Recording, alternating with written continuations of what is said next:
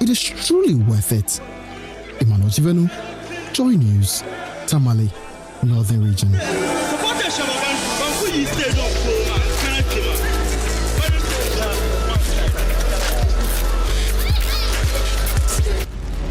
I am Anas Sabit on the principal streets of Ichiman, and this is Joy News. Independent, fearless, and credible.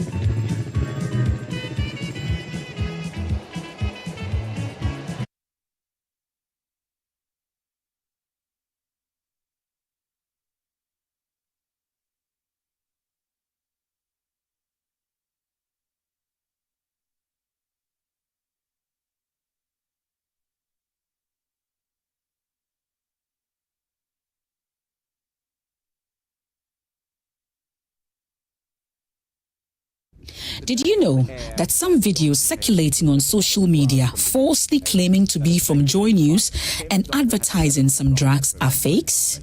These fake videos advertise unapproved medicines using deep fakes of our presenters to endorse these medicines.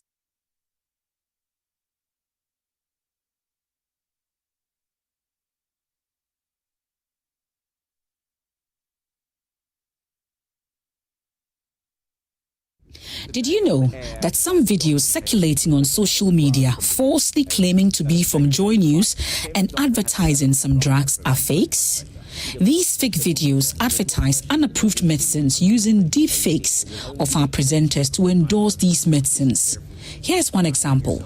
Blood pressure exceeds 120/80, internal organs are affected, and a stroke occurs. A famous doctor has developed a drug that prevents high blood pressure. You can learn to spot these fake videos. Here's how. The first sign. Notice how the lips of the anchor do not exactly match the words being spoken. Also, pay attention to the Joy News logo in the bottom left corner. With a real Joy News logo, the globe rotates. If you spot a static logo, it is an indication the video you're watching is fake. Doctored videos often have slight inconsistencies. It could be in the audio quality, visual glitches, or even lighting. Listen to this audio carefully. Johnson Haynes will talk about a drug from the USA. You will notice that this is computer generated and lacks the natural pauses and rhythms of a human voice. You will notice something irregular at the edge of the head and the background.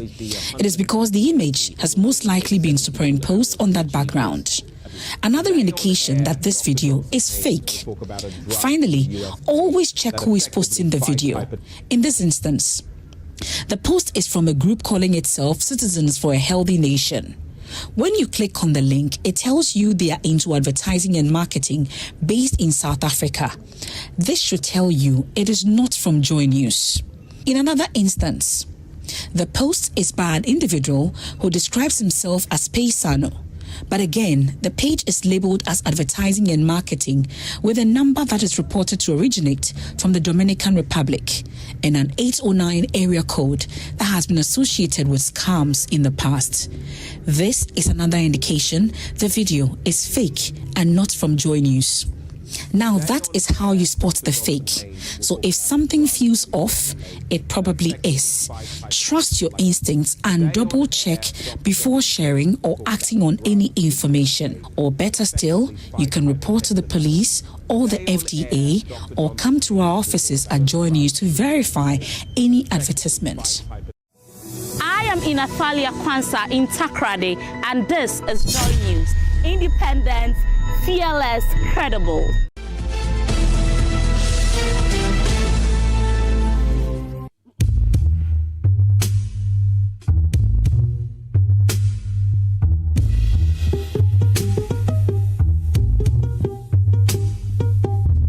How come say we all day matter inside, we all they suffer? Something they cause me, they cause you, they cause your son and daughter. Where we all feel come together and try to sort each other. Then you go turn around and sell out just because of dollar. Man just they think how fast he go fetch up something today. Forget about him, people make them find them our own way. Forgetting say the same people put out for where he day. He cast too high to see suffering below, he's too far away.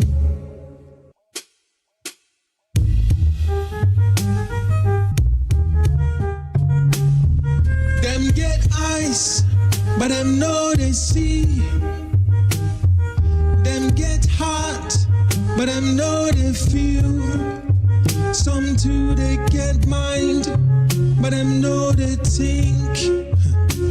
That be why we all day inside a boat where we they sink. I say them get eyes, but them know they see. Them get heart, but them know they feel. Some too they get mind, but them know they think. That be why we all day inside a boat where we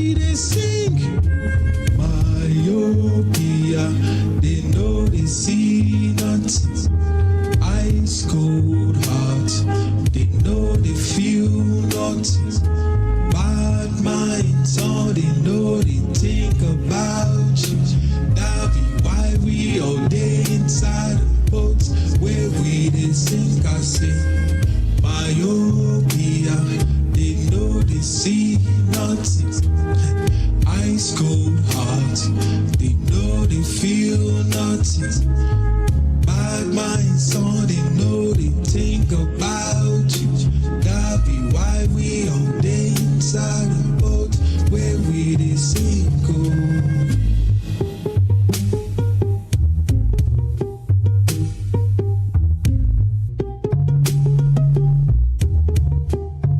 I say them get ice, but them know they see. Them get hot, but them know they feel. Some too they get mind, but them know they think. That be why we all day.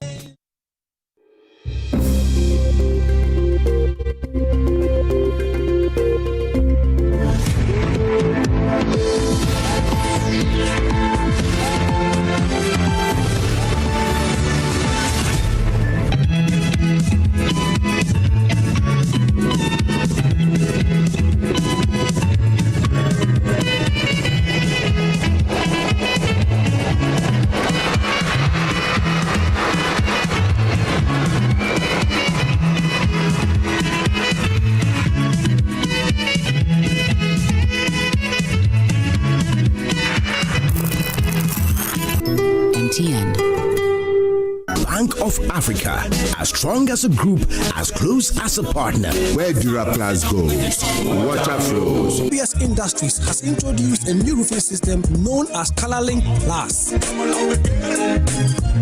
Flamingo paint, simply superior. Syntax tank, are you strong? Are you tough? Cherry Tree Properties. We develop spaces as though we were going to occupy them.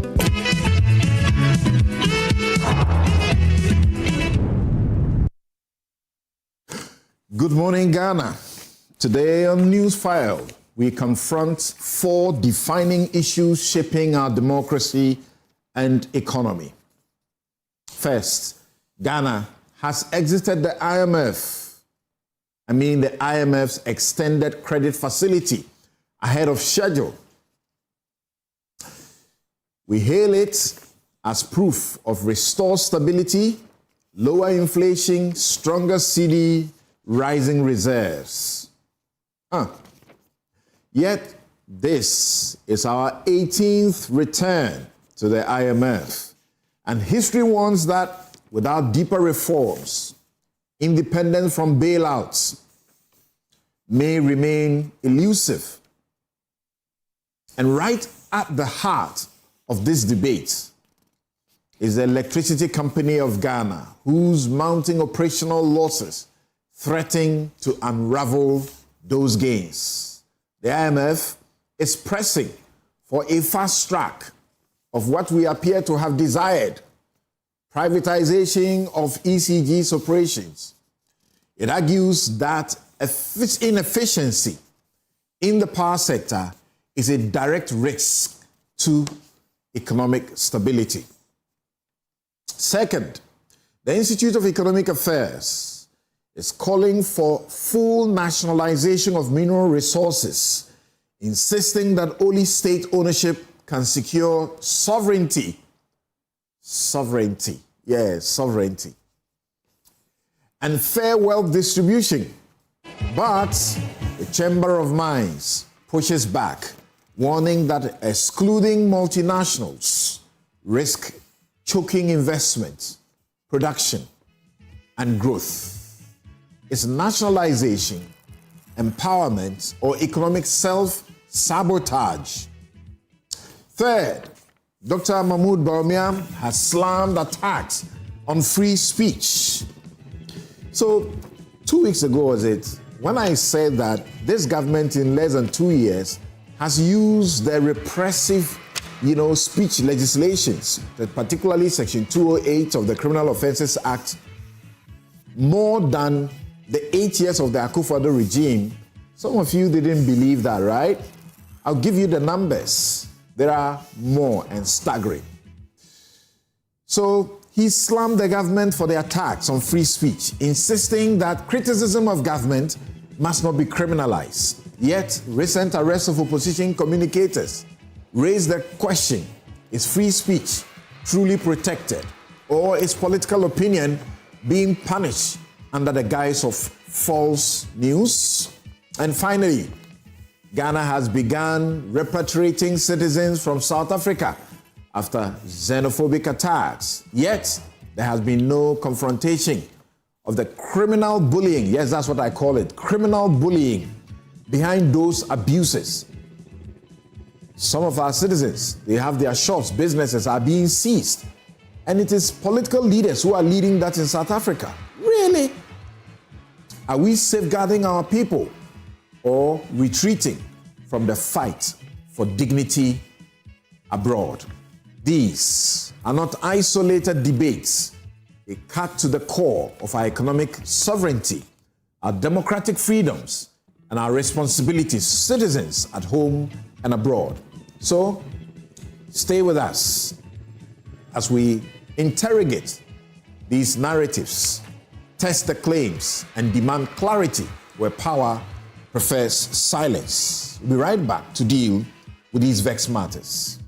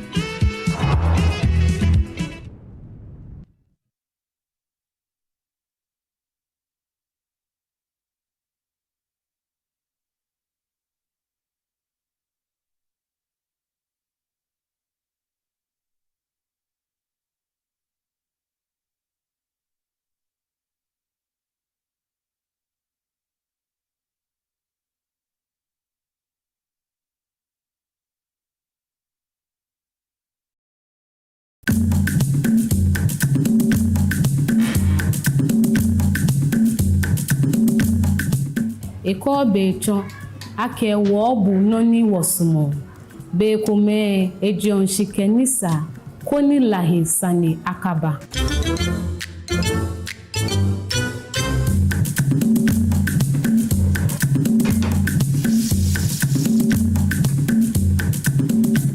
Heba moje noni jiji oda ne eji tuebo alo tuefe mu kokobo o fe ni bibi je jale pena lahi afaba fo jo shishinke jomino ake makwemi hino jodban. Good Conduct Great Life is brought to you by Indomie. Tastes great. More Kivo inside. Kivo Gari Soaking Mix. Taste of Ghana. Another week is here on the greatest of all time show. My name is Giovanni Clip, and tonight we're bringing you talent. Contestant number one, let's bring Baby Car. Let's bring. He did it for you. Cut. Oh, there is a leakage. Where's the plumber? For quality and durability, insist on Syntex pipes. If you want quality, this be where you belong. Strong, tough, and reliable. Your perfect match to your trusted Syntex pipe. Syntex pipe, it dey carry water, no wahala. Syntex pipe, it dey make water dey flow. Syntex, strong, tough. Yes, next. Hey, Nadia Benson, Asamo. Me didn't tum. Mr. Femi Kalika, just call me cockroach. Now, Mr. Femi once now. Hey, get you. Improve car. Yeah. Captain was key to double the action.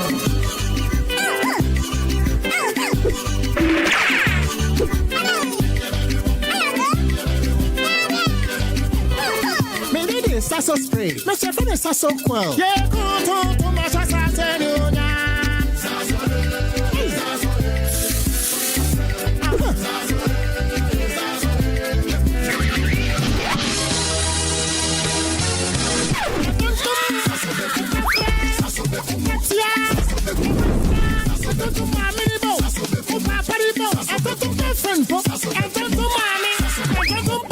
Sasso, come tum preko.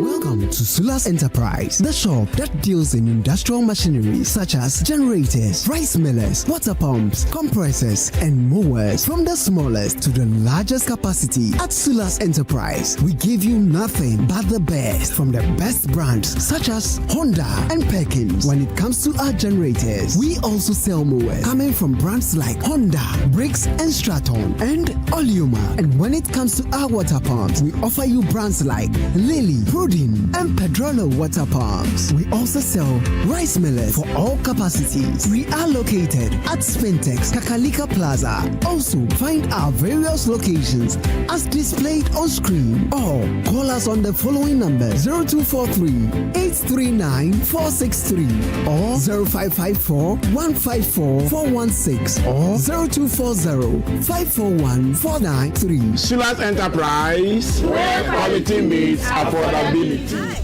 now let me share my wildlife experience with you at Safari Valley Eco Park. Welcome to Safari Valley Eco Park. Our electric shuttle pulled up, and in no time our tour began. We were surrounded by wildlife from the moment we entered the Eco Park. We were greeted by experienced tour guides who took us through orientation and how to better enjoy the experience. Watch these animals roam freely in their natural habitat undisturbed by our presence. We saw zebras, sable antelope, brown cranes, mara, silky chicken, nyalas, Shetland ponies, and so many animals I just couldn't keep up. Our tour guides taught us so much about the wildlife, their behavior, and how to interact with them. I even fed them. We also went fishing on a man-made canal. Then we took a break to have lunch in this serene environment. All this amazing experience for this price for adults, this price for teenagers. It's a bargain. As the sun began to set, it was time to go back home, but not before dinner by the campfire. It has been a thrill of a lifetime, and I can't wait till my next visit. Safari Valley Eco Park, bringing you closer to nature.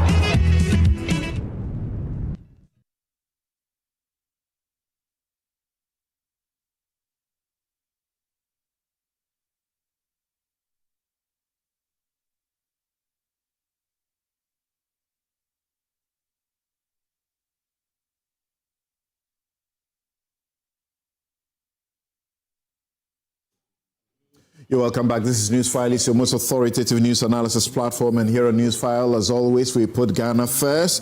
And my guests are seated. And from the very extreme to my left, Kofi Bento, lawyer and senior vice president, Imani Africa. I call him the rebel. And just by him is Godfred Bokping.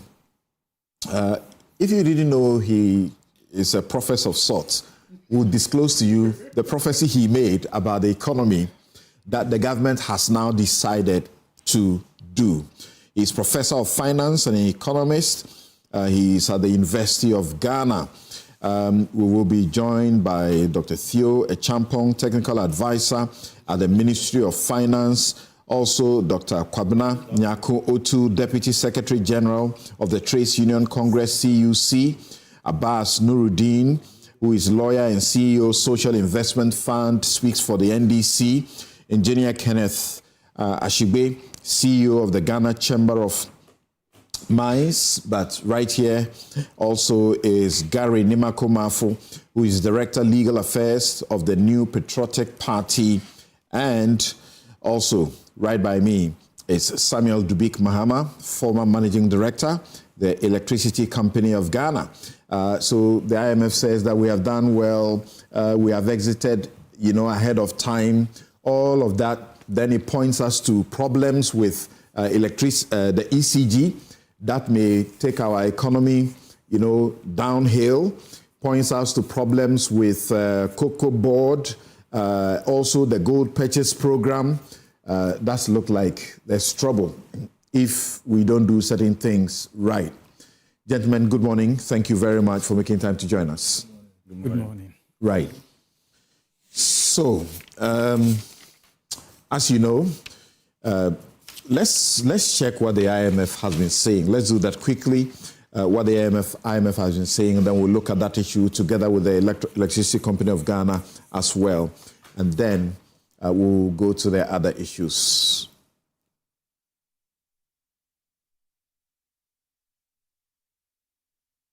Time frame for the PCI is 36 months. 36 months. 36 months. How the PCI works, the mission chief will take you through it. It's largely reform-based, and you agree on a reform package, and the reforms will be reviewed twice a year. And just like a normal review, and it will go to board for board approval and a stamp to indicate to the world that Ghana is on path.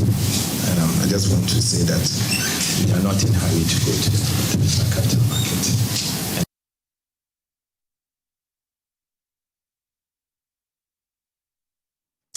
All right, so the figures show that we have done quite well. Let me begin with Professor Bokwing.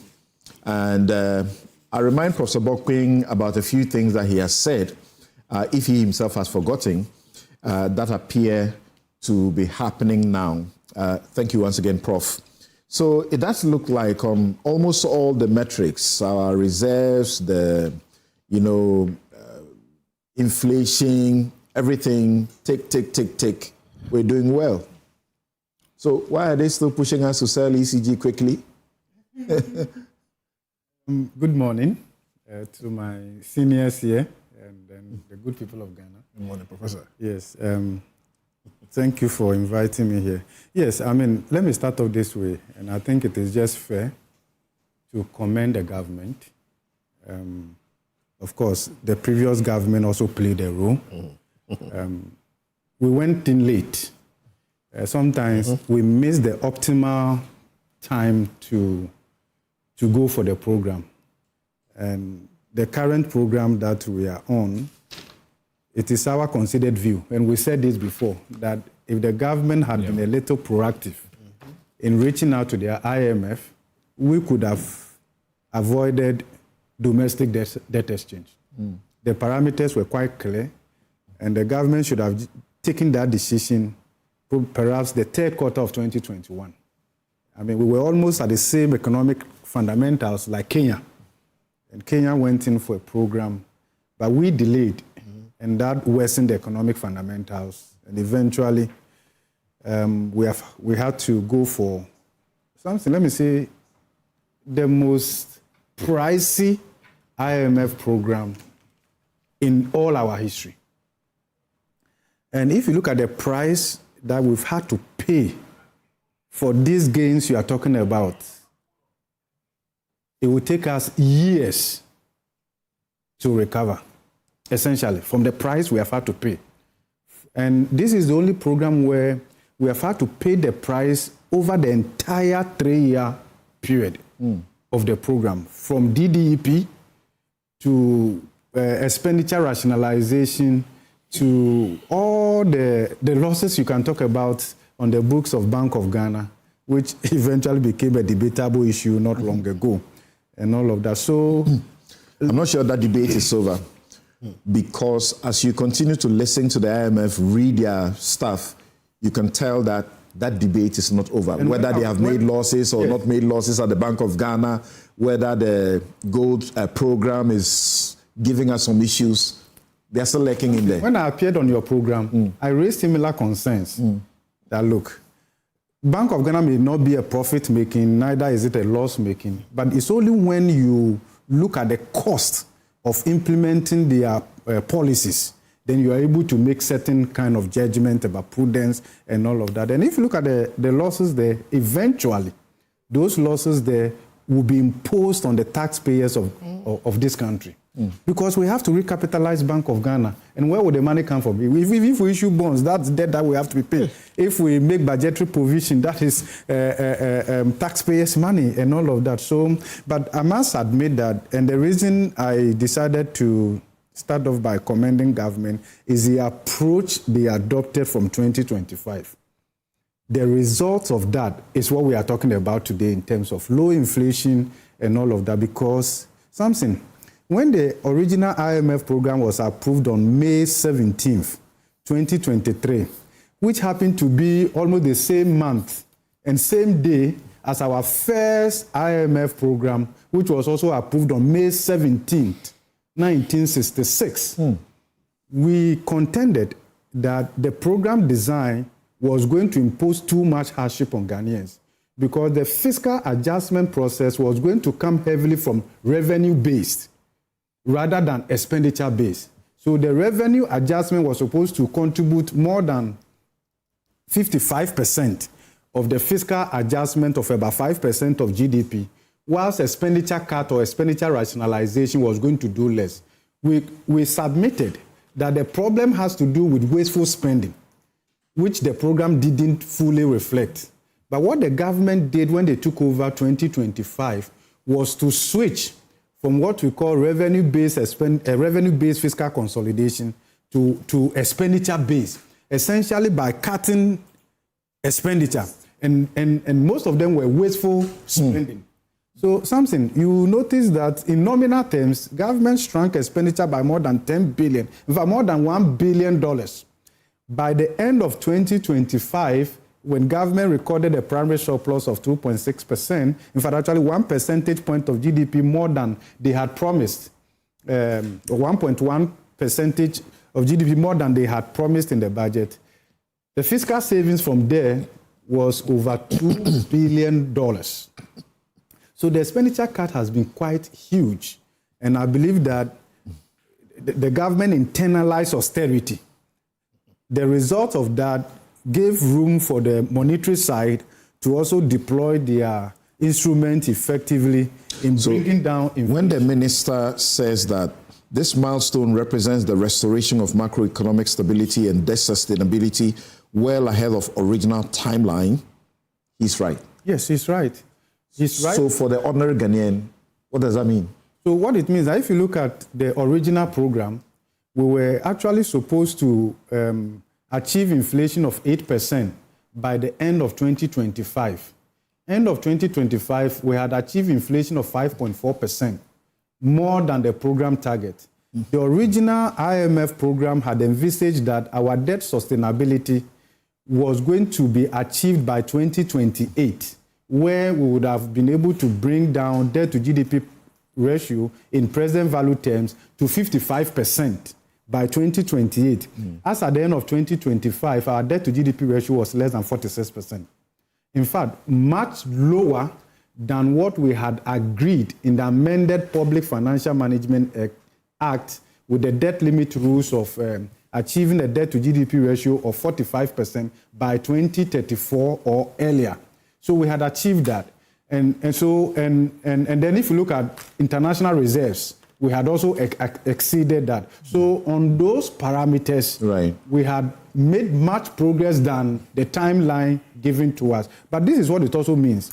So what it means is that we have fast-tracked things so much and denied certain considerable level of development and spending. We will talk about that because of what has also been done. We have been giving some kind of leeway to spend at a certain percentage. I don't understand all those. So I'll come back to that. Let me take the preliminary comments of your colleagues.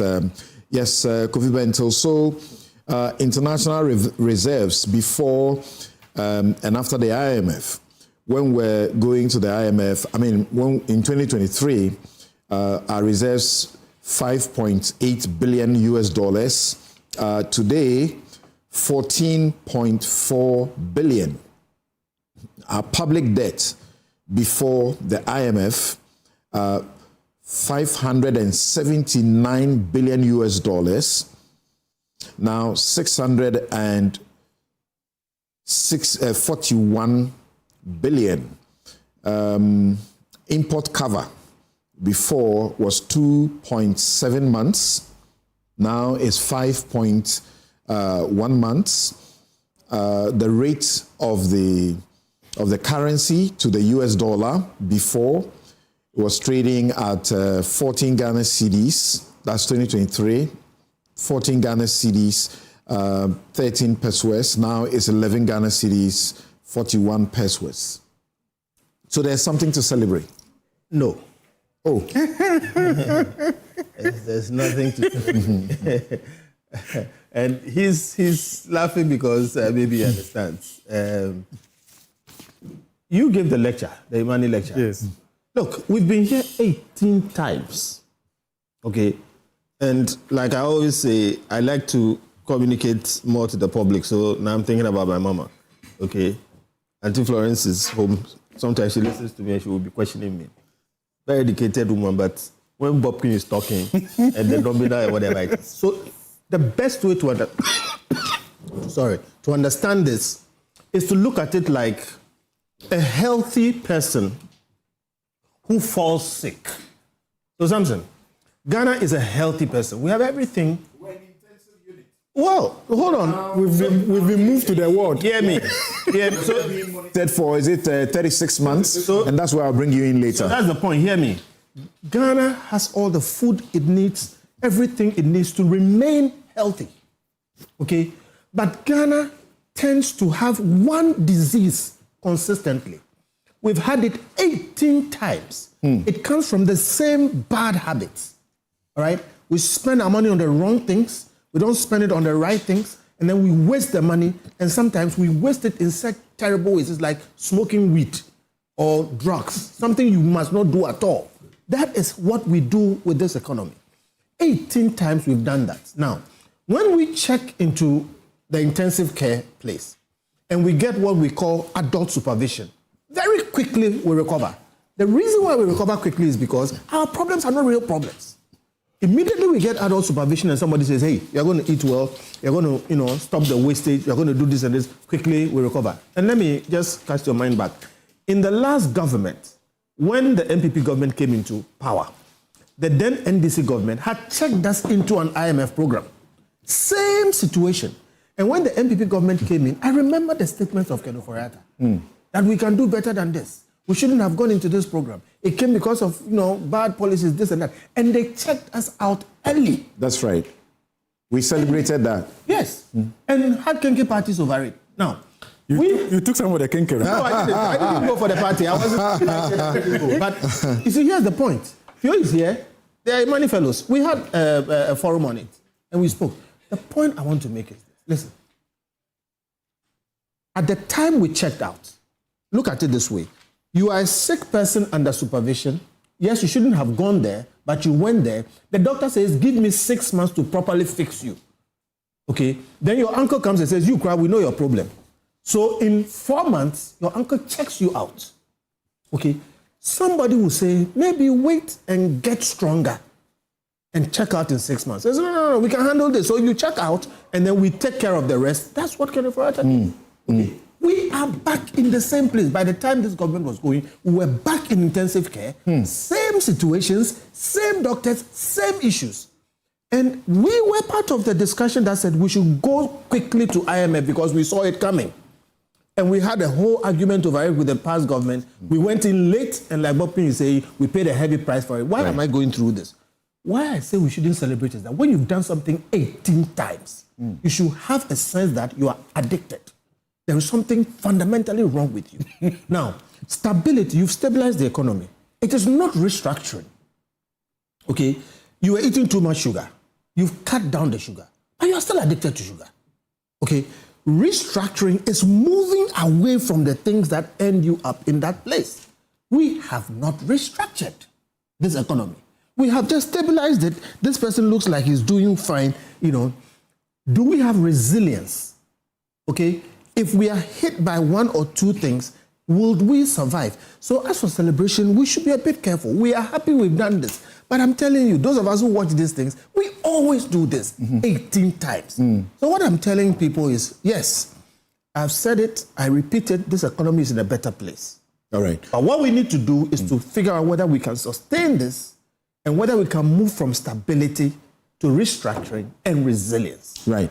Gary, so that's the question, right? There's no guarantee that we are not going to return the 19th, the 20th. And what kind of child doesn't get weaned? You're going back to breast milk all the time. It means you are not growing. But perhaps somebody will say, you being in the NPP, that you would think that when Akufo-Addo said, you know, in March, that 2020, that we know what to do to bring the economy back to life. What we do not know is how to bring people back to life. Perhaps this was what he meant. Yeah.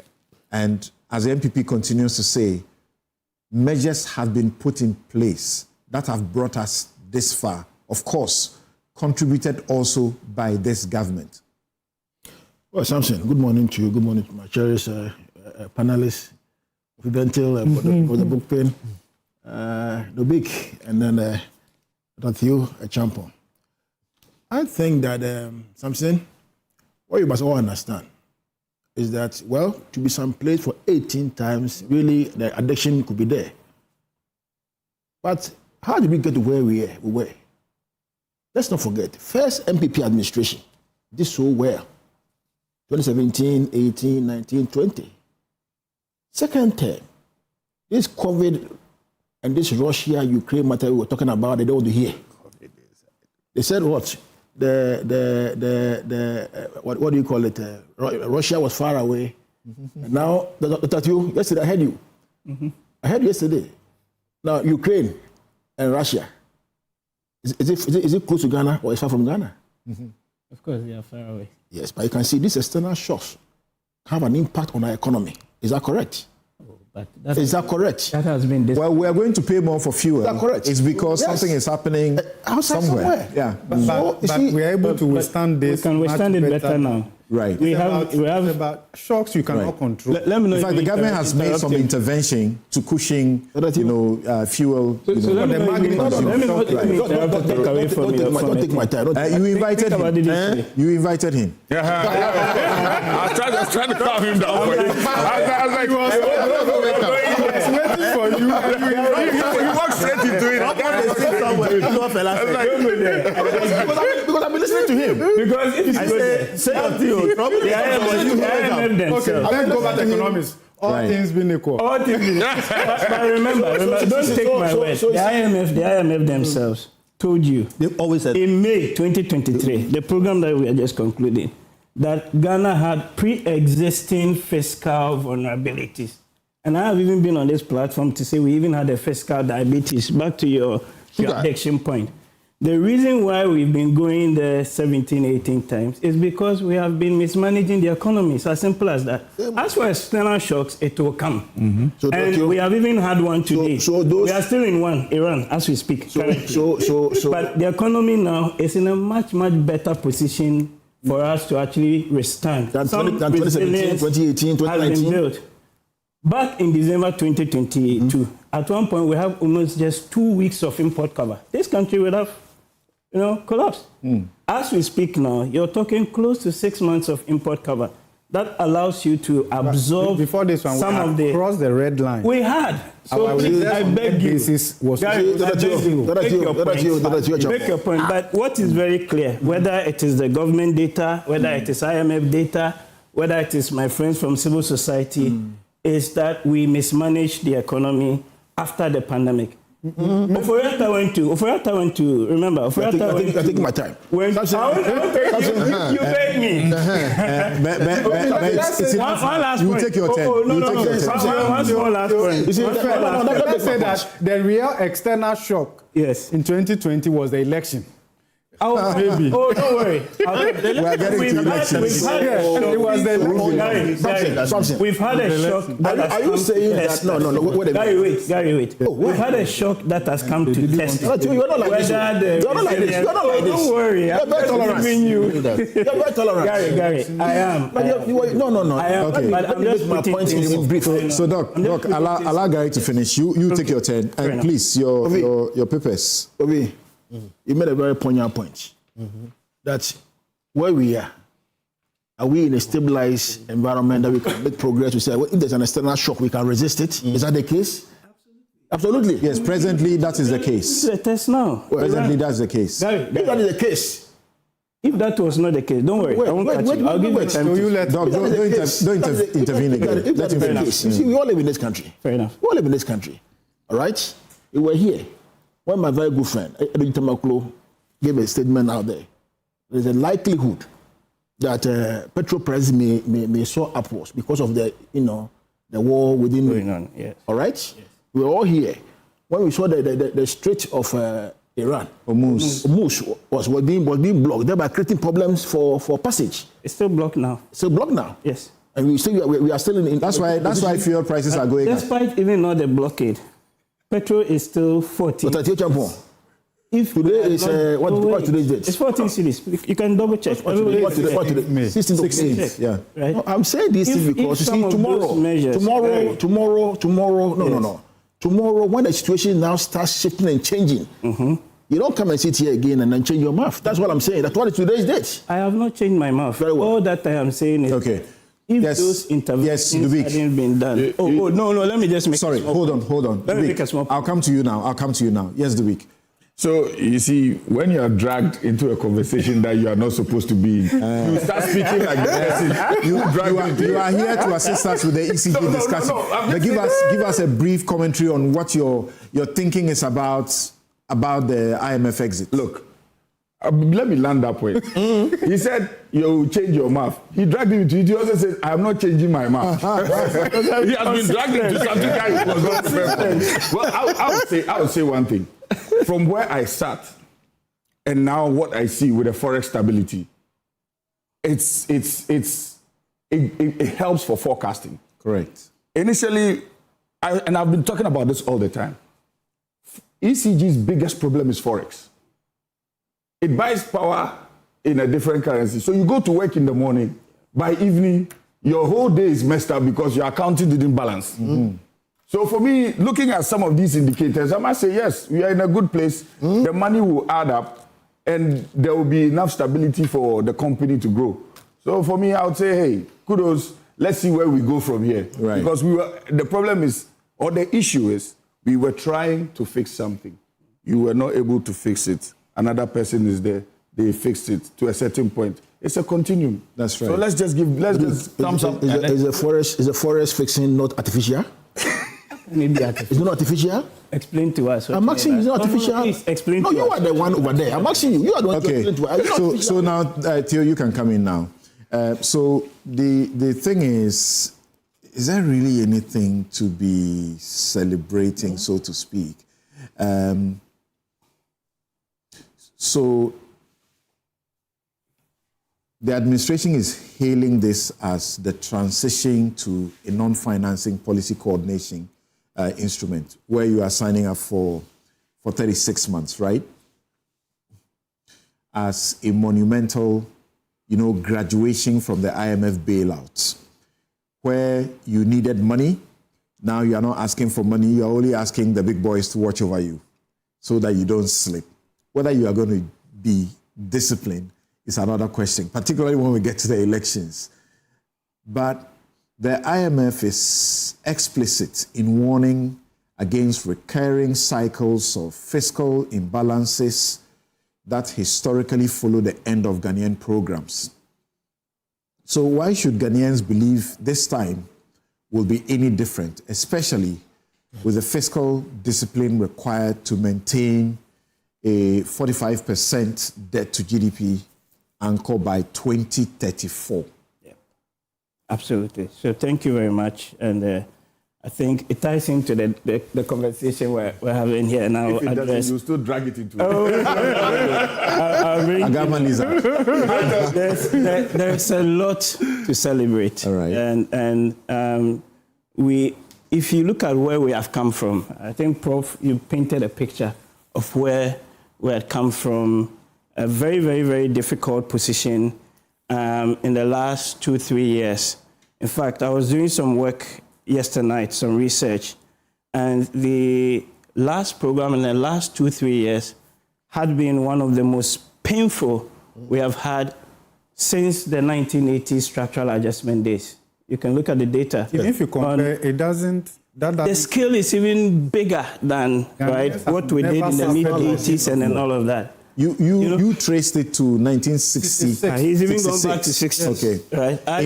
In the presentation you had made long ago, you had compared it to 1965. Yeah, that was our first. Which is the same, almost the same. The same, like. What's wrong with us? Yes, okay, Theo, go on. What I'm saying. And if you look at all the programs from 65 to the last one, 2 major recurring themes, right? The first one being you do have some external shock that may happen. But underpinning that, and this is the most important, is the internal, call it resilience. So you see that often because you've mismanaged things, it gets to the point that when the shock happens, you're already on the floor.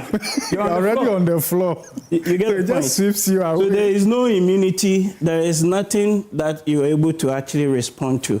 And this is where we are actually coming from. To the point that in the last 3 years, you actually at one point had people picketing, right, at the Ministry of Finance, begging for their monies, right, to be released to them. I know people whose older parents even died because they were waiting for monies, right, to be made available to them, and those monies did not come. And we've even seen videos, going around and news reports also to that effect.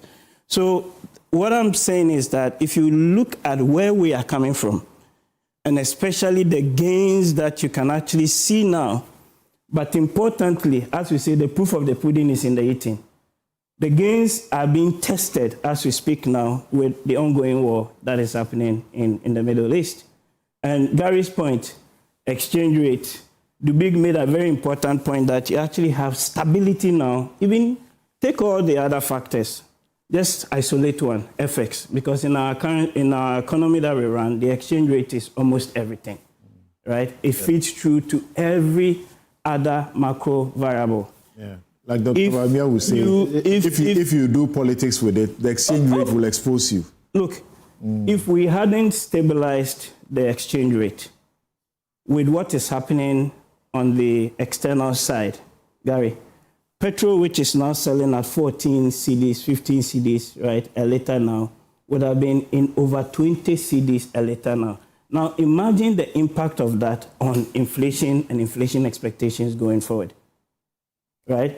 To the point that the government is even in a position to say that we are prepared to cut some of the industry margins of the price of diesel to give additional cushion or comfort to consumers. Is it sustainable? Right? That's my only concern. Is, absolutely. Then that's fine. But you made a point that it's artificial, and I'm telling you that it is not artificial.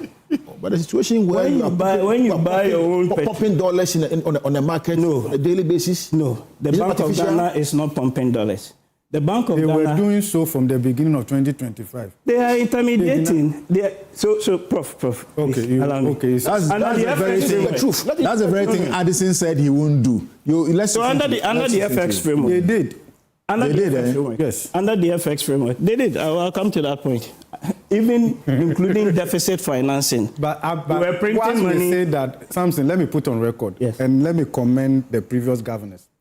Per the reserves, the previous administration, they were in a position, to bring the exchange rate to 10 Ghana cedis per dollar. As of September 2024, they chose not to. But Prof, if they had done that, they had built. So please finish. Yes. They had built reserves. If they had fiscal comfort, like the current administration had, Addison would have done well. In fact, the previous governance problem was because the fiscal side was largely and hugely irresponsible. So you come in, those guys, they knew. Let me just make a small point, and then let you handle it. We don't want to. That wasn't the reason I came here today. You're making a very important point. Remember that you cannot do FX intermediation when your monetary and the fiscal side is not good. All good. It's economics 101. So let me make this point. No. I want you to deal with everything together. Context. So hear me, and this is for the sake of you see, when Gary talks about artificial, Theo's response was, well, they are doing their job. This point is important. Yes. And the point is this. We have a new game in this whole economy, which we've never had. That is buying gold. So hold on. Trading gold, and then somebody's decision to directly inject that money into the economy. Now, Bob Pim made a very important point, and we are saying this for the public to appreciate, that look, governance is about managing the economy. This government has made certain choices which have led to a certain situation. Yes. What he is calling artificial is because you and I know, that to stabilize an economy, really, essentially what you have to do is to improve production and let it be such that it can turn. Open market operations per se, I will land. Oh, you finished. Per se, are not talking more economics. I don't want to talk economics. Are not a resilient solution. We have this government making a very important strategic. Is it that they are not resilient solution, or they are actually an artificial solution? When you say artificial in economics, the thing is, it is their job to do. You have money. Okay. You can choose to save it or spend it to fix your today problem. Right. Okay. The government has the right to make that choice. Bobkin just made a point that the previous government built reserves. They could have sold that, put $4 billion in the economy, brought the exchange rate down, and then gotten some. But they made a different choice to keep those reserves. This government comes in, and within the first 4 months, they had put about $5 billion in the economy. It's their choice. It's okay. They have sold the reserves. Hold on. I'll finish. I'll leave the rest to you. What I want the public to appreciate is that this government have liquidated the reserve, the gold. The government has made different choices. You are coming. He wants you to deal with all of that. The government has made different choices, and they have one new tool to use. We're all fighting Galamsey. Today, they are mopping up the Galamsey gold. They are using it to cool down the economy. Coming from DDEP, we took a lot of heat out of the economy. Now they are putting the money in, including selling some of the gold we have. So let's be honest about the fact that something MPP could have done but didn't do because of a certain choice, this government has done and is yielding positive results. But when he says it's artificial, it's because look at the losses BOG is writing, look at the things happening, and I keep saying, are we kicking the can down the road, or we can resolve it as we go along? Okay. Because this trading of gold and injecting into the economy is a new game we haven't had till now. Thank you. I am not faulting them. We are in a better place today. Question, can we sustain this? Right, same question. The response is absolutely same question he has been asked. So guys, now allow him the space, please. Now allow him the space to respond. That is not a point you made, Gary. Okay. That is not a point you made, right? And to the point, Kofi, you're making, which is that you cannot conduct effective monetary operations if your fiscals are not right. Except you're taking huge losses. So you make it sound as though, Addison could have just literally driven down the CD to 10. To what end and for what purpose? By selling 30 tons of gold. No. And then at what cost, right, relative to the gains that you've made, if you've not done the actual hard work on the fiscal side of the equation.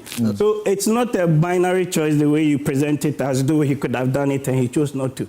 His hands were tied, he couldn't have done it. It's as simple as that. The difference this time around, and this is where I agree with you, is that, okay, you're having some additional windfall from the gold, right, channel, right, which allows you to have enough from a reserves point of view.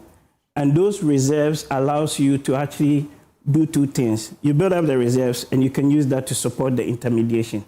So whereas in the past, maybe the central bank would have gone to look for dollars from other places. Whereas in the past, we would have done Eurobonds. And from those Eurobonds, you borrow at 8%, 9%.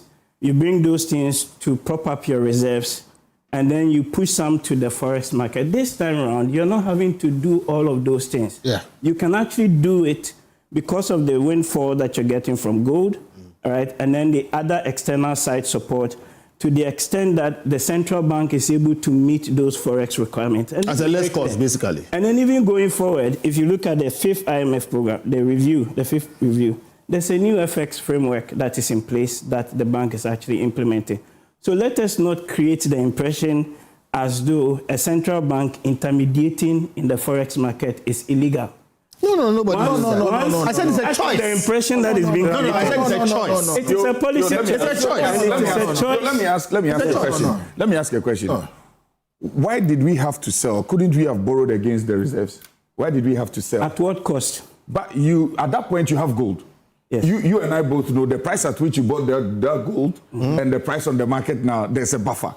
Yes. If you're borrowing against gold or you're mortgaging gold, there's always going to be that gap. It's cheaper. It's cheaper. And then the gold, definitely, there's always going to be an appreciation. I'm just playing the devil's advocate. There will not always be an appreciation. I'm not putting you in a box. Wait. Oh, no. I just want in the witness box. Yeah. I want to find out why we didn't choose to borrow against it, sitting down, but rather to liquidate totally. Yes. I just want to know the decision behind, because in my candid opinion, I think if you had borrowed against it, the gold itself sitting down, whenever it appreciates, there will be a gap on it for you to benefit from. Yes. So I just want to know the rationale two behind reasons. it. If you went to borrow against it, with Ghana's sovereign debt ratings and all of those other things, you would not have paid any less than 7-8% for that cost of borrowing. So borrowing comes at a cost. Of course, definitely. And definitely, it's no different. For what you're proposing is no different from going to take Eurobonds. Okay. Right? Because gold is an asset, and you can collateralize that. The same way you could do with cocoa, and you can do with any other receivables that you have. The problem is that it will come at a cost, and you have to pay that interest. Right. So that's the first point. The second and even more interesting point is, from a reserves management point of view, typically most central banks would not have any more than 30% of their reserve holdings in gold. Yeah. Some of the outliers, like the US and Kyrgyzstan, Mongolia, those ones, they had built some of these way back from the Nixon days, right? So if you look at the data, you think, oh, but America has, if you did the data, you did the analysis, and you cut the math, it's not more than 30%. So you go back to the IMF Fifth Review, and you look at some of the recommendations that they were actually making. And around that time, if you look at the gold forecast for the latter part of 2025, and again, listeners listening to me can fact check me on this, from Goldman Sachs, from JP Morgan, from Deutsche Bank, from all the big investment banks and organizations out there, gold was actually being forecasted to go down in the latter part of 2025, not to go up. The only reason why we saw the price go up in 2026 is because of the war. You get the point? So from a proactive and dynamic reserve management perspective, do you sit down when you actually see that within that time window or time frame, the price is going to go down? And then number two, you need to keep your reserves at an optimal level relative to gold and cash dollars. So I hope this provides you. Okay. So, Prof, before we get to what you had desired, which appears to happen now, I'm interested because for most Ghanaians, that's the bottom line for them. Yes, inflation has gone down. You have a stable CD. You have some good reserves you can rely on, and so on. The IMF press release directly links the new fiscal space to strong implementation of PMF reforms, specifically highlighting fiscal risks from SOEs like ECG. What is the concrete time-bound roadmap to finalize such kind of privatization that they are seeking? And why must it happen? If you say we are getting out of the woods without doing or selling these or privatizing these institutions, so to speak. Yeah, Samson. As you see from the data, there are pass-throughs of our fiscal vulnerabilities close to 2.5% of GDP annually, which is not coming from the central government, that you and I, taxpayers, have to come to the table and take up. Those ones come from state-owned enterprises.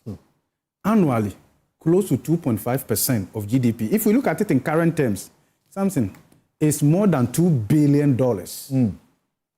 So you find that whilst the accounting methodology would essentially take care of government central debt in its calculation, we've been accumulating debt through these state-owned enterprises, which eventually will come to the table of the finance minister to settle. And that is why, under the current regime, as I indicated, I commend the current government for certain measures they've put in place. Of course, we also have to look at the side effects. You take some medicine that is working well, but it has some side effect. Right. You don't want to lose sight of that. We'll talk about that soon. So, for instance, and I think that I want to believe that there is a strong trust between the Minister of Finance and the President, which is allowing the Minister of Finance to do what he's doing. Because so far as I started monitoring Ghana's space and PFM, I haven't seen a Minister of Finance with such absolute control. Absolute may look something, but we saw it last time, but it led to disaster. Assertive. Yes, assertive. Commitment control, commitment authorization, and all of it. It has its own side effect, but the finance minister has the comfort to say, this is my outlook, and he has some degree of predictability. To what extent can he continue? That's the issue. And I believe that it was a smart move for the finance minister to have gone for this insurance policy under what we call the PCI, because it helps him, right, to push back from colleague ministers who want to, and all of that, because what we've seen in the time past, which resulted in the 18th IMF supported program, we are not seeing it currently. Of course, not at that same magnitude and all of that. So if you look at that channel, where close to 2.5% of GDP is, let's say, lost annually, and those ones are a bit tricky. Reforms are not easy implementing. So, and if you check the data, since independence, with the exception of Nkrumah's development plan and the rest of them, Ghana on our own have never sat anywhere and came out with deep reforms that we have been able to implement, right, on our own without external supervision or anchor or whatever. If you check from the finance, I don't know, because I'm not a lawyer, I don't know what has happened in the judicial sector, how we have managed that. So but if it comes to the economy, the various sectors and all of that, you credit almost all those policies to either World Bank, IMF, this, and all of that on our own. Prof, my question is, do you get a sense that the flagging of the cocoa board issues, the gold purchase program, ECG's losses, the legacy issues with ECG, all of that is set to derail the gains? There's no doubt about that. Look, let me be a bit theoretical, and Ghanaians should forgive me. Per our estimation, Ghana will be fully ready for another program by 2032, 2033. If we keep this track, we'll be fully ready. Another IMF? Yeah. It's your country we are talking about. This is not exciting. I'm coming. This is not exciting. It's not here to excite you. The thing is, we've been at this for these things. So, and that is why I give my respect to government against all that they have said, and they've gone for the policy coordination instrument. This was our recommendation when we were exiting the 17th IMF program. We made this that, look, go for, at that time, the reigning policy was policy support instrument, which now has been revised to policy coordination instrument. That, look, you don't want to go for a funded program and all of that, but we are not at the stage where we can say, look, I would have wished as a sovereign nation, and something, if we had credible leadership on the table, I will support government and say, walk away from the IMF. Oh, yeah. I will. Let me add something. I'm looking for But this thing you are talking about, 36 months of the IMF's monitoring, yes, to help us. Don't you see it that this is merely, a psychological stamp of approval, sort of? So that gives us a good thing. We are going out there, we are looking for money, we are going elsewhere, and we're getting that stamp of approval because there always is the lack of real enforcement. And we'll be going to the elections very soon, and we know what normally happens. Yes. And precisely the reason why we should be a bit cautious also celebrating just because we have gone for the PCI. So I'm a bit cautious now. The reason is that I don't know... Be more cautious. Now I realize you will be more cautious. Is that you? You propose this, and they are signing up to this, and you are still talking about what? No, I'm not contradicting myself because I don't know what government has submitted to the IMF under this PCI. I don't know the reforms they said they are going to implement. They've mentioned the state-owned enterprise and the rest of them. I don't know how deep those reforms are. I don't know how reinforcing they are. I don't know how they are bundled together and all of that. And also, government didn't give us the opportunity to make input into this PCI. So I don't know what is in there. So I'm unable to... So Theo is here. He should be able to tell us. So I want us to do this and segue nicely into the ECG, if the ECG issues, Cocoa Board issues, the gold program, like Prof just indicated, stand to derail these benefits, and they are the solutions.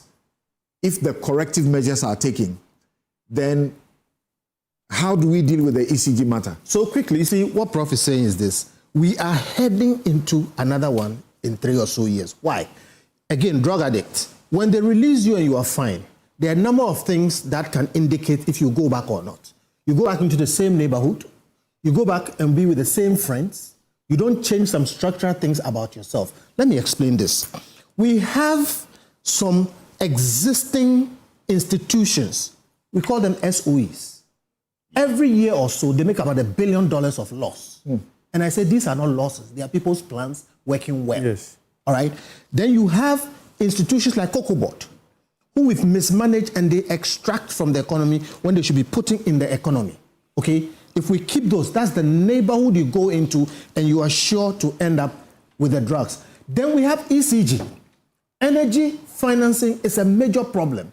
And the government has designed such that we almost end up in a loss and we have to put money in it. We are still in that neighborhood. Now we've added gold. And this year we've been talking about gold operations making losses. I've talked about only about 4 or so already. These are things that are sucking things from this economy. Okay, we haven't changed those.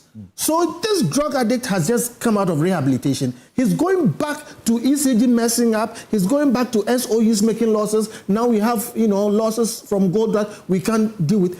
If we have these things still there, and by the way, nobody forces us to have SOEs. All right. If I was president tomorrow, I'll shut them all down. Theo, help us Otherwise, understand. we'll go back to IMF. Thank you. Theo, help us understand. We are out of intensive care. We've been brought to outpatient. And IMF is supposed to continue to monitor us to make sure that we don't derail. Yes. And physiotherapy. So that we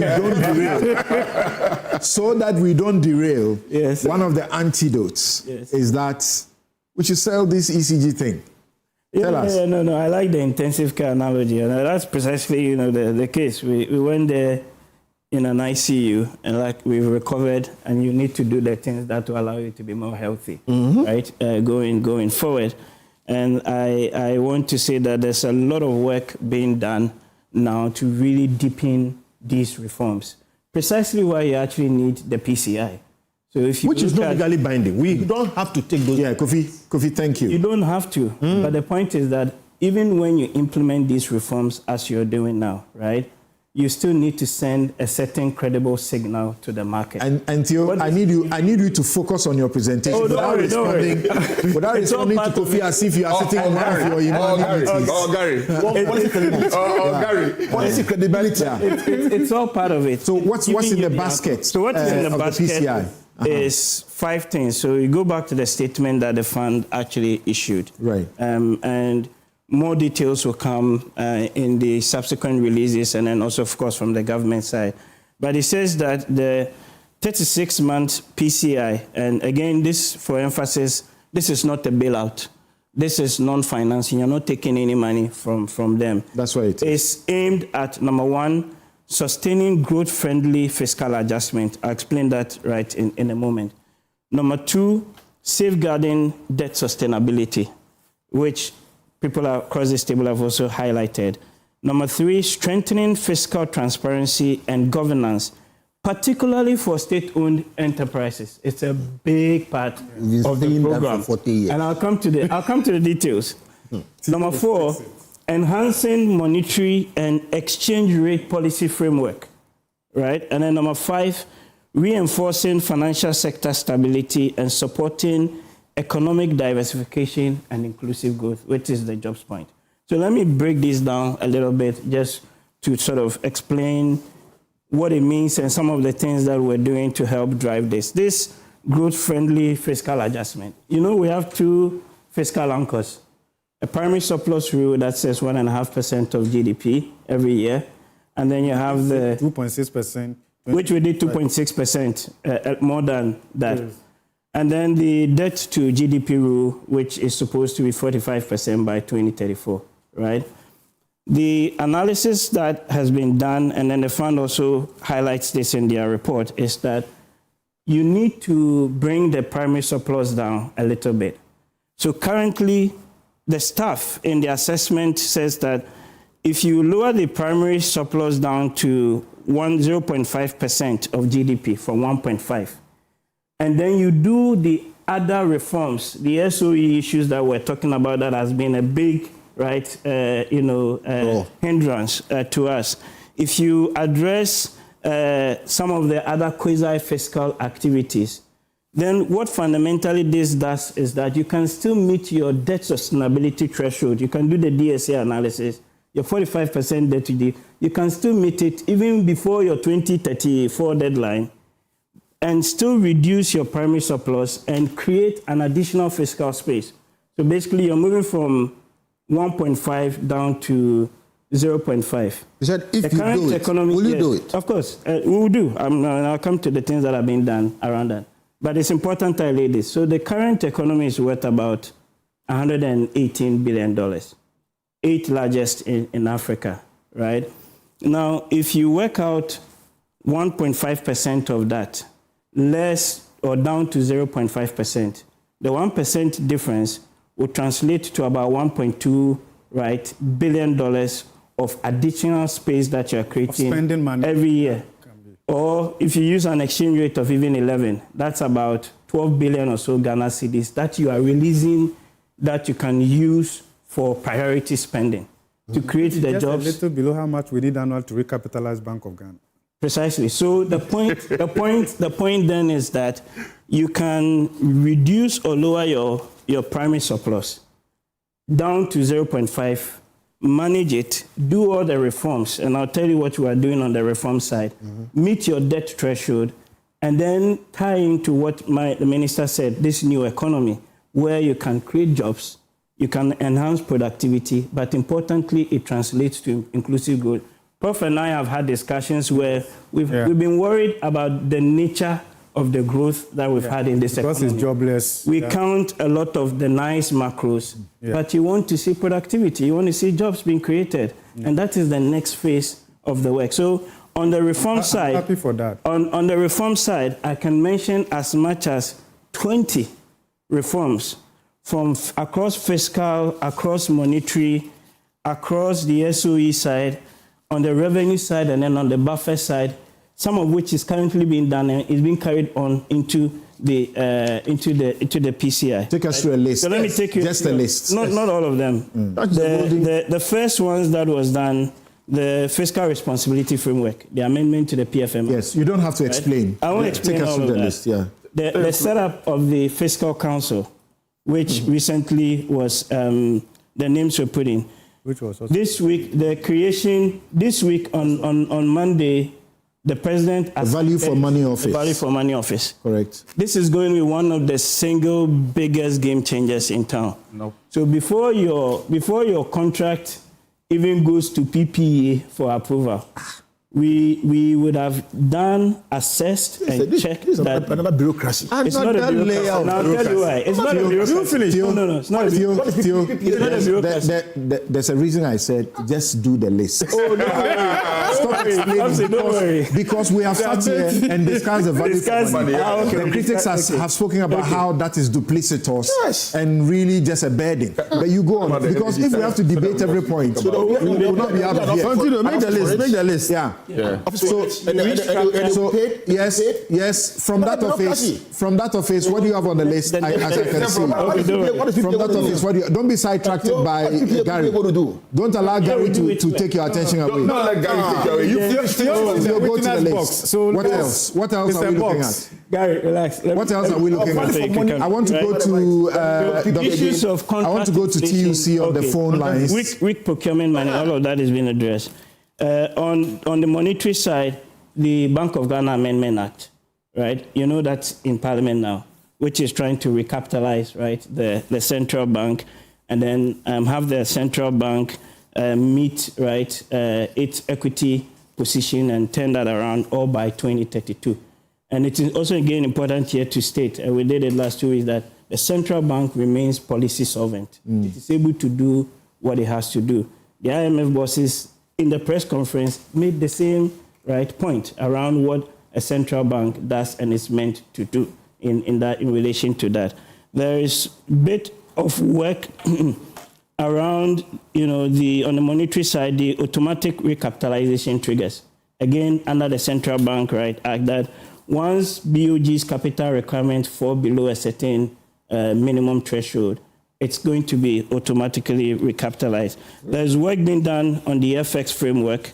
And then the biggest one, which we all agree, the SOEs, which is the big elephant in the room, right? The issues that we need to address, right? ECG PSP, that is ongoing. I can tell you that the private sector participation under ECG will happen. What's the roadmap? What's the roadmap for the end of the year? What's the roadmap? End of year going into early next year. Okay. You cannot be doling out. Be very careful before you raise your hand and say this. Because the devil, the devil is in the detail. The devil is in the detail. Because I've seen a bit of the detail of this one. That's we support the principle. Thank you. Now at this point, I'm going to the Deputy Secretary General of the Trades Union Congress, Dr. Kwabena Nyarko Otu. Dr. Kwabena Nyarko Otu, thank you very much and thanks for being patient. As you have heard Theo just a while ago, the IMF has flagged a number of things, including major vulnerabilities, it says, in the central bank's balance sheet due to losses from the domestic gold purchase program. Issues have been mentioned with ECG, energy sector, legacy debt, and everything else. And it appears we have told the IMF that the ECG thing is what to do fast. So they are urging us to fast track it. What do you say?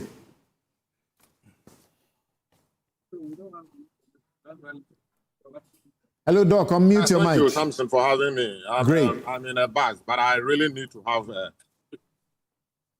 Can you hear me, Samson? Yes, please. Can you hear me? Yes, I can hear you. Okay. I'm in a bus, but I'm really interested in this conversation, and I've been listening. So interesting. You see, this whole 36 PCR by the IMF and Ghana government is simply to complete the privatization process, which they could not do with the regular program. And I can assure you that the unions are fully prepared and will also do everything to ensure that we do not privatize ECG. Because we will do everything, I can assure him. They call it private sector participation. If you meet the World Bank, they call it distribution privatization. And we will do everything. We have seen too many of these privatizations that never benefited this country. But check the facts. Dubik is here. He will have the facts. In 2024, at the end of 2024, ECG was collecting something like 900 million Ghana cedis a month. Today, as we speak, ECG is collecting 2.1 billion. Samson, can you hear me? Yes, please.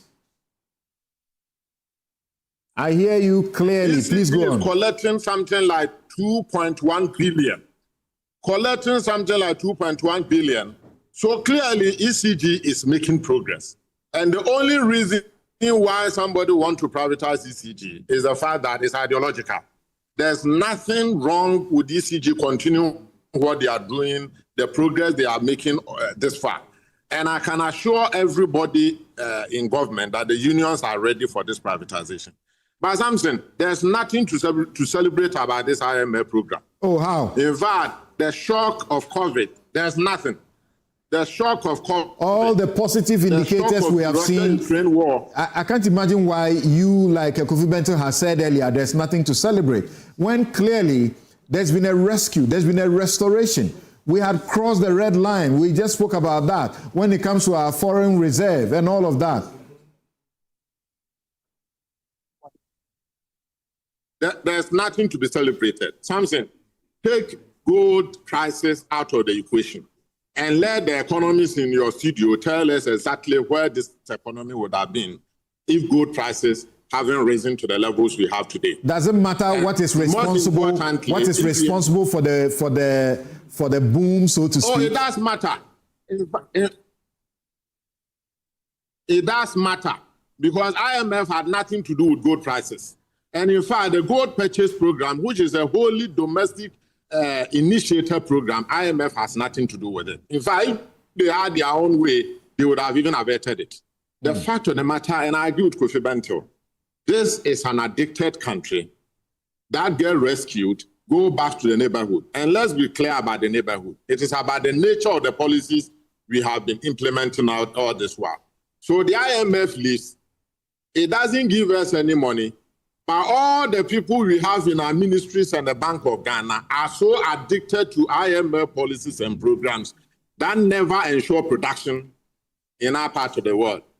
That continue to be an import-driven economy, and that ensures that even when you have macroeconomic stability, there's so much social instability. Our kids complete school 5 years, 6 years down the line, they haven't had a job. And you see, the effect of all of that is that the government itself will come under pressure towards election. And they will then have to be able to spend to try to rescue the situation. What we need is a whole change in policy framework so that we can begin to talk about production. We can begin to talk about creating decent employment for our people and ensuring that the so-called macroeconomic stability translates into some social stability for the people of Ghana. Well, I don't know, but I'm finding it difficult to appreciate that you are saying that we should ignore the fact that, you know, we are exiting the credit facility when at a point when the indicators clearly show that we have made gains. Inflation, once again, was in 2023, 42%. As we speak, it's 3.4%. At the time, 2023, same time, our international reserves, I said the foreign reserve, our international reserves, yeah, that's also okay, was 5.8 billion, US dollars. As we speak, that is 14.4 billion US dollars. We have something to celebrate. You can't say we don't have anything to celebrate. We have something to celebrate. I'm not going to attribute that to the IMF. I am attributing that to a government that came with a new vision, new choices, and also was assisted by a very positive international environment where gold prices were rising. In fact, you should not forget that inflation was about 54% in 2022. That's right. In fact, by the time the IMF itself came in, it had come to 23%. Okay. It has been halved. So actually, we were on a certain trajectory towards recovery. In fact, the government that itself was mismanaging had realized the severity of what they had done, coupled with the COVID pandemic and all the Russia-Ukraine. So Doc, at the core of your point, at the core of your point is that we have done these by ourselves and not because of the IMF watching over us. I think so. We have done largely so by ourselves. It is not because of the IMF. And I want to correct one impression. You see, this country, we have had 17 IMF, even though we have gone to IMF 18 times. 18. The very first one by Nkrumah. In fact, the very first one by Kwame Nkrumah, when the program was outlined to him, he rejected it. So actually, we didn't actually have an IMF program under Nkrumah. And we have made the 18th. Now, if we continue on the same trajectory of implementing import liberalization,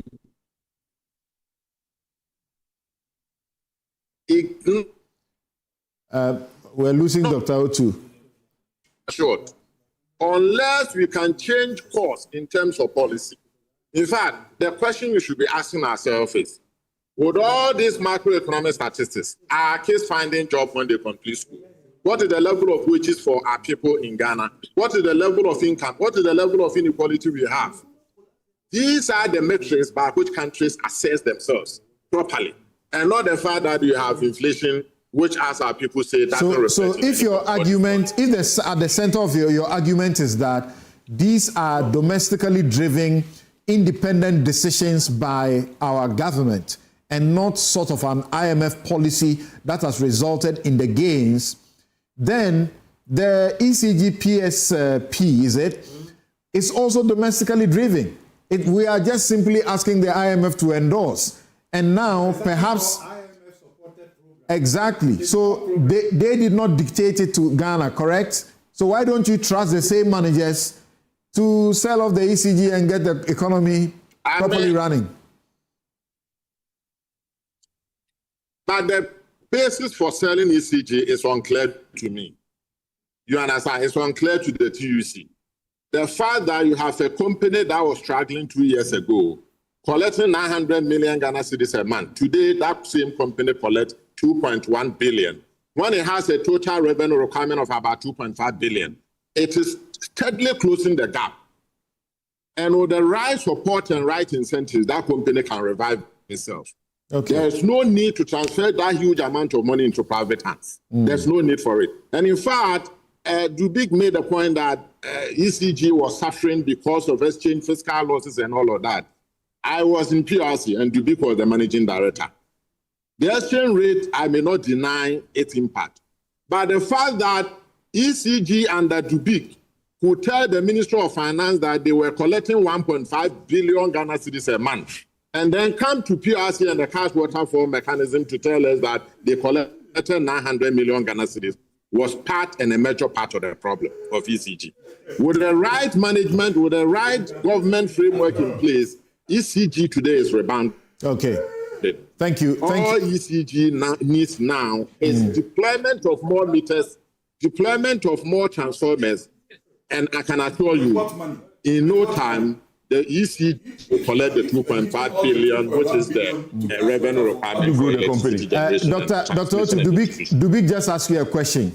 Deployment of more meters, deployment of more whatever, the transformers they are taking all over the country. Who will finance it? Who is going to fund it? That was why I was declaring 900. Now you are declaring all the 2.1 billion and you have zero investment in the infrastructure and it's collapsing.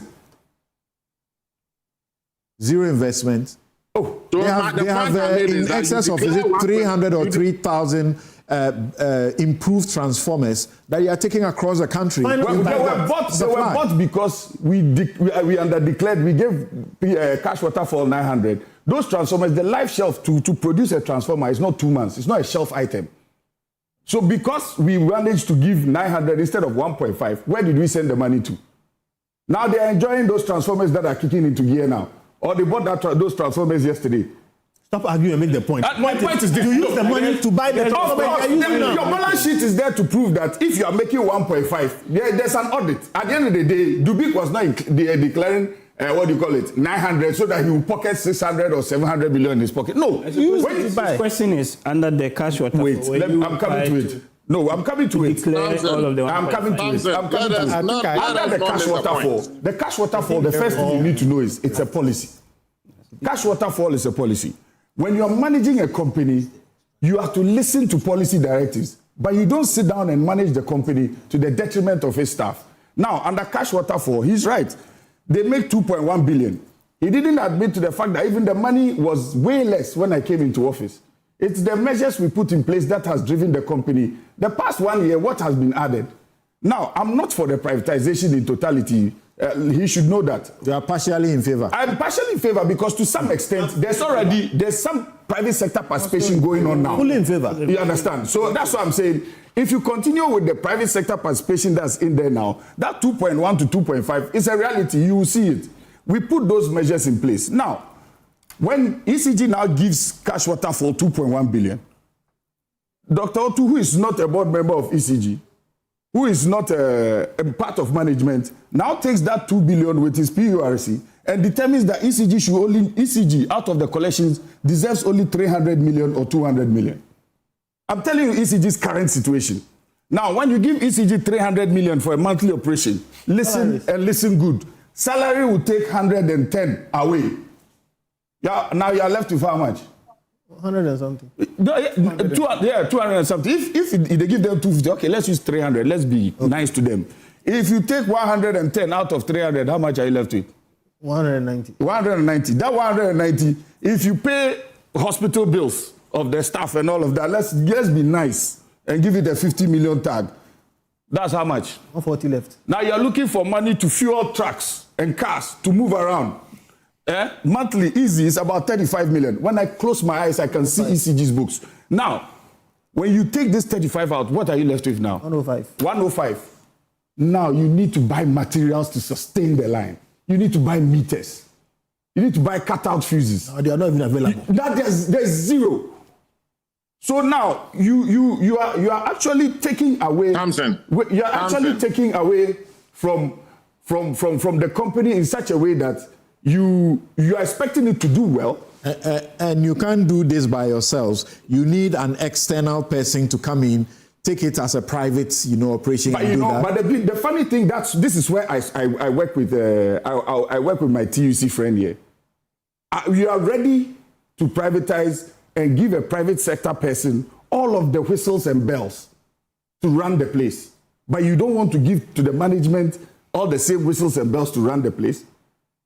That's a big question. Now, secondly, as I said, there's some level of private sector participation going on in ECG.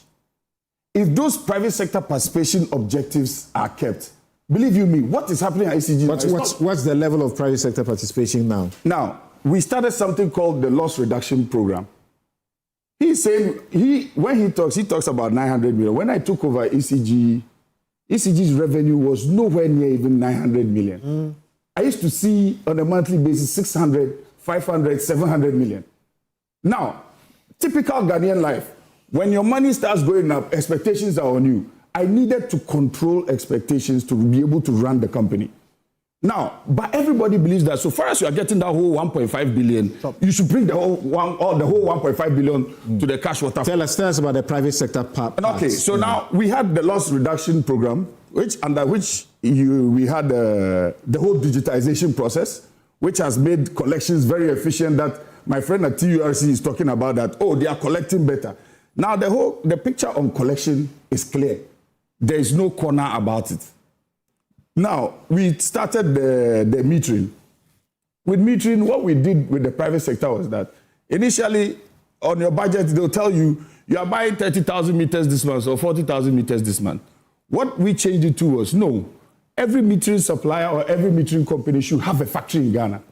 The moment your factory is done, we give you an area. You meter the factory, and you meter the area, the meter is installed. When it's installed and it's captured in our system and it starts making money, that's when we pay you. So we moved away totally from the basic procurement. That sounds very sound. Is it still in place? It's supposed to still be in place. And before I was leaving, at that point, there were no meter shortages at EGD. We were doing about 100,000 meter installations a month. So we were very ambitious in trying to close the gap because the metering gap was huge. Now, one of the things that we saw in doing that was that to be able to close that gap, if you don't have the requisite materials in place, it will not drive, or the revenue will plateau. There's no utility company in the world. And fixing the metering gap implies curtailing the losses that is being complained about, for which there ought to be a privatization. Yes, but I'm coming to reveal something to you today. We have a bigger problem than we are looking at it. We are oversimplifying the matter to ECG. There's a huge loss at the top. I was very honest with myself. I made KPMG audit ECG's operations under my watch, and I was shocked. That document is still there. Tell us. Look, ECG, all the IPPs are on ECG's books. Now, what is the cost of generation of a power plant when they kick into gear?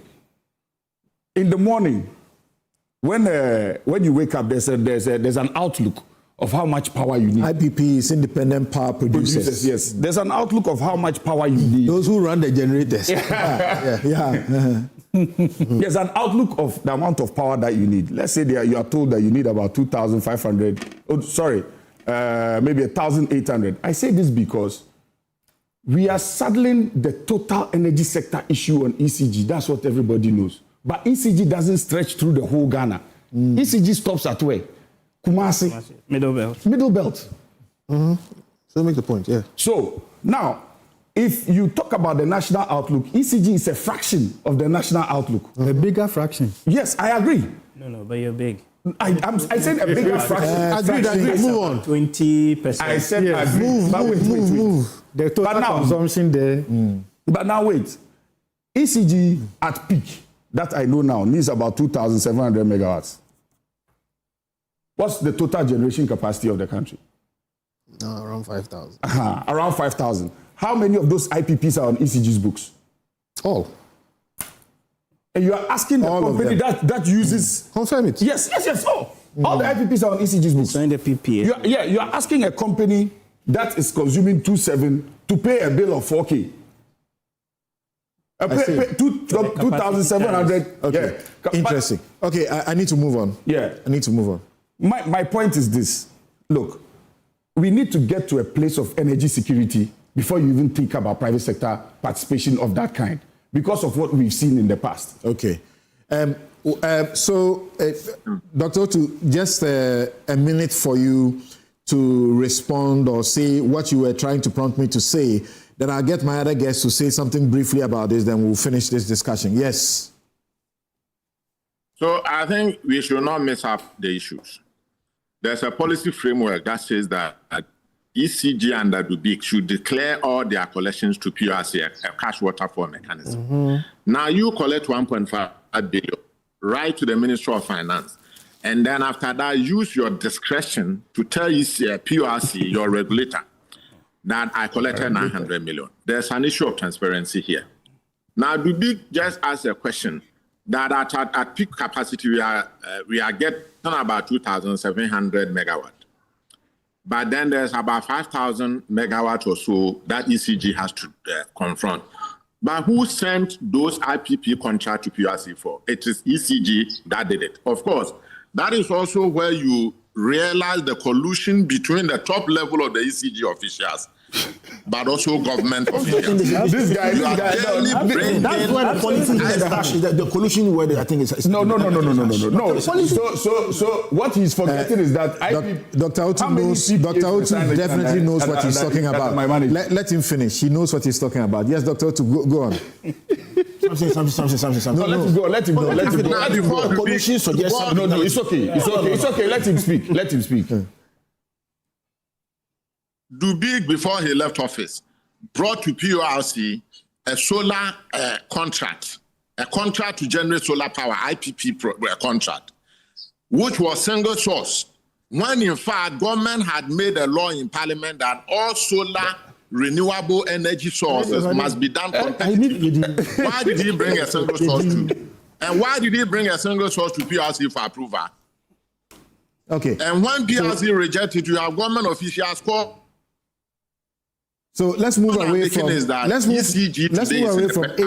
attempt to personalize anything. Today, Ecg today is in a better position.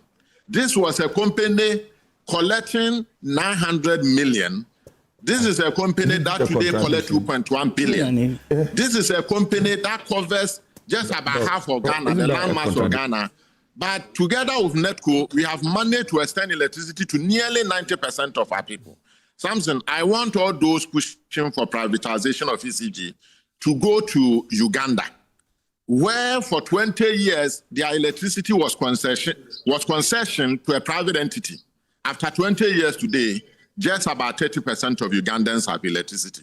In fact, they have excess electricity for about 50% of the people, but the people cannot pay because of high prices or high utility tariffs, occasioned by the fact that you have a private entity that is seeking profit and not necessarily providing comfort and utility to people. Okay. Today in Uganda, that company, their concession has ended, but they are in court with the government. They say the government owes them something. The government says, I don't owe you anything. They've gone for international arbitration and they are still in court. The fact of the matter is that, and I want to remind Dr. Tio, that yes, government is in a hurry, together with the IMF, to privatize Ecg. With all the experiences we have from Ghana Telecom to all the other companies, the TUC and its affiliates are also ready to ensure that we use every legitimate means to stop this privatization. Okay. So that's very direct. Yes, Kofi. So, look, very quickly. So many issues here, but it can be quick. One, in the first... Samson says it can be quick. I beg. In the first privatization effort, which brought in PDS, I remember the TUC had this position. There was a group we formed called COSECA. Many of them are... Yes, I remember. At Engineers and Planners, I was one of the people leading. We had to sit with the TUC people, explain and negotiate a way out. And we all bought into it.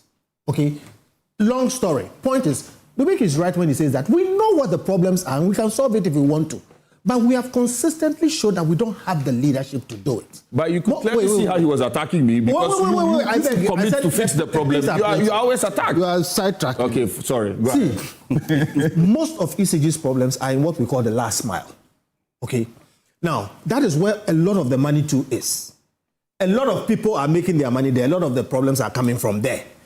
Now, if we leave ECG alone with the right management, I think it can solve that problem. In fact, PDS, without changing much, just by switching the name, switching culture, a couple of things, immediately started making a lot of things. But you know, when Dubi came, collection went up even further. Yeah. All right? So it is doable. But we somehow, where you see a lot of money and a lot of all the things that ECG represents, you see a lot of political interference, and then you can't do it. Dubik is making a point. It makes sense, but he's my brother. But it also breaches the law. We did a cash waterfall that says, go and declare 100% of what you collect. But he will tell you, and I was engaging, we'll fight small, we'll laugh small. He will tell you that... Like you are doing right now. Let me finish. He will tell you that, look, if I give you 100%, what do I use to pay people? What do I use to do this and that and this and that? Because, so, Samson, what I'm saying is this. Why I started with the COSECA thing is that we need to sit back again, agree as a country again, bring along our unions and our people, and decide that this is the path we are going to chart. Let me tell you why I'm saying what I'm saying. If we don't do that... You end on that note. No. If we don't do that, I will vote for privatization because it takes away the power of the politician. But if we can do that, we can agree on what ECG must do, insulate ECG, and let it be run sensibly. Then we'll solve the problem. Prof, Dr. to his friends, other people, they've been calling me since last night. They say this will not happen. It's the same language he has adopted. And when they say it will not happen, I doubt how it will. Yeah, something. I believe that I indicated to you that government didn't give us opportunity to make input into what has gone into this, so I'm yet to see. I believe that there can be a way out. And I also believe that government intention is not to keep the union in the dark and all of that. So where we are now, there has to be transparency and consultation and all of that so that we understand the nature of this private sector participation, okay, and how probably that can be situated in a manner that gets the stakeholder, because you need to do the power mapping, the interest, the power, and all of that. Otherwise, government can't force their way through. So you are in support of it? I mean, based on what I have seen and my little understanding, unless we are saying that we are going to reform ECG to insulate it from political cannibalization. In the absence of that, I think that, because the point is, see, if you are designing a system, you want to look at the people who you are designing the system for. Let's not make too much assumption. We know that in this country, politicians want the power. Not only the power, they want the power, they want the wealth, they want everything. So they follow the money. They are looking at all the cash points. You see the losses on the books of Bank of Ghana and all of that. There's no single institution left and all of that. So if we can't solve it from that end, how do we mitigate? Then I believe that if we present the data with the consultation, we need to carry the key stakeholders along.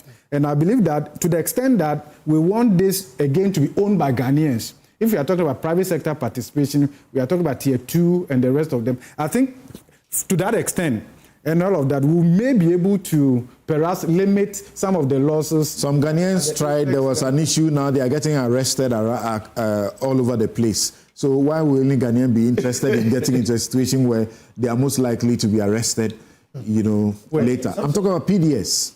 Well, what I'm saying, I mean, we know the issues that happen with PDS and all that, but as a country, we should review what has happened. Let's learn the lessons. Yeah.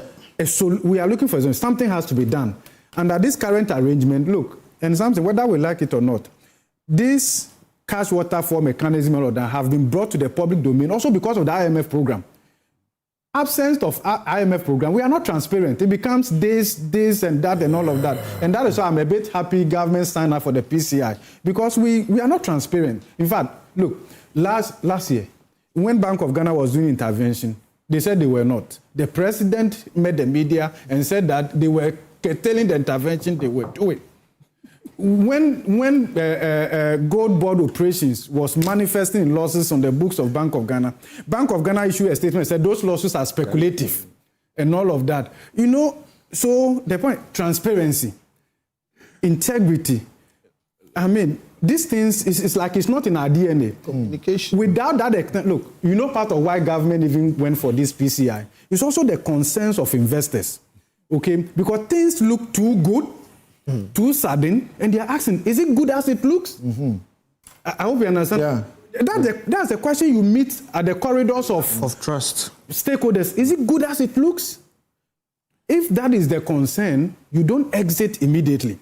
You want to be able to walk them along that path, given that you have debt restructuring arrangement with investors. Some will mature in 2028, 2034, and the rest of them. So those are the predictability. Those are the issues that are things. But I would appeal to TUC, and I think that they should be open to engage. Let's find out, for instance, it's possible this private sector participation can be worked out in a way that would ultimately be good. We have seen too many of them that has failed, and he's referring us to other countries where now the population cannot even afford the electricity. There are also only other 30%. There are also other good examples of private sector participation. Okay. There are. Okay. Yes, Gary, briefly. I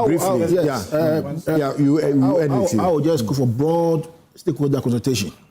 Yeah. Workers, TUC, political actors, to sit down and chart the way forward. Explain to us the nature of the presentation that they're talking about. Explain to us. I want to understand the nature.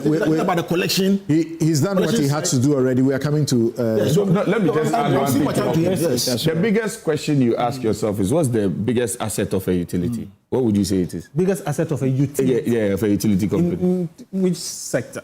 No, when you look at the utility company, what do you think its biggest asset is? Not the collection. No, it depends. Ask the question better. No, answer it. No. You understand me very well. I said, you see a utility company. They show you a utility company. They say, this is a utility company. It's us, the consumers. Exactly.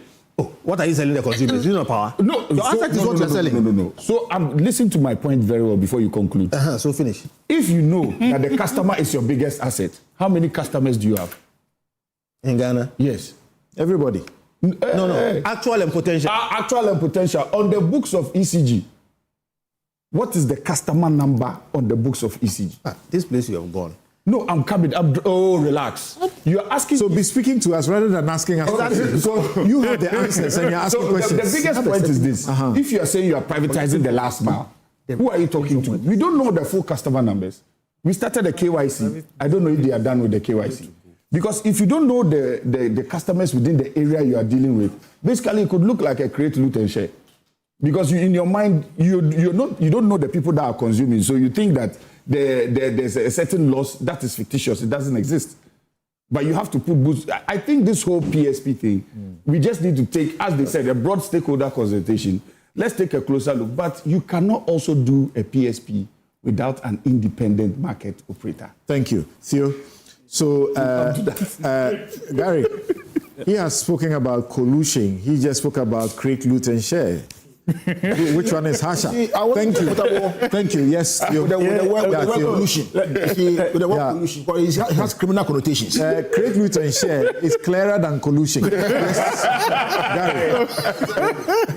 So let me tie in all the points, right, that have come through and then also address some of the things. Luckily, this is also an area that I have worked in for a very long time. Yeah, because energy, power, that's where you are. I understand the issues. But he knows how power looks like. Electrons. Look, anything that you do fundamentally has to address three things, right, in the sector. The first one is the tariff gap, right? Being the fact that most of the tariffs that you have currently is not fully reflected in the cost. And part of the reason is also the nature of the contracts that were signed. These capacity charges and then all those other things that actually ends up driving the cost. And then you are uncompetitive even amongst your regional peers. The second thing that needs to be addressed is the distribution gap, right? Currently, as we speak, you have about 27% technical commercial losses, irrespective of the fact that the cash waterfall mechanism... Arising out of what? So technical losses. So you need to invest in some of the lines. And then commercial losses, which is that people are using power that they are not paying for. They're paying for it. That's the number of customers. You know them. So why are you not collecting? Why are you not collecting that? You know them. To the extent that the government now has to step in, the shortfall in the sector every year, close to about $1.5 billion, right, US, to cover for some of these losses that are in the sector. My question is those who are not paying. Hence why exactly. So hence why they started this loss reduction and then some other interventions, but it still has not been enough to address the issue. And if you even look at the cash waterfall, you go back historically, it has been abused, right? So Dubig was making a point that, we were collecting, you have to take care of your staff and then all of that. But there was a policy position. You collect, you put into the cash waterfall, it's distributed amongst the members, and then that, takes care of things. If you look at the staff strength of ECG, you did some analysis and all that, probably you're overstaffed. Are you sure? Probably. I'm using my words very carefully. I'm choosing my words very, very carefully. If you did a proper diagnostic analysis of the issues in the sector, don't worry. Right? So historically, let me privatize. Are you going to maintain the staff or you sack the staff to go home? You have to do some rationalization and all of that, efficiency savings. That is for the... Don't be answering any other question apart from what I asked you. Dr. Champo, your time will be up short. I know. Answer my questions rather. So you're addressing the losses.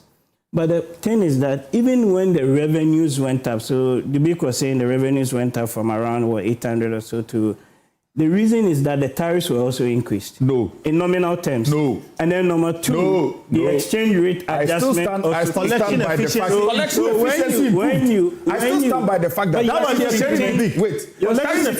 Listen, let me correct something to you. Let me correct something for you. You should be collecting 95%. Yes, but you don't have the meters. You don't have the investment. And when you invest, you are short-changing. Procuring meters No, it's not all the way back that 15 years. No. That thing they said, you are not following somebody's vision. You. No, wait. I know it's not about back 10 but years. let me correct. Let's go back 10 years. Let me analyze ECG. All right.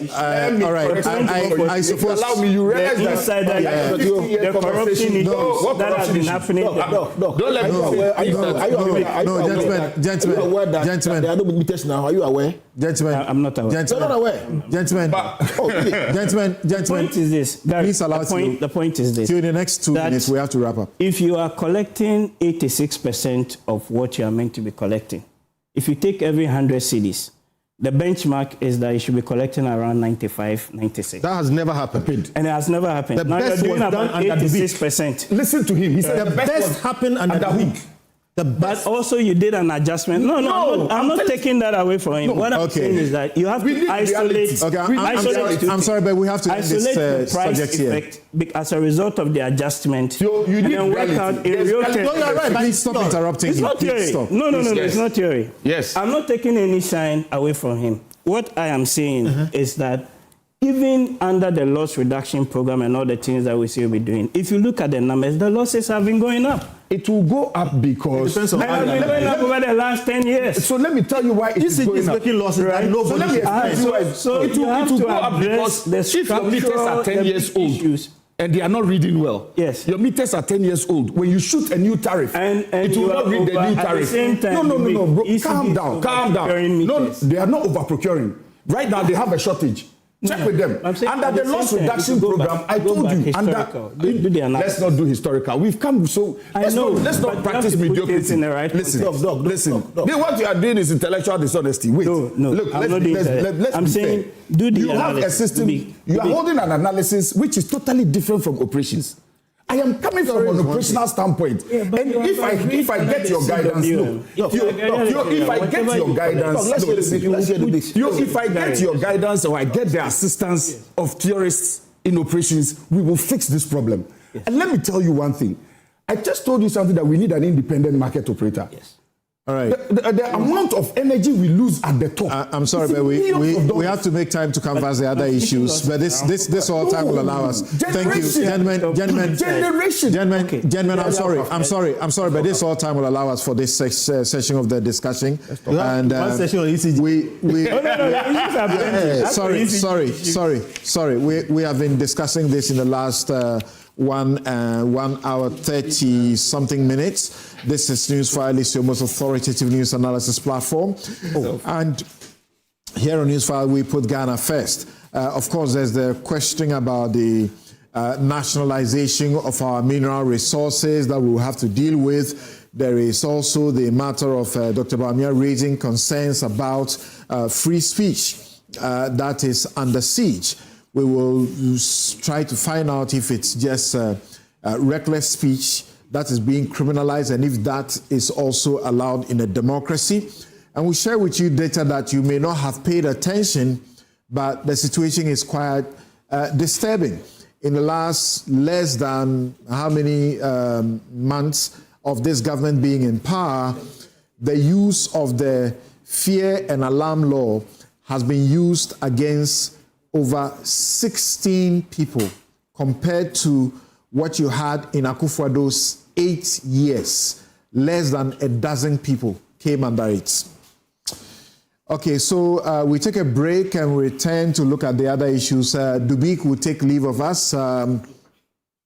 He's attending a funeral.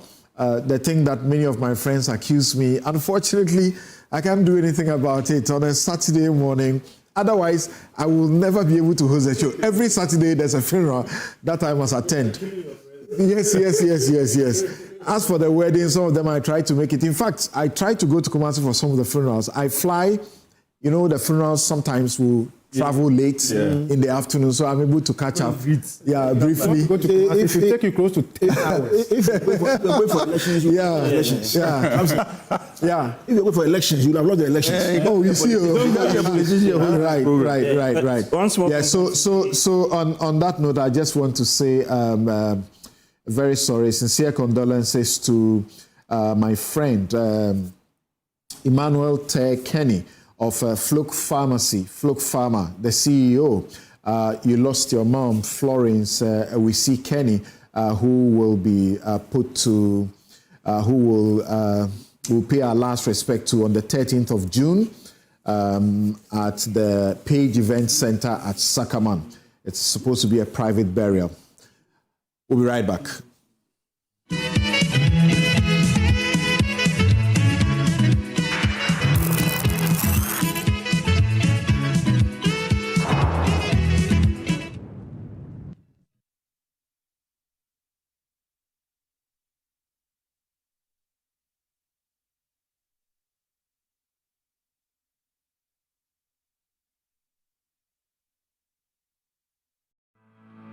For decades, we have helped businesses connect with their trade partners all over the globe. From Ghana to Burkina Faso, Côte d'Ivoire, Benin, Togo, Senegal, China, Morocco, France, Netherlands, and many other countries. We have made it possible to bring Ghana to the world. We have brought small and medium businesses closer to their customers across the regions in Ghana with our SME support facilities. We have brought relief and smiles to the faces of families with our employee personal loans. With our cutting-edge technology and digital support, we take the burden of complex thinking off you, making life simple. That is who we are, as close as a partner. Bank of Africa. We are indeed the African bank with the global reach.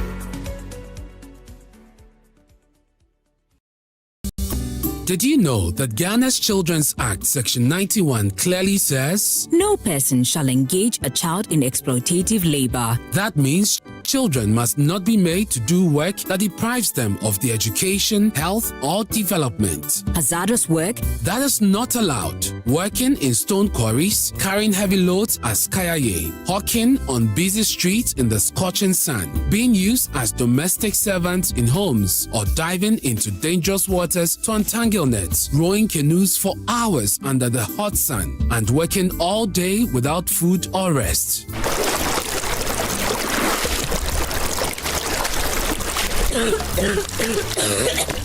Yet, too many of our children are trafficked from towns and villages across Ghana to the shores of the Volta Lake, trapped in fishing boats, robbed of their childhood, and exposed to danger every single day. Human trafficking means the recruitment, transportation, harboring, or trading of persons within and across national borders for purposes of exploitation. I want to go to school, but now I only work. This is child trafficking. It is a crime. It is against the law and it must stop now. Parents, guardians, community leaders, protect our children. Report suspicious movement of children and do not give your child away to strangers promising jobs. Together, let's end child trafficking now. This message is brought to you by the International Justice Mission with support from the National Commission for Civic Education.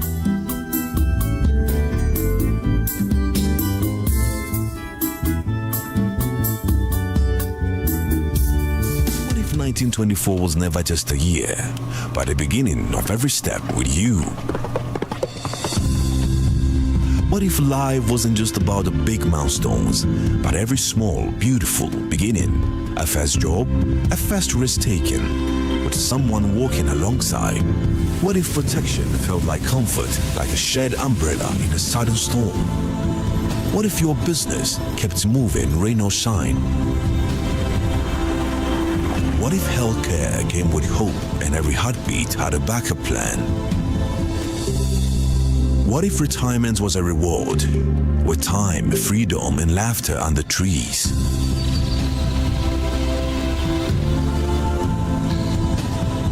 What if home and work became places your story belongs? What if goodbyes could be beautiful and losses made with care? Enterprise, your advantage. Mommy, good morning. Good morning, my son. How are you? I'm fine, thank you, Mom. How about you? I'm fine. So, I just saw your mom doing her usual morning routine. Like, it was just 2 weeks she underwent a major colon surgery. Bro, see, my mom is doing perfectly fine, and we're all excited about it. It was minimally invasive surgery, and the recovery has been very fast. Minimally? Hey! No, wait. What do you mean by that? So they offered my mom a laparoscopic colon surgery. Laparoscopic colon surgery, which we accepted. It turned out it was equally safe with a very fast recovery time, and the cost involved too was very, very reasonable. She was discharged 3 days after the surgery, and you can see her, she's on her feet again. 3 days? Just 3 days, bro. Mean Tuber Hospital, First Ghana Colorectal Center, aim to serve a peculiar health need.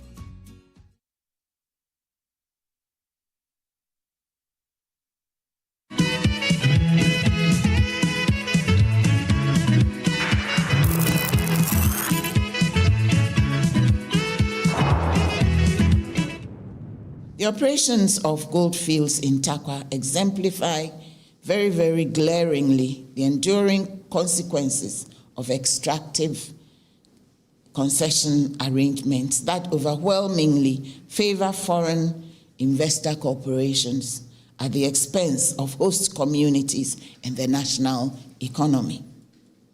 After more than 3 decades of mining activity in Takwa, many communities within the enclave continue to grapple with deteriorated roads, inadequate healthcare infrastructure, limited educational facilities, and widespread socioeconomic deprivation, including rampant unemployment and underemployment of youth.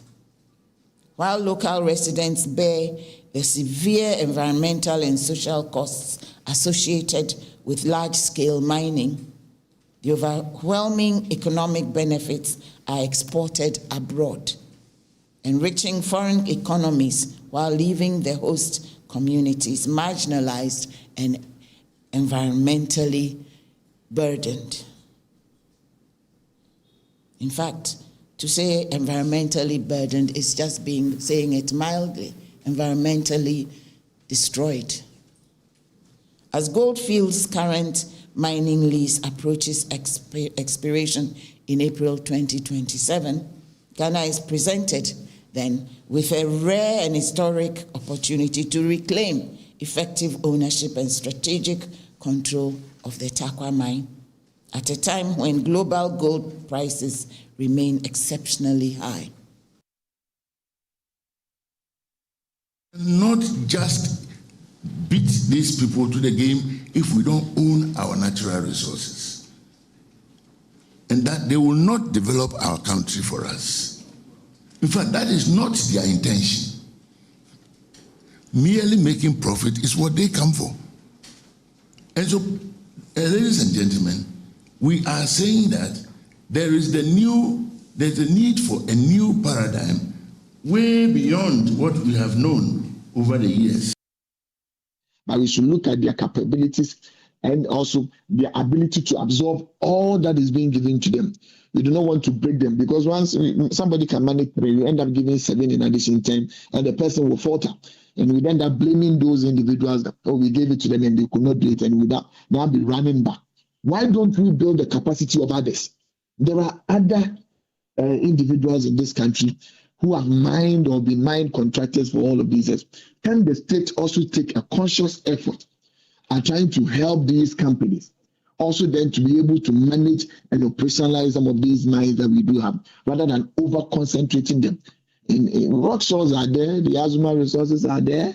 We have all of these companies. Can't we also build them up and give them the opportunity, the technical support, the financial support, so that they can also manage with the expertise that they've also gained in working for some of these other companies, just as EMP has had. We can also give these individuals that opportunity and help them. They are also local companies. So it should not be like we are over-concentrating in one direction. They should also be opening up to other individuals who have shown progress and prominence, and also the opportunity and ability that they can also manage some of these things. That is what I believe will help this country.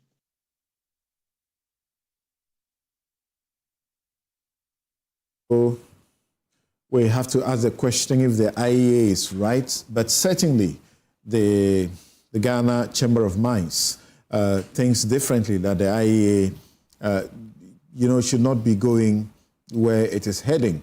We have 25 large-scale mines operating in Ghana, and in all of this, who are in the commanding heights, who are commanding them? Ghana holds about 20% of that, Australia 4%, USA 8%, South Africa 16%, Canada 20%, and China 32% of these large-scale mines. In the last how many years, between 2011 and 2025, mineral royalties that have been posted for Ghana amount to 23 billion Ghana cedis, not US dollars. IEA thinks that we can get better. If you go to Takwa, it's a mining hub, but the lives of the people there, is it anything to write home about? That's their concern. Still here in the studio, Godfrey Bokping, Professor of Finance and Economist at the University of Ghana. Dr. Theo Champon is Technical Advisor, Ministry of Finance. Just a while ago, he and Kofi Bentil wanted to turn this show into their meetings at Imani. Samuel Dubik Mahama has just taken leave of us. He's former Managing Director of the Electricity Company of Ghana. That Dr. Kwabena Nyako Otu of the TUC insists they will not allow any part of it to be privatized. Kofi Bentil is lawyer and senior vice president, Imani Africa. Gary Nimakomafo is director legal affairs of the New Patriotic Party. Now we're joined by engineer Kenneth Ashibe. He's the CEO of the Ghana Chamber of Mines. So, Ken, why don't you support Justice Sophia Kufu, Professor Makokwe, leading the IEA for Ghana to, as it were, take over control of its own affairs? Well, thank you very much, Samson. Fortunately, I do not disagree with the IEA saying that Ghana should take control, commanding heights, of its mining industry. Bear in mind, we've heard the word commanding heights before, and where did it take us? Commanding heights. We want to take over the commanding heights, but we are privatizing ECG. Well, I don't disagree that Ghana should be able to take over, a larger chunk of the issues of mining. My only challenge with that, and which I have invited the IEA for us to all sit together and discuss, is that if you look at the paper that the IEA presented, this is the Institute of Economic Affairs. There was no data, in all of that conversation. There was no, they didn't look at our historical, where we have come from. The fact that in 1983, when we did the handover, as all these mines, including Takwa, that was in the hands of the State Gold Mine, were producing 833,000 ounces. And in 2025, when we have had, Ghana do the transformation into a public-private partnerships where government owns the assets. The asset is owned by government by view of our constitutional framework. Government owns it, the president holds it in trust of all of us, and there is a lease which then brings private sector in, and even the government has 10%, and the fact that in 2025 we're doing 3 million. So do not look, and again, if you look at the trajectory we have come from, when we were starting this, our mines were run predominantly by foreigners. You know, you go into the space, the only place you might see a black person is community relations. Even that person will work under the head of department. To the point where, again, it is the same Goldfields, is the same, you know, foreigners who have come that have now we have had a transfer, control to the point that now, you know, and the chamber, even the chamber at some point had a lot of foreigners in there, you know, running the chamber as being presidents of the chamber because that's where we had come from. But the same process, you know, with the chamber involvement, it has brought to the point where now 99.4% of this industry are Ghanaians. That Ghanaians are now running the heights of, when it comes to running it, Ghanaians are running the heights. Running in what terms? Running in what terms? They are the hewers of wood and the drawers of water in these places. That's the point the IEA has been making consistently for a very long time now. No, not at all.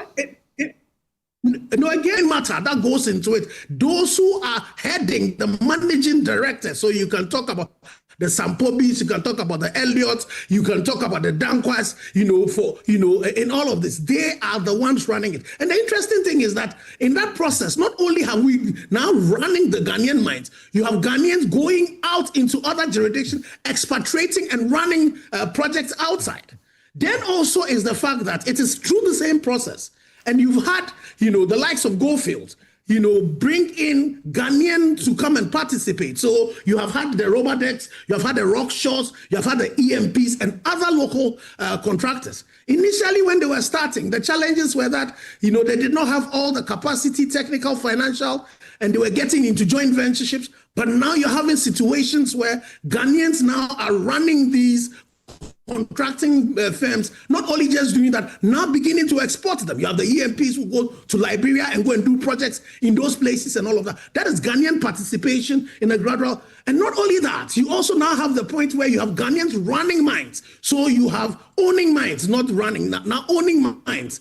You know, so you have the likes of Adamusis and Co. who are running mines, who now are also going into other jurisdictions. You have the likes of Asante Gold, you know, who will do it. But what do? You find out that on a constant basis, they are looking for partnerships, you know, so they then would have to get either equity partnership or they would get, debt partnerships to come in. Because, you see, mining is a very capital-intensive enterprise. You take the example of Newmont, for example. In starting the Ahafo mine, Greenfield mine, from zero to where they currently are, they spent about $1 billion.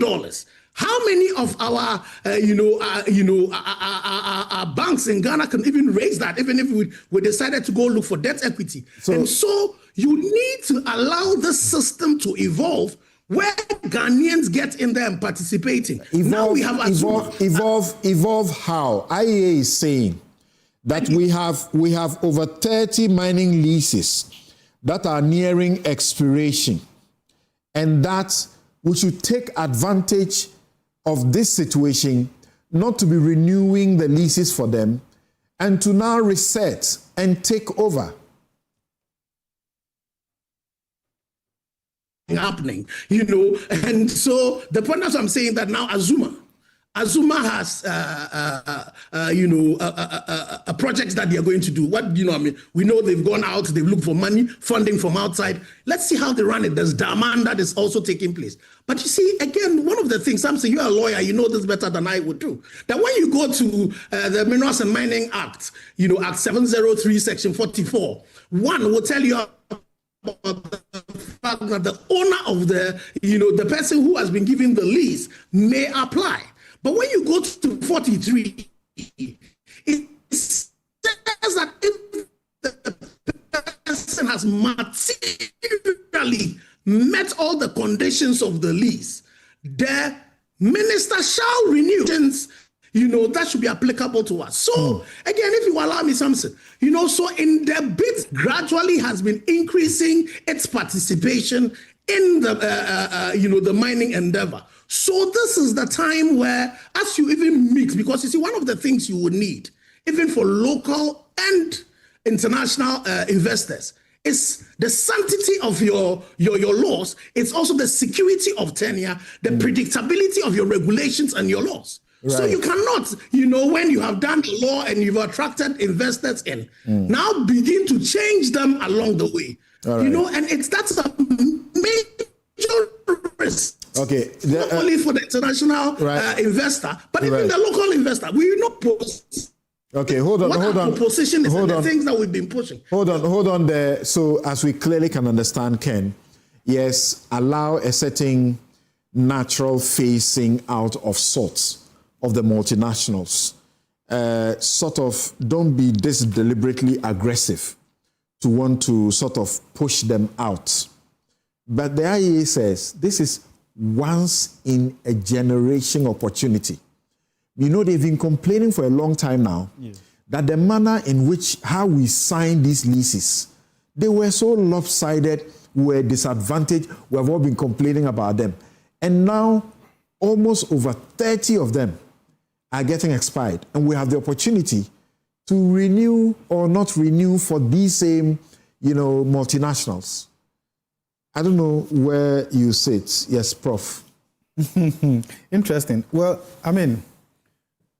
we know how some countries have managed their natural resources, the kind of fiscal regime they've put in place, and how that has served their country, their citizens, and all of that.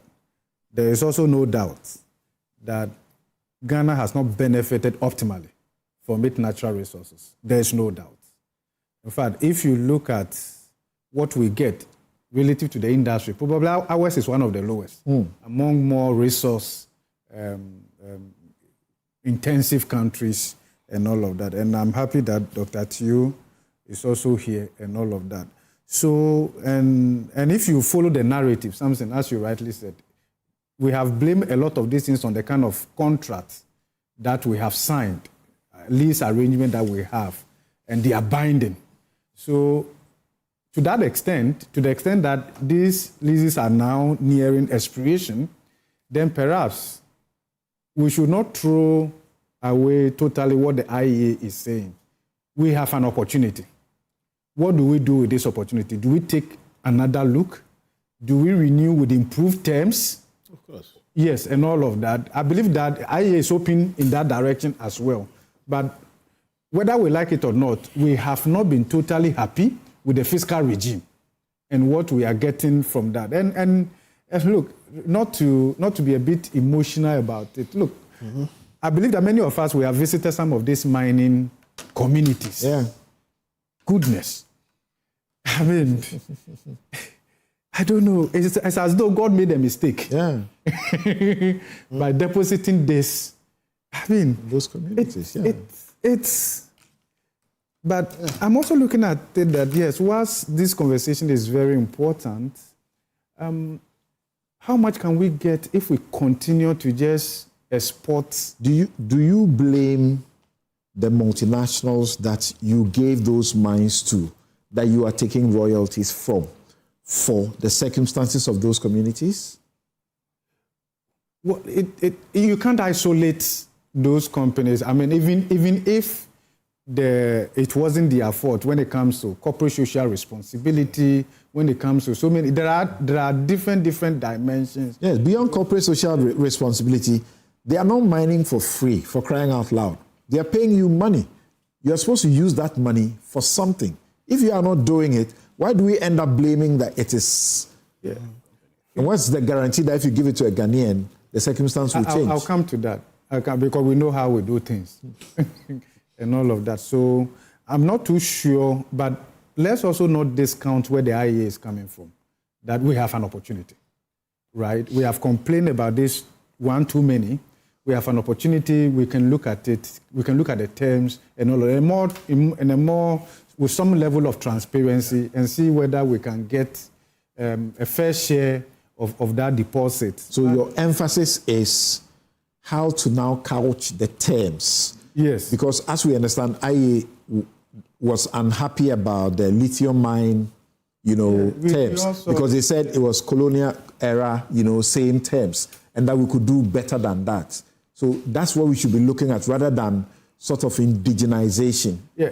So I'm a bit flexible, and I don't want to go on that extreme of nationalization or something, because it has implications beyond just the mining sector and all of that. But I believe that we should still be able to look at these terms in a way that also gives sufficient return to the state. But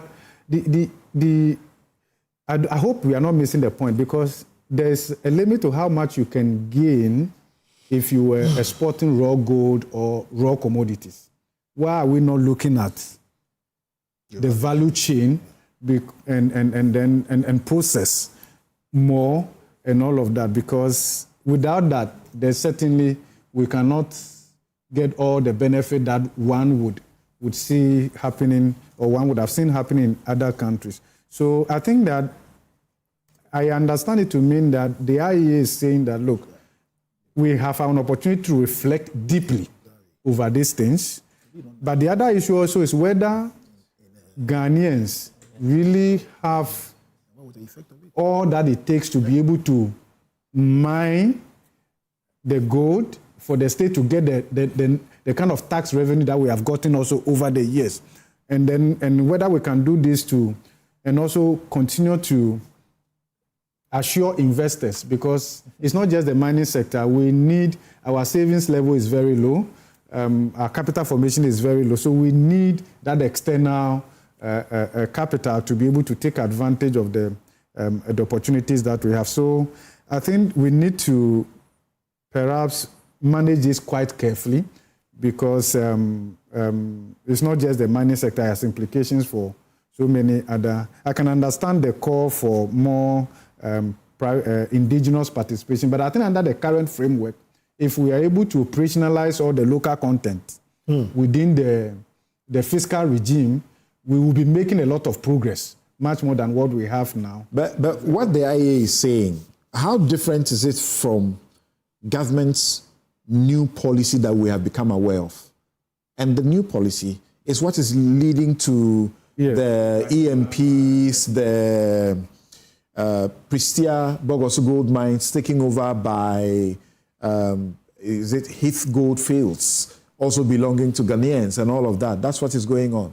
Yeah, so yeah, there has to be some level of predictability that does not unsettle foreign investors and all of that. We need to manage a space quite carefully, because the spillover, we may not be able to manage it and all of that. So if there are already the trend, a certain pattern is emerging and all of that. But I believe that will also be consistent with the IEA is saying that, look, we have opportunity to take another look at this, the terms of this list, and perhaps if we want to increase ownership from that perspective. But I think we should push ourselves further to also add a little value to what we export, because without that, it's going to be very difficult to benefit optimally, because merely by exporting raw commodities, there's a limit to how much profit you can make unless the world price essentially increases. And because, and that is, again, what you can see happening here, something. You can see we've done well, we are exiting the IMF program. But if you look at government revenue envelope, we have not done quite well from expanding the revenue envelope. And even though, for instance, in 2025, gold prices surged by more than 60% or so, it didn't impact our revenue envelope directly, proportionately, right? And then again, it also, in fact, something, if we go deeper and you look at the analysis, in the last 21, 22 years, gold has contributed more than 20% to the GDP growth, but the employment generation has not responded appropriately. The inequality, poverty reduction, that if you do all those analysis, you can see that we are not benefiting optimally from gold, and the fact that, so the only impact that we can immediately associate with will be the FX and how that has been spilled over to the market to strengthen the cedi. Beyond that, the effect is very limited. Okay. And all of that. So the IEA says value addition. The IEA says an emphatic no to allowing these multinationals to continue to mine or operate what we know to be our lifeblood. Kofi? These are not simple issues, and they will take some very deliberate, heavy thinking. But let's start this way. The IE is right. Okay. So, for instance, if they say we have an opportunity which we won't get for a long time, they are right. But I worry when they move straight into the resource nationalization argument, which is mostly emotive. And look, let me claim some credit here. When we were dealing with lithium, we made massive mistakes because this is what we had. We basically repeated the old contracts. It was a money that, believing in what the IEA said, took a certain position. But we did also the heavy lifting. And let me credit Bright. Bright put together a lot, and all of us, shopped it. And this government adopted it. My point is, these things are difficult. So we need to move beyond just the emotional stuff. But we are saying they are right. That is one. Number two, we have options.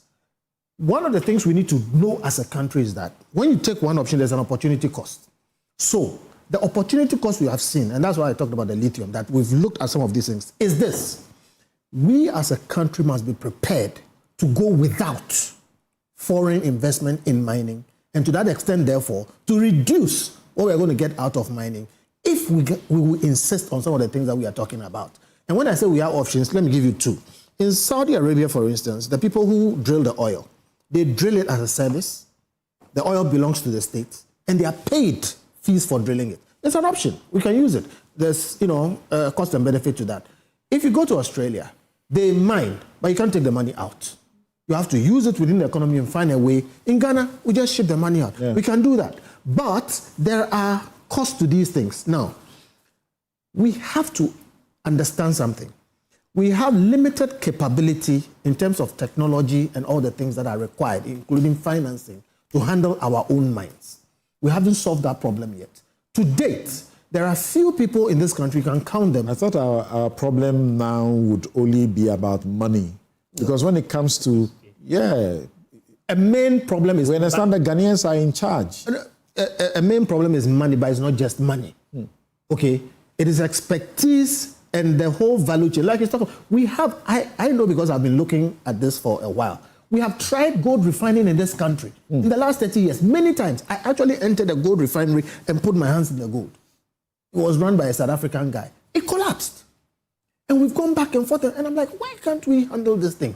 Somehow, there are issues there. There are HR issues, human resource, with specific kinds of Do you mean jewelry making or gold refining? Gold refining. From Dory Gold to, gold. Yeah. Okay. We've tried it a couple of times. People came, they did it, and then somehow the thing doesn't work.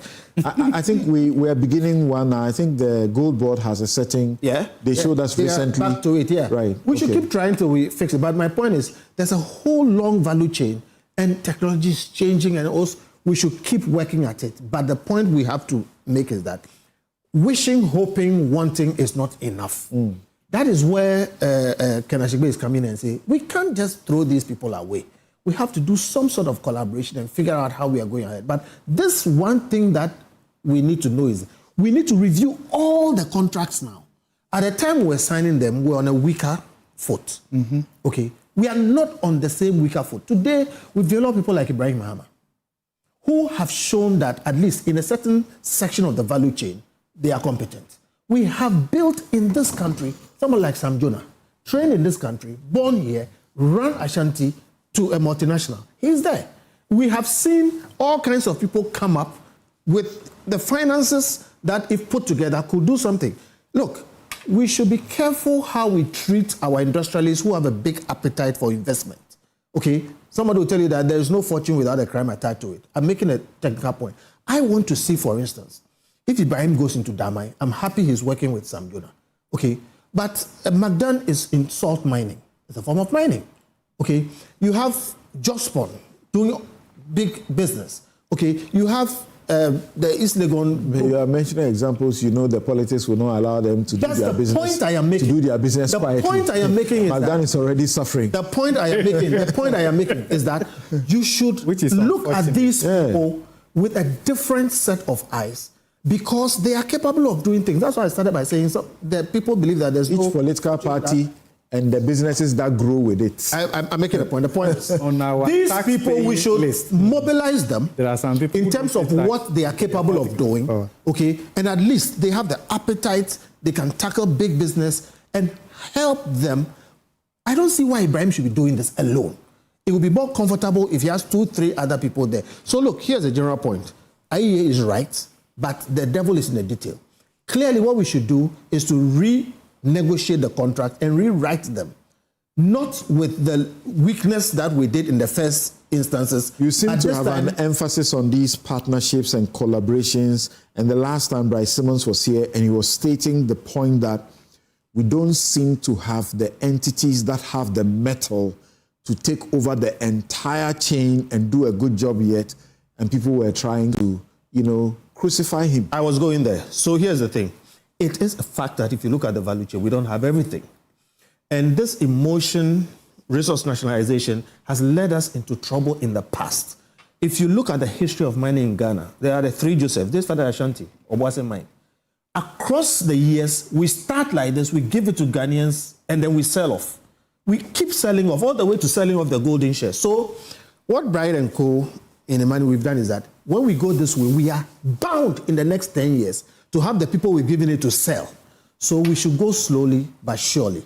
But definitely, what we should do is to rewrite the contracts better and start creating value chain collaboration and start hand-holding not individuals but groups into these mining areas. We can't continue to do the same old things, but we should also be prepared that if it is not as favorable as we think it should be, we should hold off.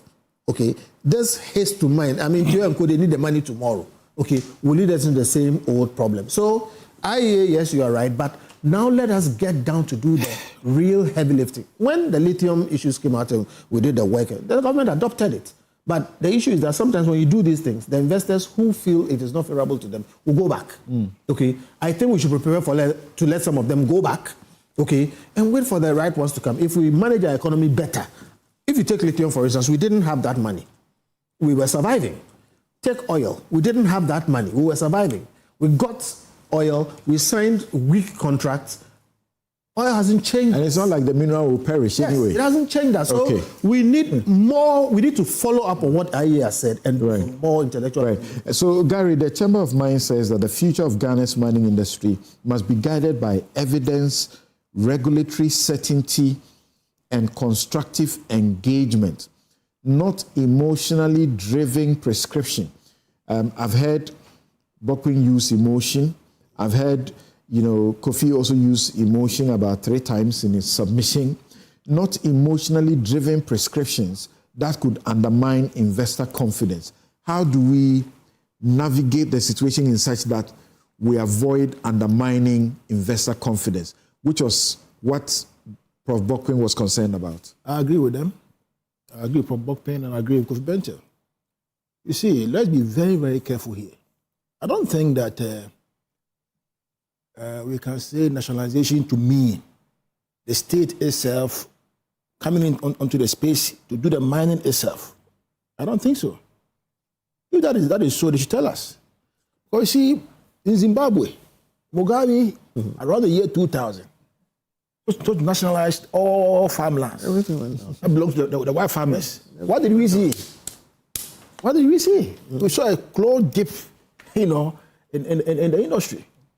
So I think we should be very, very careful here. People have come in here, put in investments, 30-year investments, whatever you call it. If the terms were not good then, now we can look at the terms now.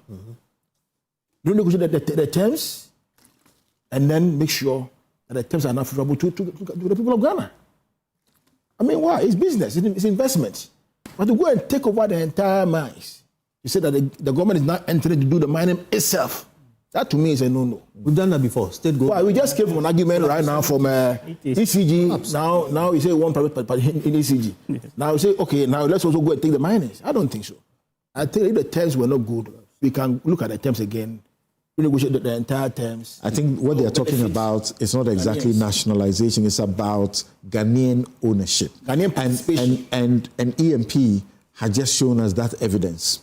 they have gone into a place and already they are committing a certain amount of what they are going to mine to Gold Board. The money stays with us. That is fair. These are Ghanaian companies in the space. I'm all for it. But the state entering the space to do the mining itself, that one, no. No. If private companies are Ghanaian companies, they can enter the space, put investment into the area, for the money to stay in Ghana. I have no difficulty with that at all. That's a rather sad commentary about your state, that your state is not good at anything. No, but look, something. Since independence, the state has been involved in several businesses, from transport to... Let us not go there. To what? Why did you jump on that immediately? Yeah, but give it the best. Because it's a Gihok. Okay. What has Gihok got to do with this one? Gihok had a stream of about 20 companies and every sector. Let us discuss that about Gihok. What were they producing? Alcohol. Everything. No, but Prof, you just last week or 2 weeks ago, you made a statement that many people connected with on this show when you were in a very cozy place. You made a statement, you asked the question, what has the government, our government, what have they been good at over the period? Yeah. Yes, Gary. Yeah, so for me, I'm very clear in my mind. I think that if we have Ghanaian companies that can enter the space, let's support them. Let's support them. Let's push them. Yeah. Let's encourage them. Okay? But the state itself cannot enter into the space to go and take over the mines. Because see, if you are not careful, the word nationalization has got a very negative connotation. Yeah, we're using it loosely. Yeah, connotation out there. Yeah. I want to believe IE meant the positive of it. Yeah, it's about Ghanaian ownership. Ghanaian ownership. That's fine. Yeah. That's fine. I'm all for it. All right. So that I have no difficulty at all. But I think we should be look at the terms. Yeah, we should be clear terms of the contracts. And make sure the terms favor Ghanaians, favor the Ghanaian economy, it favors we, the people of Ghana.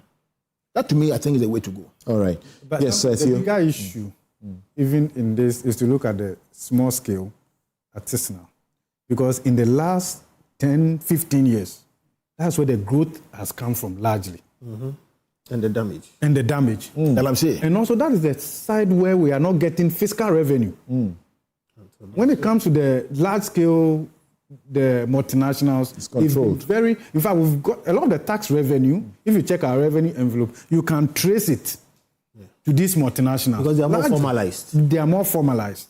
Okay, on the average, their books, they also audit and the rest of them. But if you check the last 10 years, 15 years, the rise of small-scale artisanal mining, in fact, our revenue envelope has not responded appropriately. In fact, it's also not showing in our tax-paying database. Even though I heard somewhere, some people were saying that last year government created over 1 million jobs, whatever. It's not true. If you check the formal wage economy, the numbers have increased by just around 139,000. The whole of 2025. And then again, so whilst surge in gold price has helped the CD and our reserves, it has not impacted our revenue envelope the way it should. And it's not because of the multinationals, largely. Even though the fiscal regime hasn't been that beneficial. But it's more of the artisanal small scale where the damage to the environment is huge, and yet we are not getting the fiscal revenue from that. And that's why I'm thinking since you are with government, since you are spokesperson, I'm thinking that... I'm not spokesperson. No, okay. So he's a technical advisor. He's government spokesperson here tonight. Today he's a spokesperson. Very well. Theo is very efficient. All right. Yes. So Theo, I was going to add a small. We're at a time when. Go ahead. On the fiscal that you mentioned. So we passed the LI 2517, the Mining and Minerals Royalty Regulations 2025, which increased the fiscal take. And then on the small sector, if you go to the back of there's a table in the rate of royalties, small-scale mining operations actually would now be paying 2% royalty. So the point you raised about the fiscal take, they would be paying their bit, as well to contribute to the. That is if you are formalizing them and you know them. Of course, there's a process for. Now Gold Board hasn't been there with all the premium they pay to get them. The IEA asked the question, why did government increase royalties, ostensibly to capture greater value from Ghana's mineral wealth, only to simultaneously dilute that gain through tax concessions? It's give or take. The point is that if you... Says it's give or take. No, because I work in this space long enough to know how these negotiations are done, and then also what the overall fiscal take ought to be, right? So you do have the tax and then the non-tax elements which interact together. And what is important at the end of the day is actually what you take away, which sometimes we call the government take. So for example, if you do an analysis of the sector and you look at the overall take, right, at a marginal level, not effective, typically you would have about 5% royalty. Now that's been changed to the sliding scale. Then you have a 10% government free carry, and then you have 35% corporate income tax. And then we used to have the stabilization levy as well, which has come down by growth 1%. Exactly. So if you actually did all of this and you did the modeling, at a marginal level, your take on it's about 50%, 55% on average when you add all these taxes up. The reason why you're not getting enough coming back at the effective level is because of some of the interactions, for example, with the corporate income tax and all of that. So if you have a problem with the take, what you do is you enforce your auditing capacity. For example, the costs that the companies are posting are saying that, well, this is my cost. Because the corporate income tax is revenue. Sometimes these have resulted in some kind of dispute, you know. I know, but that is the way you go to try and address issues that you have in the sector. If it is about take, not necessarily about trying to increase what they say you want to take over the sector. I'm echoing the point we've all made here that we have to be very, very, very careful in terms of what you send to the market, in terms of the signals that comes out there, in terms of this seeming thing that people feel like, oh, suddenly it's like resource nationalism, quote unquote, which may or may not be the case. And in this instance here, what but that has triggered some signals out there internationally. You read the news and we have read where, read the news they're suggesting that we are becoming antagonistic. We are not becoming a friendly, business sector for this area. So if you really have an issue in the sector, and some of these mining concessions are coming up and all of that, you sit down and you talk through them and you negotiate. You can increase the take. You can use other fiscal instruments and all of that. There's also the question of your Ghanaian participation. That, if you want more local players in the chain, you sit down and you negotiate and you talk things out. But the point is that it all has to empowering them. Yes, but it also has to be data-driven. You need the evidence base to make the case. It's not just an emotive argument about we should take over. Because we've been down that road before in the past.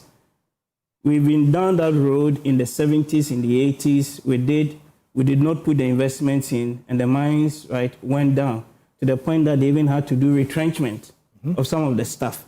We've been down this road in other countries. Gary was talking about Zimbabwe, right?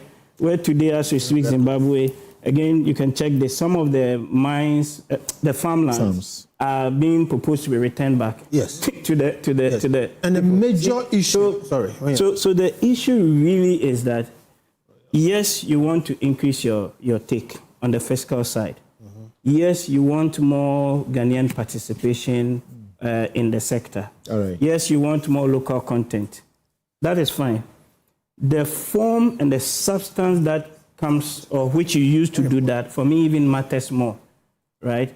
Rather than making this big, emotive-driven argument, which you actually, when you look at the data and you do the deep analysis, sometimes it doesn't correlate. Is there any one of you who will speak without talking about emotion? Because we've been in this space. The major issue that we need to deal with is the politics around it. Look, all these big boys who end up in these areas, the capability, are one way or the other politically aligned. Right. And we tend to destroy them going around. Just yesterday, is it yesterday, the 2 days ago, the cabinet meeting, where the president summoned the cabinet meeting, and the president had to recuse himself because there was a consideration of the Ibrahim EMP, project. People have asked the question. I mean, what kind of phony thing is that? Well. The president recusing himself. What does he mean? What does he mean? Because everybody is sitting there is appointed by the president. Let me land on this cabinet. So what is the point? Samson, there is Royal Ghana Gold Refinery today in this country. It's not being used because some people believe some persons who are affiliated to it belong to another, and it may not be true. Now, whether so or not, we need to start thinking about that. Look, Ibrahim Ahmad is the president's brother. If MPP comes into office tomorrow, nobody should go and try to destroy that man's business. Look at I've gone to see what McDan is doing in Adan. It's amazing. A new government comes in and people start attacking him. We need to keep in mind that we can't go forward if we keep clawing people down. Immediately politics changes. The people who do these things will one way or the other be related to politics. Very important point there. No, Engineer Kenashigbe, do we really have as many, firms like the engineers and planners? Because now the terrain looks like if you want to give the over 30, leases to Ghanaian companies, then engineers and planners must win all of them because the rest of them don't seem to have the capacity to show. But again, Samson, that you see, again, very respectfully to all of us who sit on the platform, it's not only engineers and planners. So there's Rabodek in there, there's a Ghanaian, contracting firm. There's Rockshaw in there, that's a Ghanaian contracting firm. And Kofi talks about Royal Gold not being given. That's also not correct. They are in the process of getting that, though the point Kofi makes is true. You see, the interesting thing, and again, I think whether we have Ghanaians who can do it, that's why the path I was going when you stopped me was to get to that particular point where you develop those pathways. You have the Kibi gold fields. They've been mining for a long time, 92. They are thereabout. They've been in this business. So the Ghanaians who are in there, the challenge is the complexity around it, the fact that mining itself is an international thing, so the funding that you require, current bonds, even bonds for environmental bonds, our companies alone are not able to do it. But let me just share one thing to you. When you look at the take that comes out of mining, the finance minister's advisor talks about the bit they take. I think we need to correct that. Currently, we're doing about 60%. When you now do at today's gold price of 4,600, which then translates your royalties to 12%, and your growth and sustainability levy, because it's not tax deductible, it's 1.5% of royalty. If you add that to that, you're doing about 13.54%. And if you do government stake, so when people talk about we're not getting much, government stake is close to 60%. And we talk also about the issues around the development in the area, which we as mining firms are very concerned about. Last year, Gold Fields, Ghana Manganese, Anglo Gold Eduaprim paid 5.1 billion cedis to government in taxes. How much of that went back into the Takwa area? When Newmont sold the Achim mine, government made $250 million from that. You ask yourself, the people in the Achim enclave, how much went in there? That is the reason why for us at the Ghana Chamber of Mines, our proposal is that we need to get to a point where we need the same way we have the Petroleum Management Revenue Act. We should also have the Mining Revenue Management Act and ensure that at least 30% of royalties that we pay go into these communities. And they don't just go into these communities so that some of the assemblies will be using it to pay funeral donations. You want to share the royalties that go to Otumfor? No. Otumfor should get the chief should get their royalties. Okay. But there's a portion that should also go, the chief should get there because they are also in the communities. But there's a portion that should go into the assemblies. But the government should tie to that. The usage of that should be still some things that would spare investment. Those are the things that we do. Okay. But again, the point I was going to make again is that if you look at the take out of mining in terms of how much goes to how much you split. Government is currently making, when you take all the revenues, government is currently making about 20%. But over 40 something percent is going to local production. So I agree with our colleagues when they say, and I hear them trying to whitewash what IEA said. IEA is not talking about Ken, what was about taking over? What was one of the major reasons we set up MIF? Good point. Very good point. And again, that's where, for me, we should be going into. And again, and if you allow me to just look at the issues around the renegotiation and then how we get Ghanaians to play roles into it, how we increase our take into it. That over 40 something percent, that comes from local procurement. As you go renegotiating this contract, you could say to Goldfields, for example, that if we are going to renew your contract, then you buy grinding media, and unfortunately, grinding media, we've said is local contract. By a Ghanaian will take it and go to China, go elsewhere and go and bring it in. What we want you to do is your partners that are out there, bring them into Ghana. Let them come and partner Ghanaians and produce grinding media in Ghana. Activated carbon made out of coconut shell, made out of palm kernel shell that the UMAT has done, tested our locals that, we are good in our minds. Goldfields, Anglo, bring your partners, come and set up in Ghana with partnerships with Ghanaian. Start producing in here so that 48% or so that comes out of the spend of mining revenues, we're beginning to get them here. As again, we talk about wanting to take over. It's not only 30 leases that are available that are only mining leases. So there are spaces in Ghana here that are waiting to be explored. Why? The Afro North. The Afro North was not, nobody was mining it. Newmont brought $1 billion and invested in it. Can we put Ghanaians together?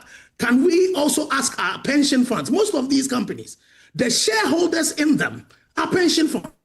Can we also say our pension funds should also put their money? Unfortunately, our pension funds, the size is not that big, and they will not be able to put all of that into gold. Currently, we are all talking about this gold thing because the price of gold is good.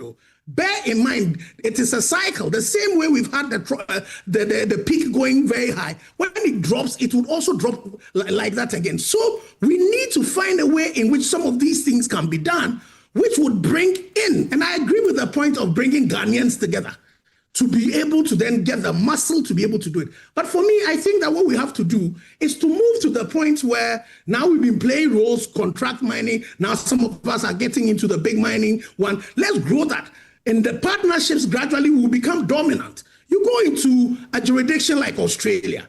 Australia, they are a matured mining destination. They have the money to do mining. They have the people to do mining. They have the resources to do mining. Okay. But you go into mining, an African company like Goldfields has 4 wholly owned mines. When you go in there, they don't, even do the free carried interest. We do because of our conditions. So yes, we can do all of that. But how do we get up? So we'll definitely have to transition from where, in terms of the partnerships, we are not dominant to where we are dominant. But it would definitely need the, big boys, also the likes of Zijin, the likes, all of them also playing it. Because you see, the thing that it does is that it also brings technology into your market. It also signals well into your market. And I agree with all of us.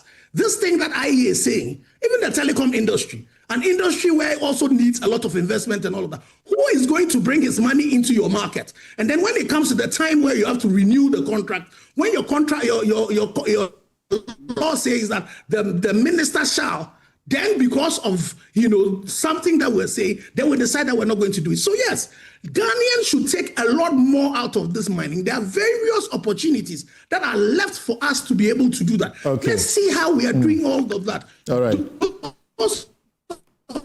Okay. Sometimes your line gets a bit disturbed. But in 30 seconds, Doc, can you tell me if we have, say, a dozen mining firms, indigenous mining firms, who have the capacity or the muscle like EMP, or even better? Do we have that?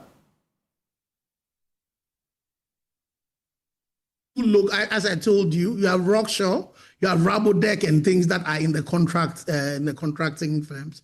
You have Ghanaians that have capacity, but in terms, you see, these things they are You have mentioned only two. Yes, so yes, I'm saying that, yes. So that's what I'm saying, they are made, so you would have to build them gradually. And some of the things you have to do, you might have to have a deliberate policy. So we are not ready. We are not ready. We are not ready for what the IEA suggests. Oh, well, anticipation. They are saying, take it and give it. That definitely can. There's no country that is currently even doing that. Tell me any of the big mining jurisdictions that says that only the indigenous people can do it. So that question you're asking there, you will definitely not find them, but we can build them over time. And so I agree with you. We don't have them sitting. We can build them over time. And it's possible to do that. And you see, some of it would also be partnership. Where our locals are partnering with some of the big companies. Thank you very much. Prof. Bokpin wanted to say something, and that will end this discussion in some 2 minutes, Prof. Yeah, I belong to the school of thought that we must be intentional in empowering local businesses. We have to. There's no country on the face of the earth that actually made it without empowering locals to own and grow. Our economy ranks 8th, but there's no Ghanaian in the top 20 billionaires in Africa. Look at our economy. We rank 8th. But if you are looking for billionaires in Africa, we are not in the top 20. There is no Ghanaian business that is in number 8, consistent with our economy, or even number 10. He mentions Rockshell, and I don't even know what Rockshell's status is today, whether they are actually, a going concern that we can mention in these slides. Look at the recent list of billionaires. Ibrahim Ahmad shows up probably in the late 20s or 30s or something on the continent. So, and the point that my big boss here mentioned, look, the rise and fall of businesses in Ghana under our democracy, it's something we have to address. Our partisan democracy, party hijacked democracy. Do you know something?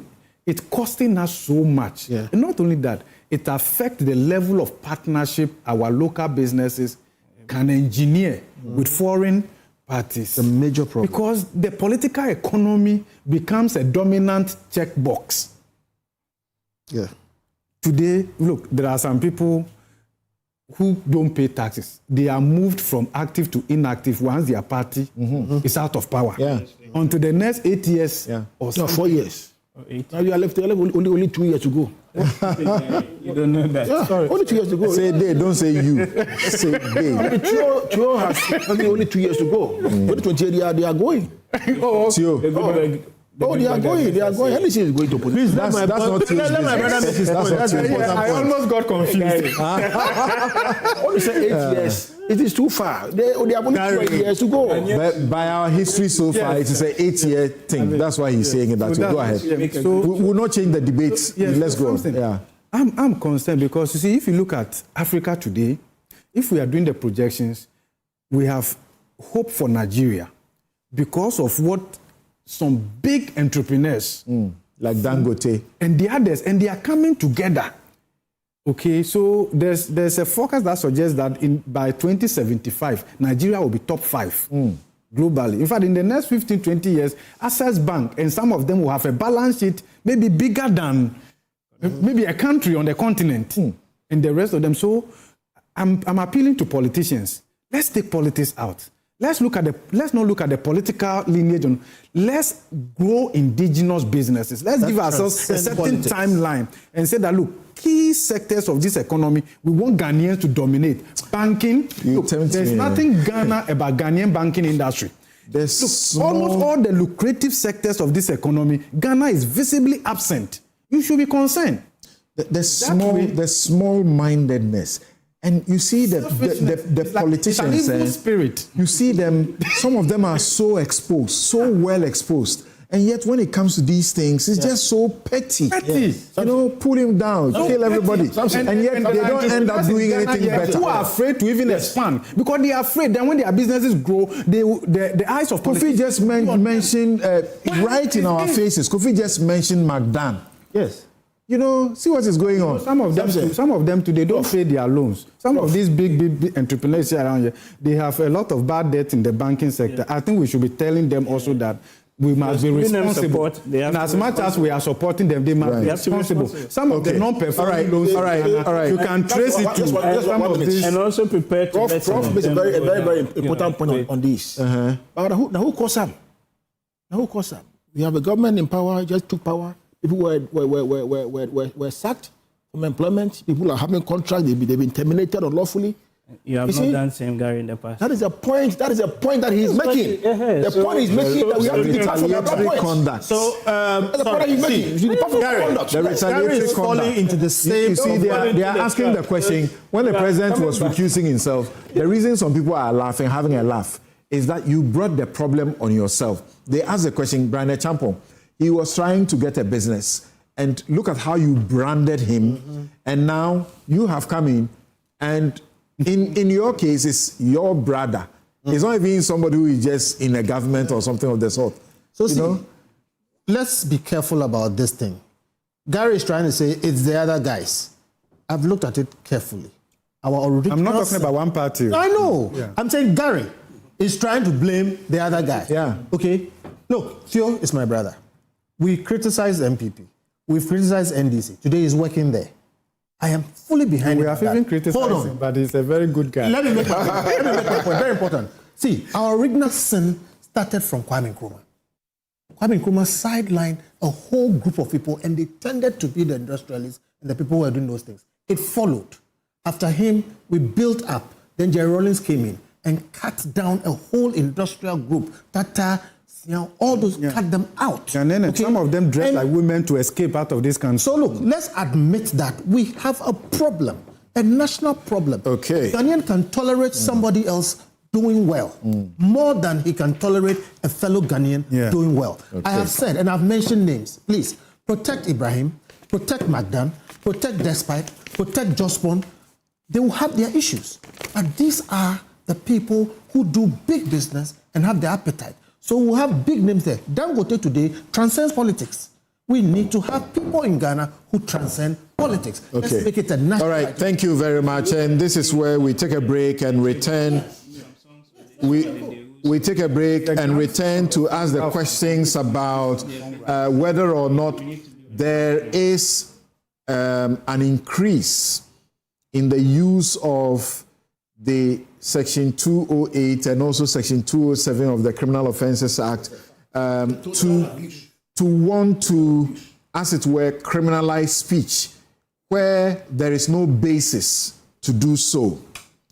We'll be right back on that. My outfit is by Habil's Couture. You can call them 0200 84 1988. Habil's Couture, 0200 84 1988. Just call them and they will make you look good. This show is also brought to you by Bank of Africa, as strong as a group and close as a partner. MTN everywhere you go. Ashesi University, educating ethical and entrepreneurial leaders for Africa. Robert & Sons Optical Services, your comprehensive eye care service provider for 33 plus years. My Way Insurance, dial *165# on MTN to join My Way today. Syntex Tanks. It's strong, it's tough. Safari Valley Eco Park, bringing you closer to nature. We'll be right back.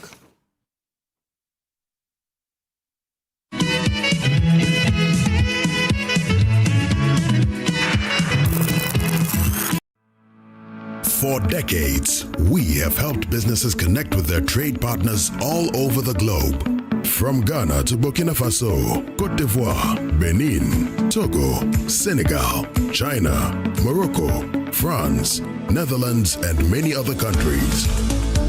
We have made it possible to bring Ghana to the world. We have brought small and medium businesses closer to their customers across the regions in Ghana with our SME support facilities.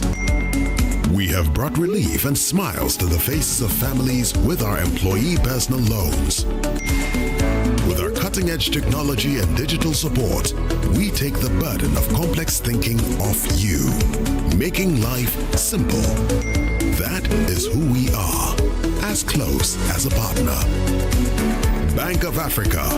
We are indeed the African bank with the global reach. Do you want a healthy smile? Are your gums bleeding when you brush or floss? It may be time for a professional dental cleaning. Hi, I'm Tanya from Bethel Dental Clinic, Ghana. Bleeding gums are a sign of gum disease, and when you visit the dentist, your dental hygienist will examine your gums and bone health by completing a periodontal assessment.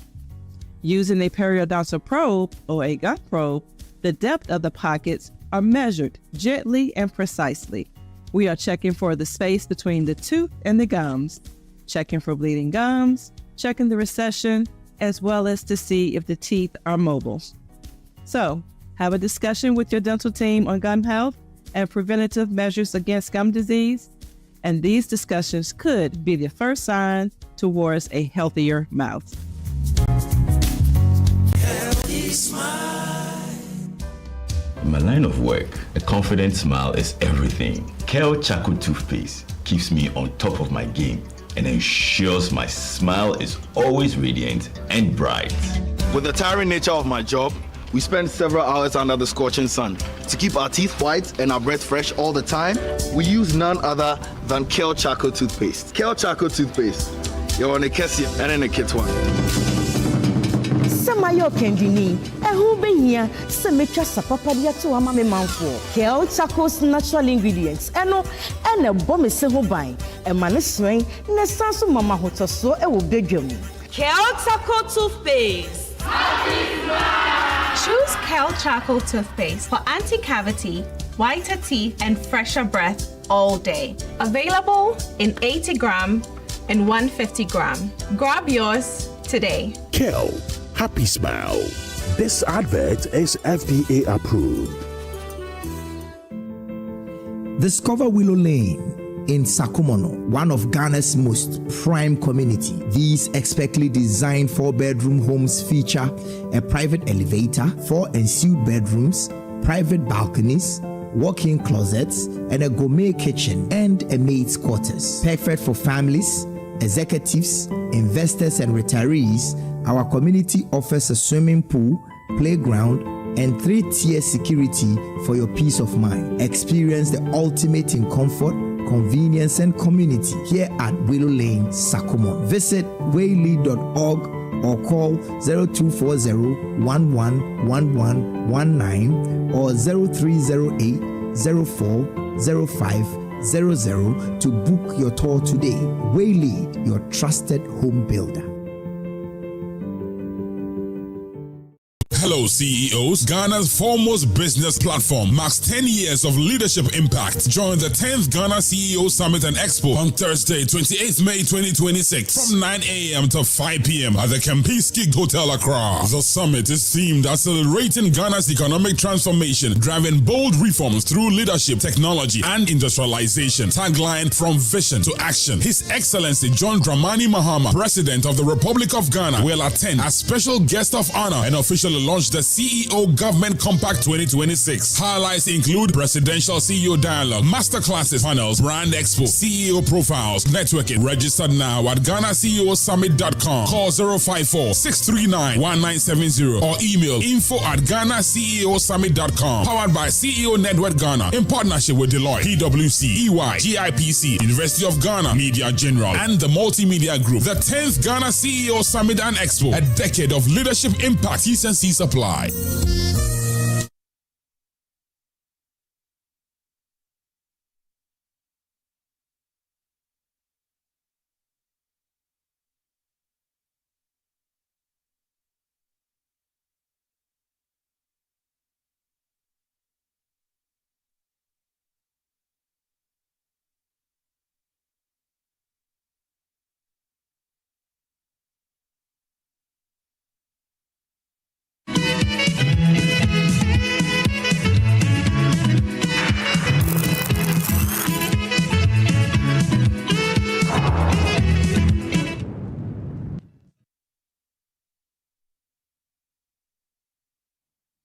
You're welcome back. This is Newsfile. It's your most authoritative news analysis platform. And here on Newsfile, as always, we put Ghana first. And we are going to see whether this regime is anti-free speech, as it's accused. You would have read from Dr. Mahmoud Bawumia, the flag bearer of the NPP. You would have read from Afenyo Marking, the minority leader as well, and the things they have had to say in the wake of the arrests that have happened in the course. But let me share just a couple of messages with you. Oh, some of them are just long, but I'll try. Edu Buahin says that, I wish we stay in the IMF program for 20 years. The fact is, the only time we are disciplined is when we are under an IMF program. With people like us who think DDEP shouldn't have happened in the first place, government should have sold SOEs and cut the size of government instead of the painful DDEP. The government is being slow on privatization of the SOEs. When Margaret Thatcher wanted to privatize SOEs, it was a warlike situation with the unions, but she stood her grounds and the results were obvious. The president should be bold and privatize the SOEs, or we will soon be back to the IMF. Excuse my language, but the fact is most of these SOEs are nothing more than criminal enterprises for politicians and allies to loot the nation. Please don't ask to be excused about this, okay? An economy like ours would never survive $2 billion a year loss from SOEs. Simplicity. Thanks for your message. Yakubu Mohammed Ibn Chambers in Walawale says, I don't begrudge Ghana for over-ambitiously seeking resource nationalization, but considering the whole mining value chain, the foreign investor is a necessary evil Ghana cannot do without. Ghana isn't there yet in terms of technical capacity and know-how to work alone. Since Ghanaians are only good at waxing lyrical and running riot with rhetorics, I recommend clear policy direction and clear negotiation and contracting terms that will inure to the benefit of the masses. Thanks for your message. Master Planner Junior in Kintampo says that I support the call. Let's support the Ghanaian businessmen. But anytime I hear let's build and support Ghanaian businesses, Dr. Brian Achampong comes to mind. He made, you made him look like a Congolese businessman under the NPP administration. All right. Thanks for your message. Papa Bisu says that witch hunting idea, it says this witch hunting idea being narrated by the NPP, especially by their flag bearer, we'll get there. We are not on that issue yet. Thanks for those messages. Okay. Someone says he wish he had the opportunity to call in. We have moved on from those issues of the minerals, but there's someone very important in the minerals area. Someone says Rockshell is dead. Okay, Rockshell is dead. Is that true? And then Yao says, I'm glad you brought in the royalties going to Otumfuo and the other chiefs. Please, let's also ask the chiefs what kind of development they do with their communities with those royalties. It appears those royalties go to them as their personal share. Is that what it's supposed to be? That's a question you are asking. Thank you for that question. Richmond says that the government's position has been clear from day one. The government does not have any plan to privatize ECG in its entirety. The government intends to introduce private sector participation to deal with billing and collection. Cabinet approved this in April 2025. So billing and collection. For my guests who are seeking to know the exact parameters of the PSP for ECG, particularly Gary, that's your information. Currently, the government is going through stakeholder consultations, which have been ongoing, and a press release that was issued on the 30th of December about the selection of transactional advisor for private sector participation in ECG is also brought to my attention by Richmond, and I'm referring to Richmond Roxon of the Energy Ministry. Thank you for that. Thank you for that. And I just read this line because it looks like Kwabna O2, are they ignoring certain things that have already happened?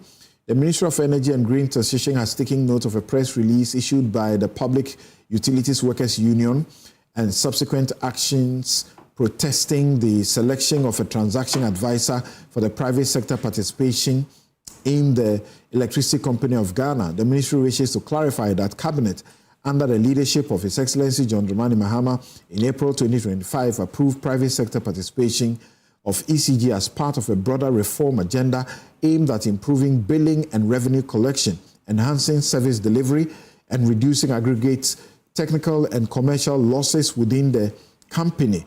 While there has been significant improvement in ECG's overall performance since January 2025, the ministry acknowledges that critical challenges still persist. These challenges continue to threaten the financial sustainability of ECG and stability of the power sector if not adequately addressed. The ministry emphasizes unequivocally that Government of Ghana does not intend to and will not sell ECG. The approved PSP framework is not a sale or divestiture. Rather, it involves the strategic deployment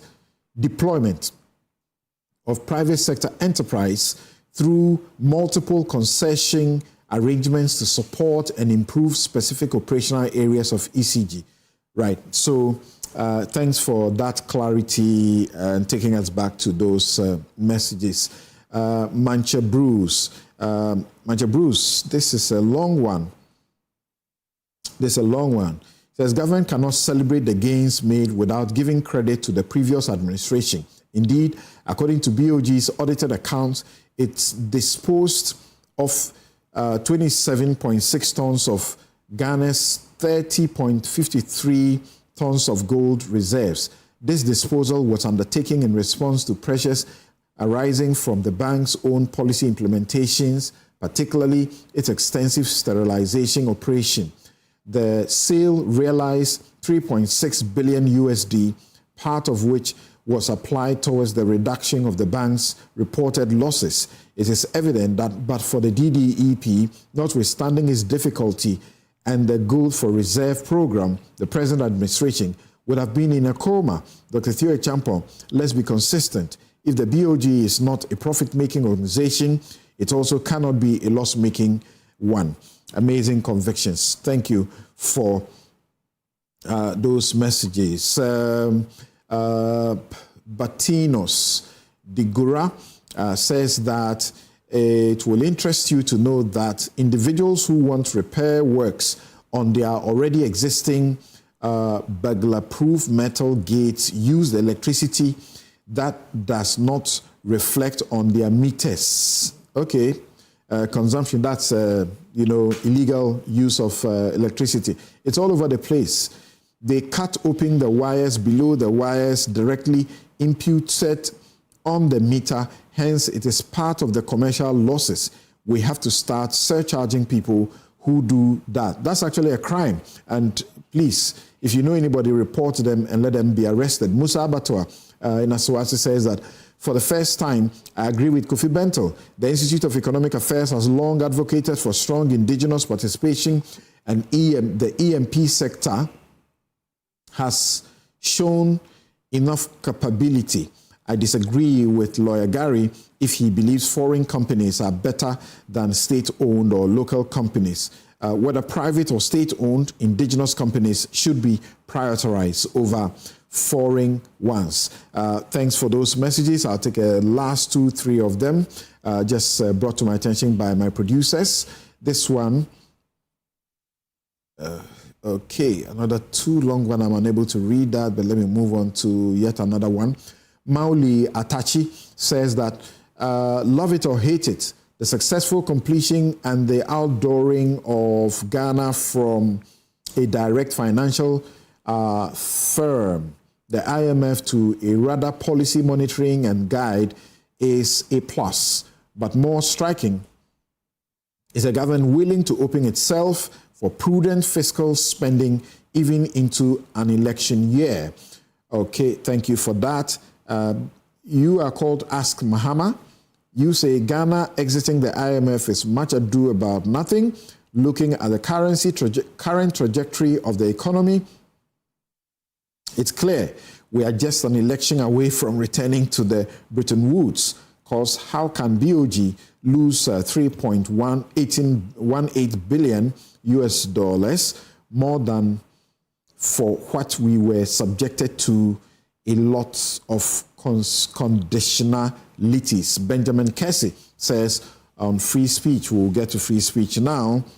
Emmanuel Ecg Bequin says being excited about exiting IMF program is akin to an indisciplined child being happy about finally becoming independent of their parents' control. Your guess is as good as mine. When they indeed get independent, a proud nation indeed. All right, I'll end here now. So, we have now been joined by one of our guests I introduced much earlier when he was not here, Abbas Nuruddin. He's lawyer, he's CEO, Social Investment Fund. He has been the communications officer for the NDC in the Ashanti region. Thanks for joining us, Nuruddin. Thank you very much for having me. Right. Okay. So this week, something has happened. Abronye, the NPP's, one of the NPP's officers, went to court. He had been arrested originally sometime in April, and I think before that he had also been arrested. So this arrest was a second arrest, and he had been granted bail, initially refused bail and gotten bail later, and then he goes to court and new developments. He gets his bail literally revoked, and as we speak, he's in BNI custody. And Dr. Mahmoud Bawumia issued a statement, and that statement was to the effect that this government is doing a very bad job retrogressing in our democratic gains as far as free speech is concerned. Is that the case? So, let me come to the studio and begin with Gary Nimakumafo. So, Gary, tell us the story. How did it happen? Those of us who don't know what exactly happened, tell us what happened. Which story?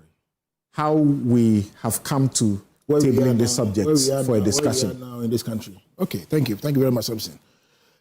So let's make a point very clear. Free speech in every country is very clear.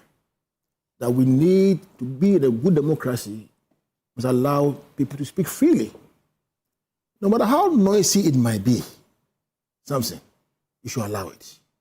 That does not mean that it should be coupled with irresponsible speech. Now, Samson, let's understand something. In every democracy, accountability is key.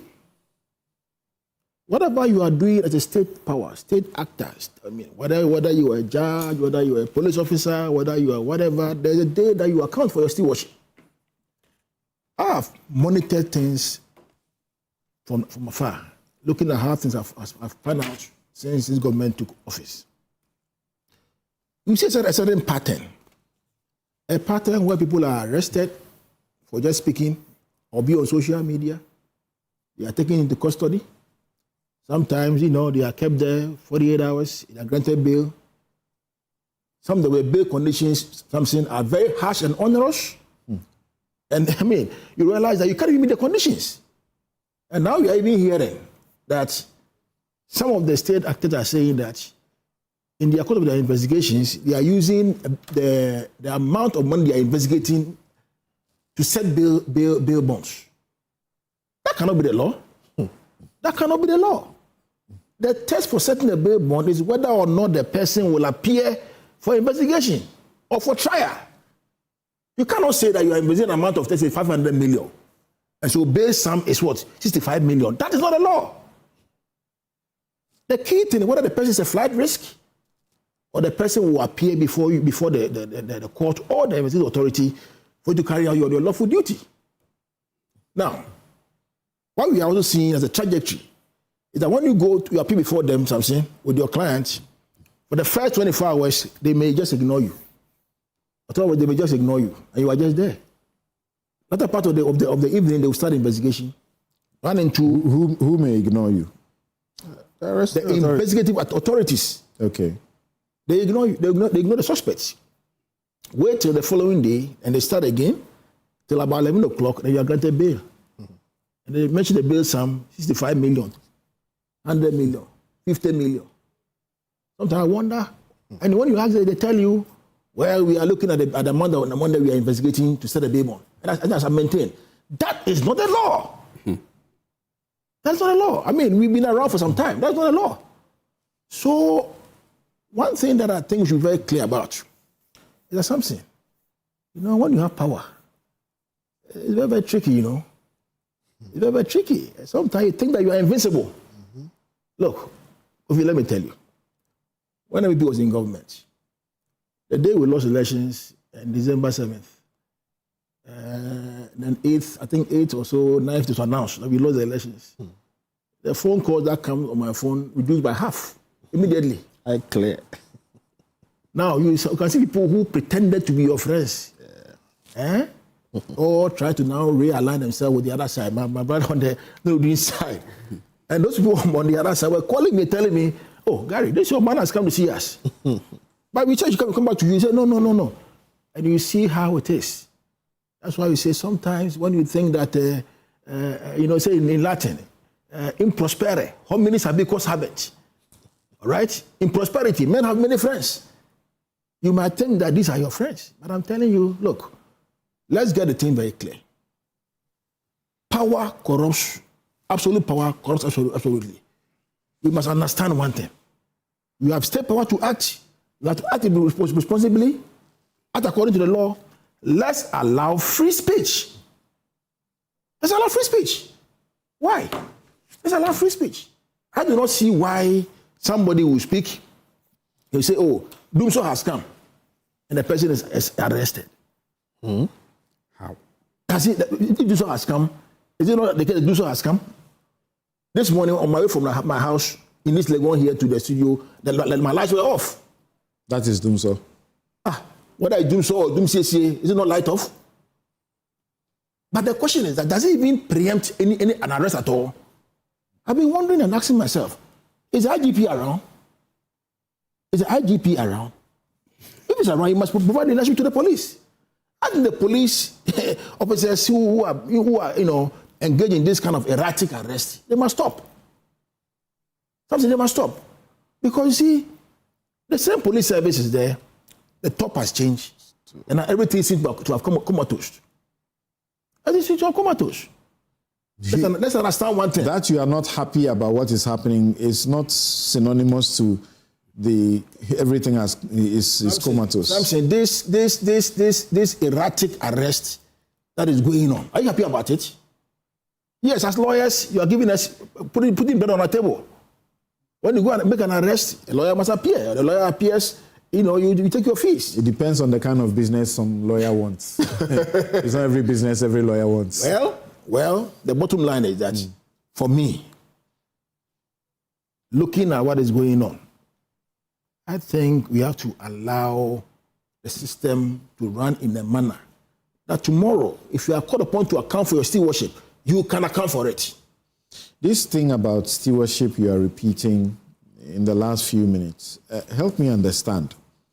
For example, Abroye has been charged 2, counts under Section 207 of the Criminal and Other Offences Act which says that any person who in any public place or at any public meeting uses threatening, abusive, or insulting words or behavior with intent to provoke a breach of the peace, or whereby a breach of the peace is likely to be occasioned, shall be guilty of a misdemeanor. Then count 2 has to do with the Section 208. Section 208 says, any person who publishes or reproduces any statement, rumor, or a report which is likely to cause fear and alarm to the public or to disturb the public peace, knowing or having reason to believe that the statement, rumor, or report is false, is guilty of a misdemeanor. That's what he's been charged for. And there are others who have been arrested under these laws. Is the same thing, that they are disseminating false news, or again that what they are doing is likely to breach the peace. Which peace? Which peace? You see, let us not belittle our criminal jurisprudence in this manner. Look, I think the Attorney General must step in some of these situations and curtail police powers under Section 207 and 208. It's been abused. What is the civil laws of our country doing? If somebody believes that he has been defamed or whatever there is to it, use a civil route, sue the person for defamation. Something. It is being abused. It is being abused, and we must be frontal about it. It is being 207 is being abused. Now the little bit they say you have been look something. How can you arrest somebody from, let's say, Ashanti region or from BA or whatever it is? Move the person from that region to Accra and say within a jurisdiction of the circuit court. What jurisdiction of the circuit court?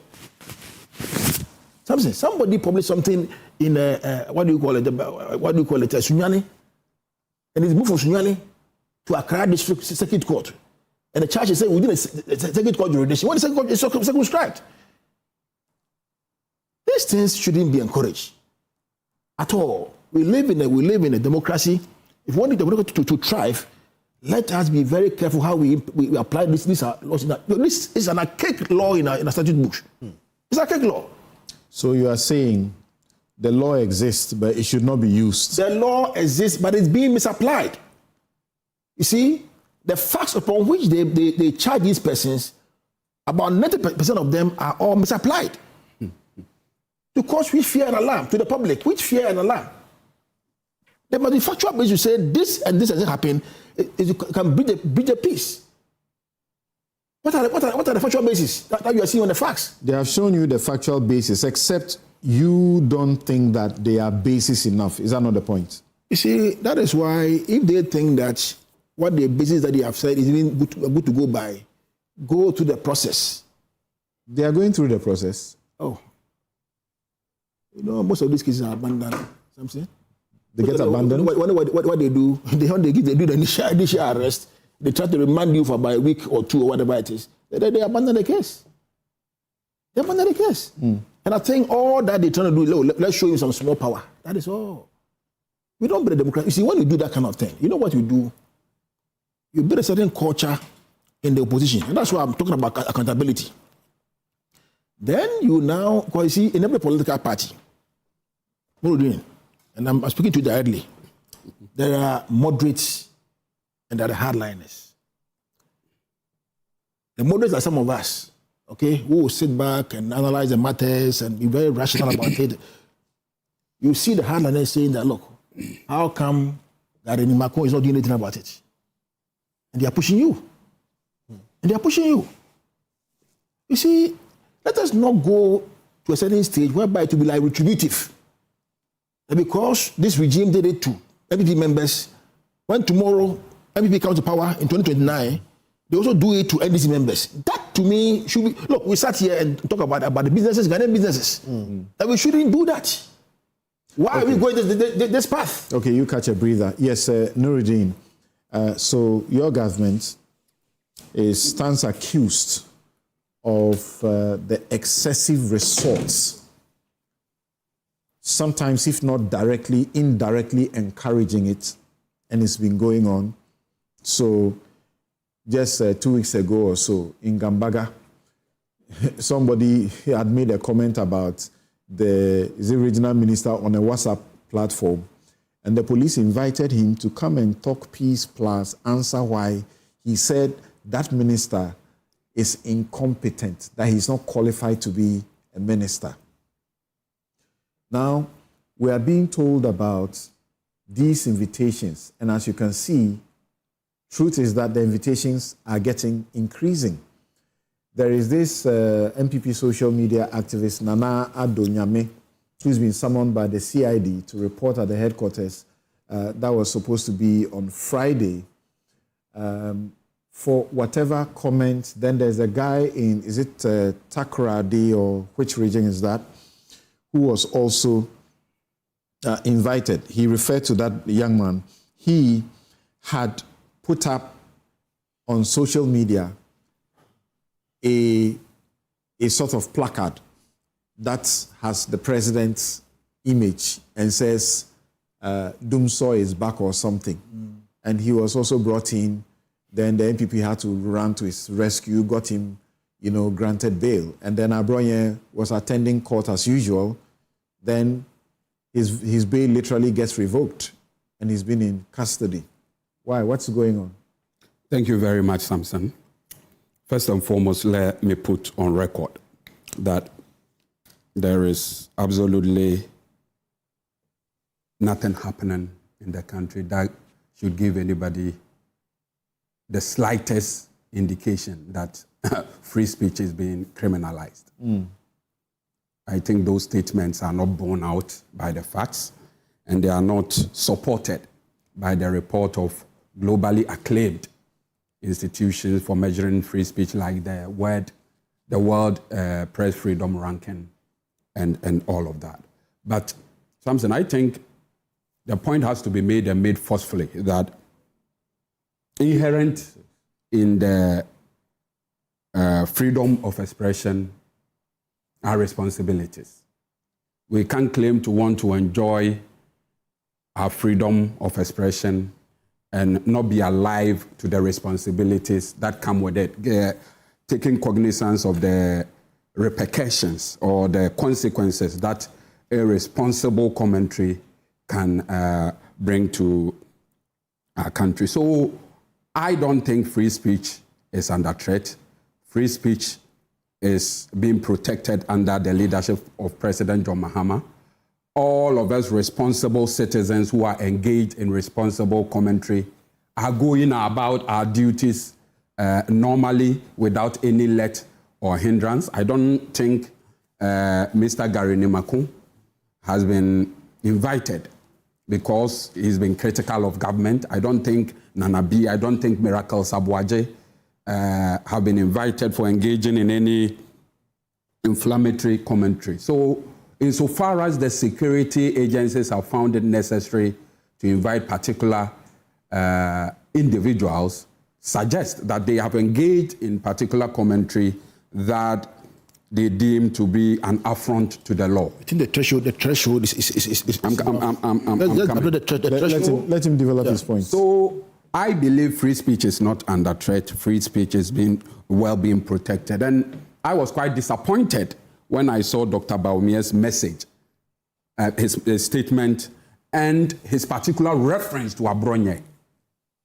I felt very disappointed because the conduct Abronye has engaged in amount to scandalizing the court. Samson, to put it in proper perspective, I have the charge sheet of Abronye and this, and on the particulars of offense, Abronye is deemed to have said in a video on social media that you are not a judge, but rather a politician who has covered your hair with a sack and you claim you are a judge. When power changes hands, you will be dealt with accordingly. Samson, this is a clear case of scandalizing a court of competent jurisdiction. This is a clear case of threatening a judge who is duly administering justice in an official capacity. So is it the contention of Dr. Baumia that Abronye should not be held responsible for engaging in this kind of irresponsible commentary simply because he's MPP? And when Dr. Bawumia was vice president, were other people who made similar comments left off the hook? Other people like? Ohene Babuama Benye. He was jailed for 3 weeks for scandalizing the Supreme Court during the 2020 election petition because he called them unanimous FC and alleged on radio that the president met them before they came to deliver the judgment. He was not only remanded, he was convicted. And when Dr. Bawumia was vice president, the NDC youth organizer for Sotum, one of our branches, he was jailed 4 years for threatening the president. And that when Dr. Bawumia was vice president, was that a threat to the IGP or the president?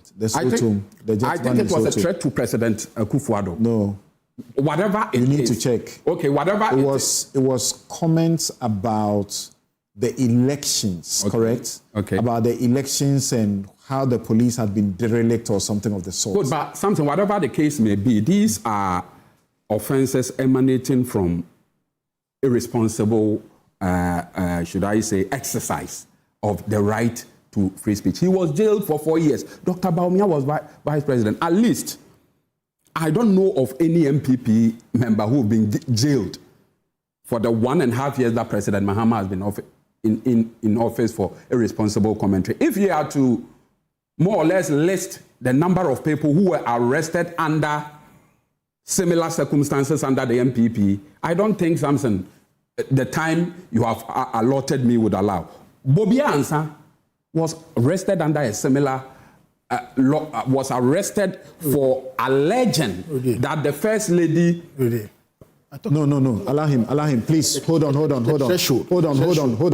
You see? Let him talk. All these are arrests associated with the irresponsible exercise of free speech. Bobia Ansah was arrested under when Dr. Bawumia was vice president. What did he say? He is alleged to have made particular commentary about the First Lady that was said to be untrue. Noah Dame, Samson, you remember that case in Adan, a journalist on Adan FM who made some commentary about McDonald's acquisition of the Songo sort, was equally, I'm told, as a result of the brutalities he suffered, he has even passed on. Sami Jemfi was arrested. Immediately he stepped out of a studio for making comments that was deemed irresponsible at the time. He had to shuttle between the CID headquarters and the party office for almost 6 months. When Dr. Bawumia was vice president, Kalib Kuda was arrested. Kalib Kuda and one lady by name Zoe Amu Bedu or whatever. Bedu. They were arrested for just taking a picture of a rickety vehicle that was said to be a security asset. Mensa Thompson. So let's keep things in perspective. You are doing a list. Which list? So far, one would be one that was qualified under this law or charged under this law. You just mentioned Mensa Thompson, who was also charged under this law. Yes. But the rest that you have mentioned, there was a contempt proceeding, Abubedu Dems, they were not charged for any offense, even though the national security was unhappy about what they did at their premises without permission. But Samson, if you are talking about the criminalization of free speech, we can cherry pick. All offenses that emanate from irresponsible exercise of the right to free speech comes under scrutiny when you say free speech is under attack. And there is this journalist by name Reginald Sechi Brown. He was arrested on the 30th of May 2018. What was his offense? He was just holding a placard.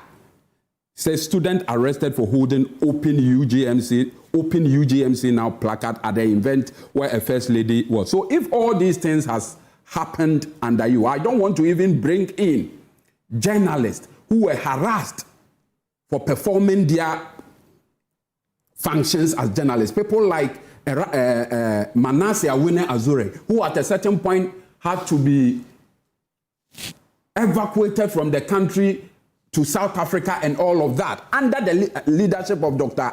Baumia, all because they exercise their right to free speech. So if all these things happened under Dr. Baumia, I don't think there is any legal justification or there is any factual basis to seek to... A question. When these arrests were made, did you endorse them? Were you happy with them? Were you okay with them? Some senators not... When Bobie was arrested, when Sami Jemfi was arrested, the people, Ohiniba, who was contempt proceedings for the commentary he made, all of those things. Were you okay with them? You see, it's not about whether I endorsed it or not. It is whether the allegation made against them fit the crime they were charged with. You know? Do you remember what you said about these people, particularly those who are affiliated to the What did we say? NDC? Samson, you see, just last week, Samson, you led a group of protesters of the Democratic Hub. You won a case against the police for, should I say, similar violation of free speech or freedom of expression.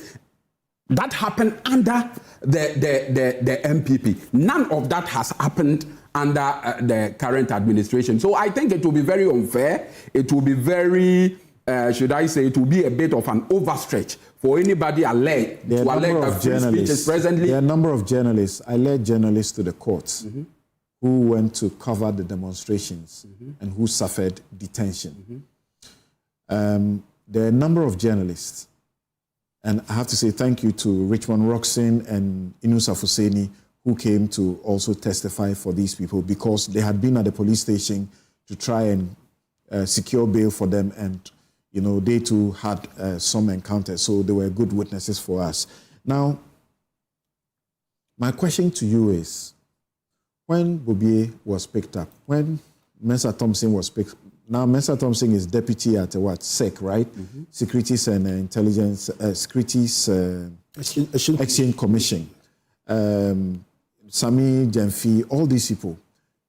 You recall how you were angry and how on radio and TV you described the regime as anti-free speech.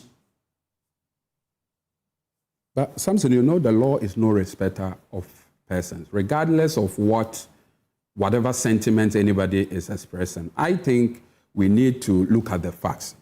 Does the act complained of fit into the charge? And I think in the case of Abronye, it fits quite perfectly. You can't go on radio, you can't go on TV and call a judge duly appointed a politician and threaten him that if power changes hands, you are going to deal with him. If the state does not actually deal with issues of this instance, it brings the administration of justice into disrepute. And Samson, I think those of us who are officers of the law, those of us who are who have had something to do with the law, should not more or less cherry pick which part of our criminal code is preferable and therefore should be applied, and which component should be jettisoned simply because it does not fit into the question I've asked you. You see why it's difficult for you to answer my question? No, Samson, it is not difficult at all. It's difficult for you to answer me because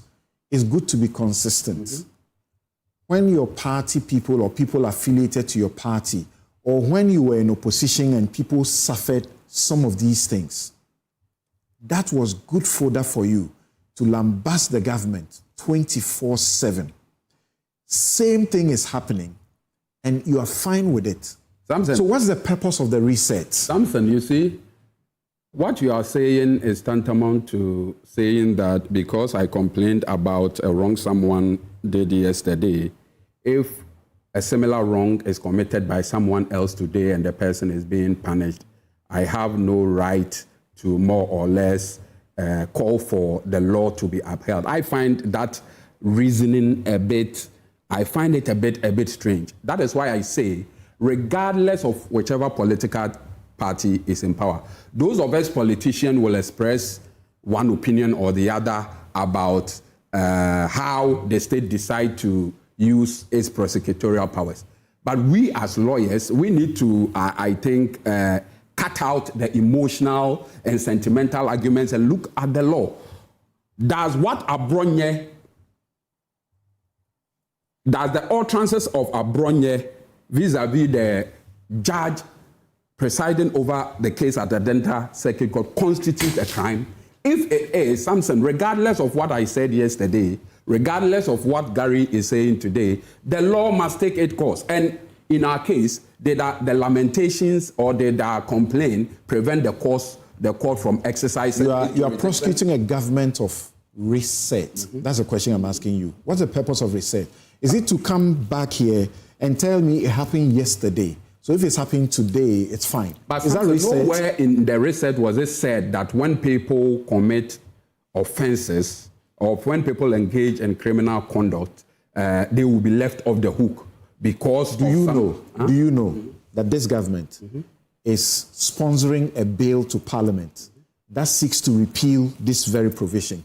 Section 208 that is being used. Samson, that is within the realm of conjecture. It's not conjecture. I'm telling you as a matter of fact, the misinformation, disinformation bill seeks to repeal and remove this law because you feel as a government that it's a wrong law. It shouldn't exist. But Samson, insofar as it has not been repealed, it is a good law that the state can apply. So Samson, I don't want the emphasis to be so much on the personality involved than the act complained of.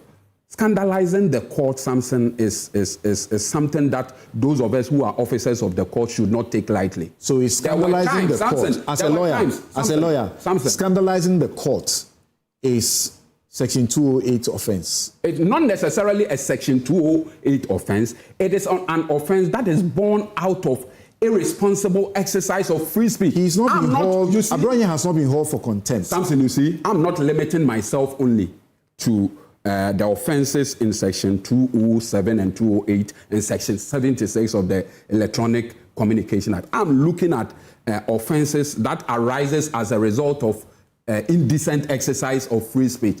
And this issue about contempt comes squarely and under that. Some say you get it. So I think what Abronye has done is reprehensible.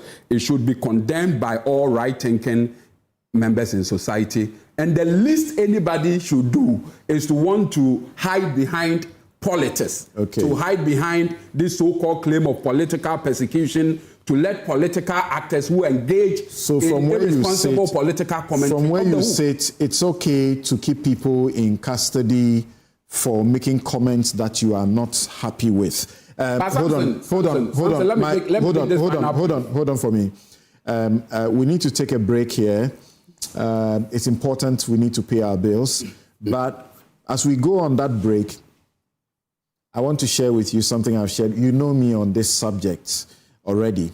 So in this regime, in 1 year and 5 months, I have counted so far 16 of the circumstances where people have spoken and have been arrested, and most of them have been detained, and some of them have secured bail regardless of the hefty, bail terms that they have been subjected to under this law.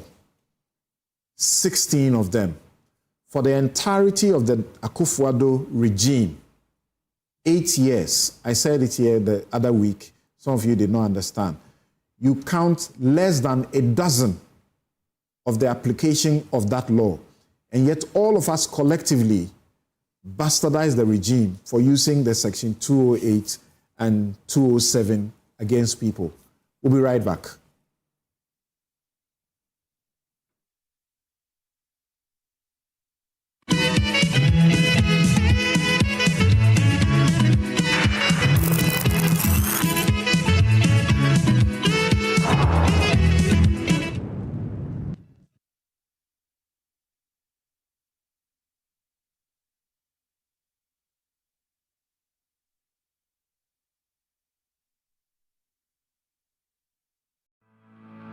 For decades, we have helped businesses connect with their trade partners all over the globe.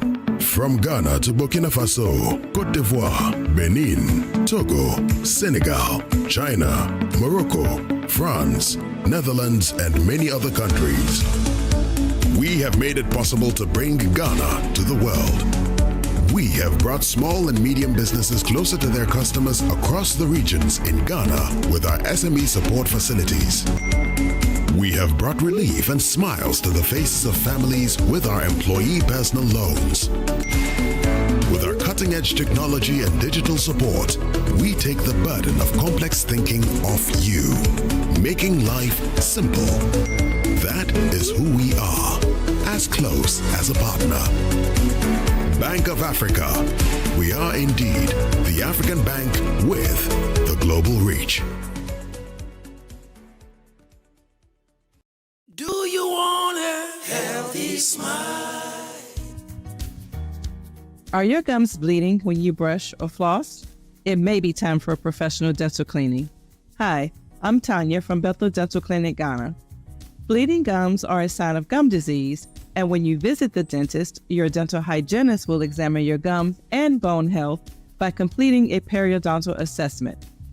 Using a periodontal probe, or a gum probe, the depth of the pockets are measured gently and precisely. We are checking for the space between the tooth and the gums, checking for bleeding gums, checking the recession, as well as to see if the teeth are mobile.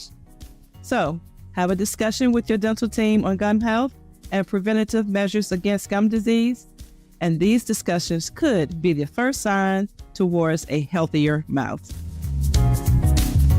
Healthy smile.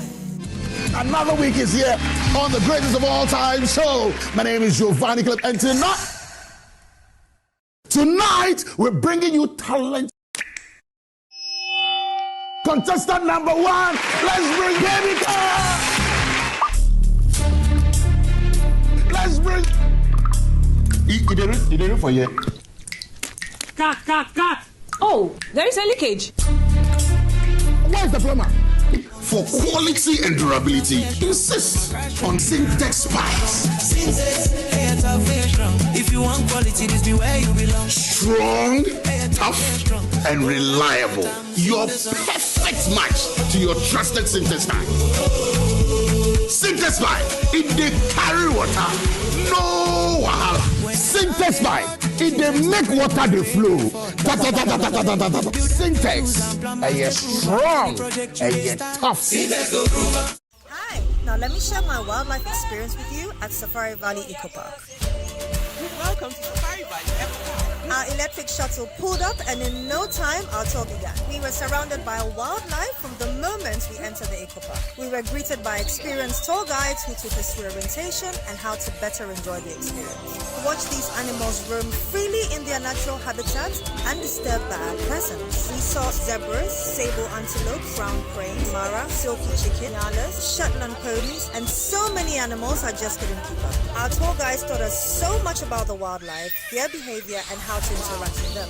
I even fed them. We also went fishing on a man-made canal. Then we took a break to have lunch in this serene environment. All this amazing experience for this price for adults, this price for teenagers. It's a bargain. As the sun began to set, it was time to go back home, but not before dinner by the campfire. It has been a thrill of a lifetime, and I can't wait till my next visit. Safari Valley Eco Park, bringing you closer to nature.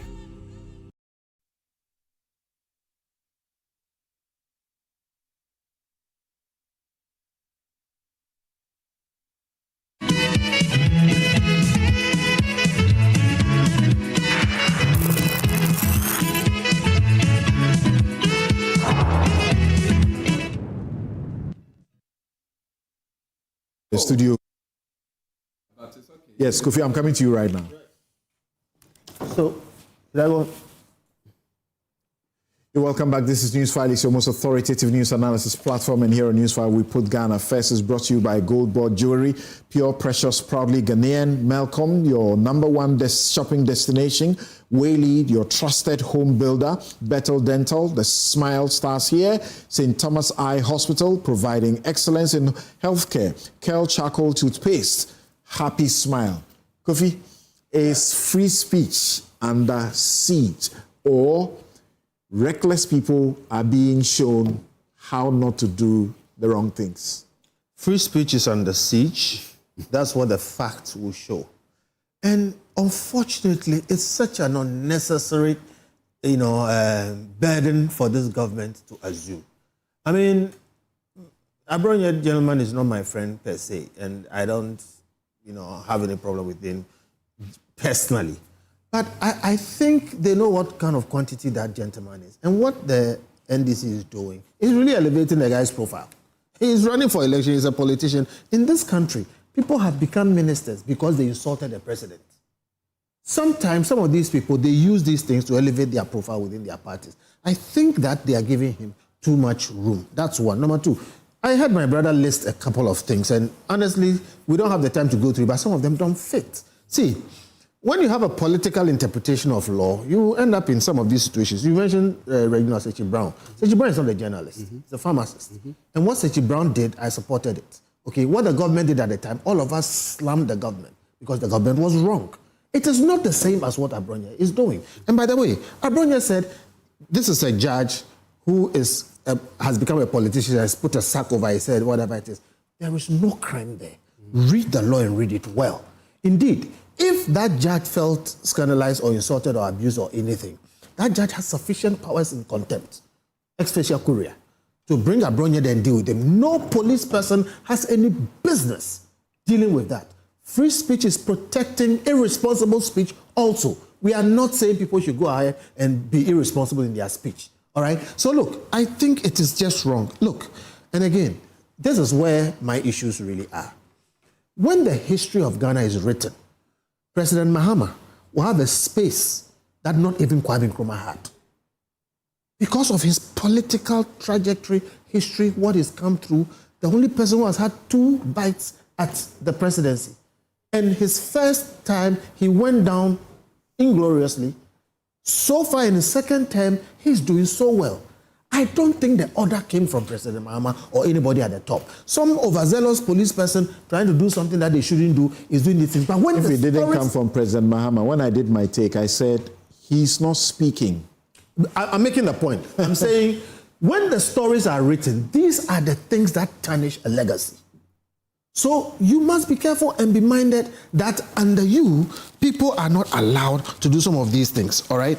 See, and when you talk about Dr. Bawumia shouldn't rise to their defense, Dr. Bawumia is the leader of a political party whose members are under siege. And it can be said, like Samson has said, the facts are clear that we are having an abuse of laws in the name of trying to sanitize speech. Nobody has that business, and he will be remiss not to speak about it. I recently read about Nana Ajantua complaining that when Dr. Bawumia was vice president and he had a problem, he didn't rise to her defense. Now he is the leader of the... Our time is up, unfortunately, Kofi. He must stand and speak about some of these things because they are abuses of the law. And Nuruddin, the second time you are coming to the studio and very limited time for you. I'm hoping that next time we'll have sufficient time. We should repeal that law when they come into power. Yeah, so that we engage. Must be well, this government is already seeking to remove it. They should. Yeah, in the misinformation, disinformation law. My guests have been Abbas Nuruddin,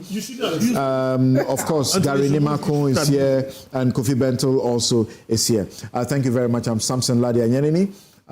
My view is that that law should go now. Have a good afternoon.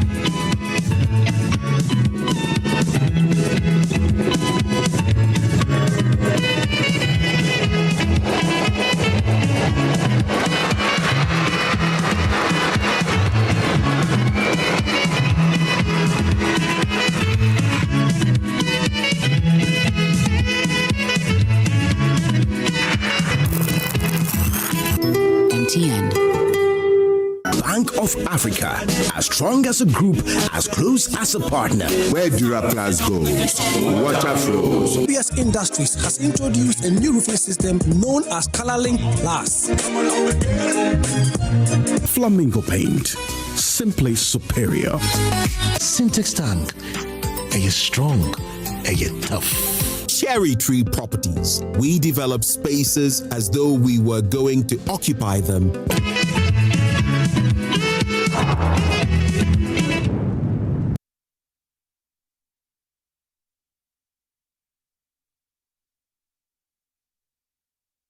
Number 1 from here, 2 and 3 from here, 5 and 6 from here for now.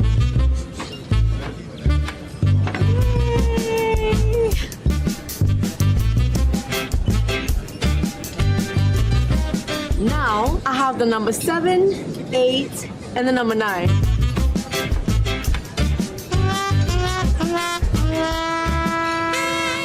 You need number 10. Please, I can't eat anymore. I mean, number 10, liver salt. The effective liver salt for the relief of stomach upset, heartburn, hyperacidity, and indigestion. Would you like to try number 11? What? Number 10 liver salt. Refreshing relief fast. Manufactured and distributed by Ernest Chemists Limited. This advert is FDA approved. Another week is here on the greatest of all time show. My name is Giovanni Clip, and tonight we're bringing you talent. Contestant number 1, let's bring Baby Girl. Let's bring. He did it for you. Cut. Oh, there is a leakage. Where's the plumber? For quality and durability, insist on Syntex pipes. If you want quality, this be where you belong. Strong, tough, and reliable. Your perfect match to your trusted Syntex pipe. Syntex pipe, it they carry water.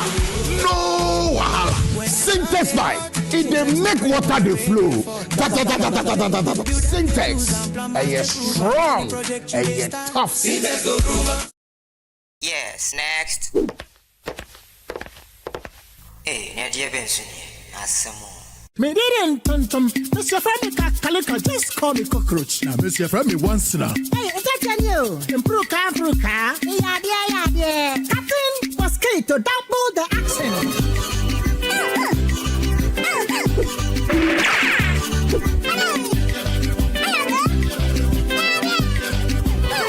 Me did it, Sasso spray. Mr. Femi Sasso quell. Yeah, go to my Sasso.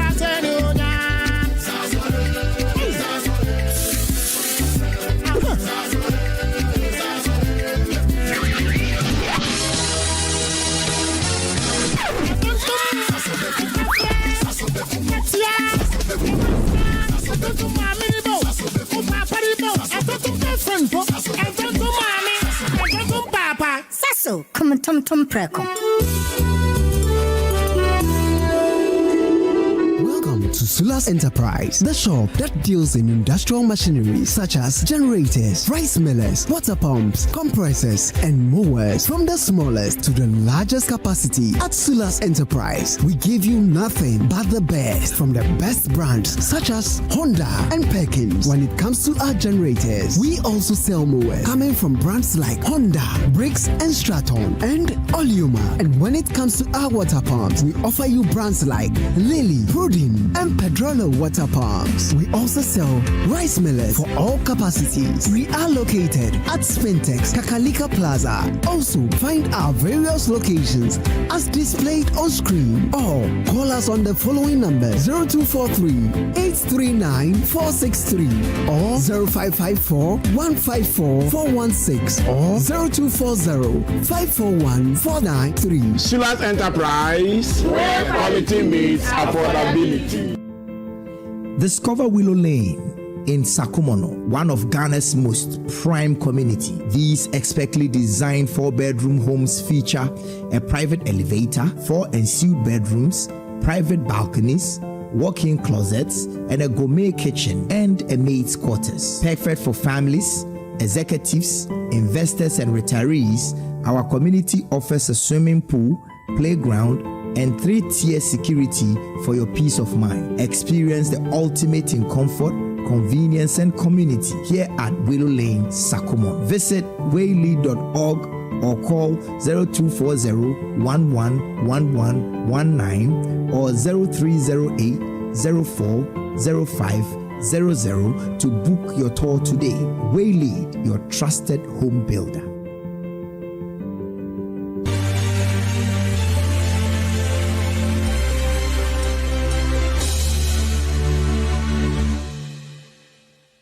Hello, Hello there, and today on Sages, we welcome a truly extraordinary guest whose life's work has reshaped how the world understands Africa and its global legacy. Professor Sheila Walker is an award-winning cultural and anthropologist, acclaimed author, and celebrated documentary filmmaker whose research and storytelling have illuminated the vibrant connections between Africa and its diaspora across continents and centuries.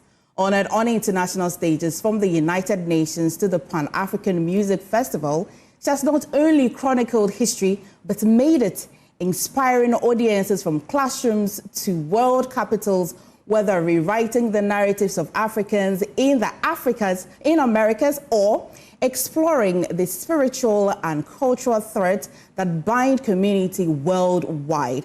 Professor Walker's passion and scholarship continue to break boundaries and build bridges. Now get ready for an inspiring conversation with a visionary whose work is as global as it is and deeply very personal. Stay with me. When we come back, I get to introduce, or you get to see, my guest.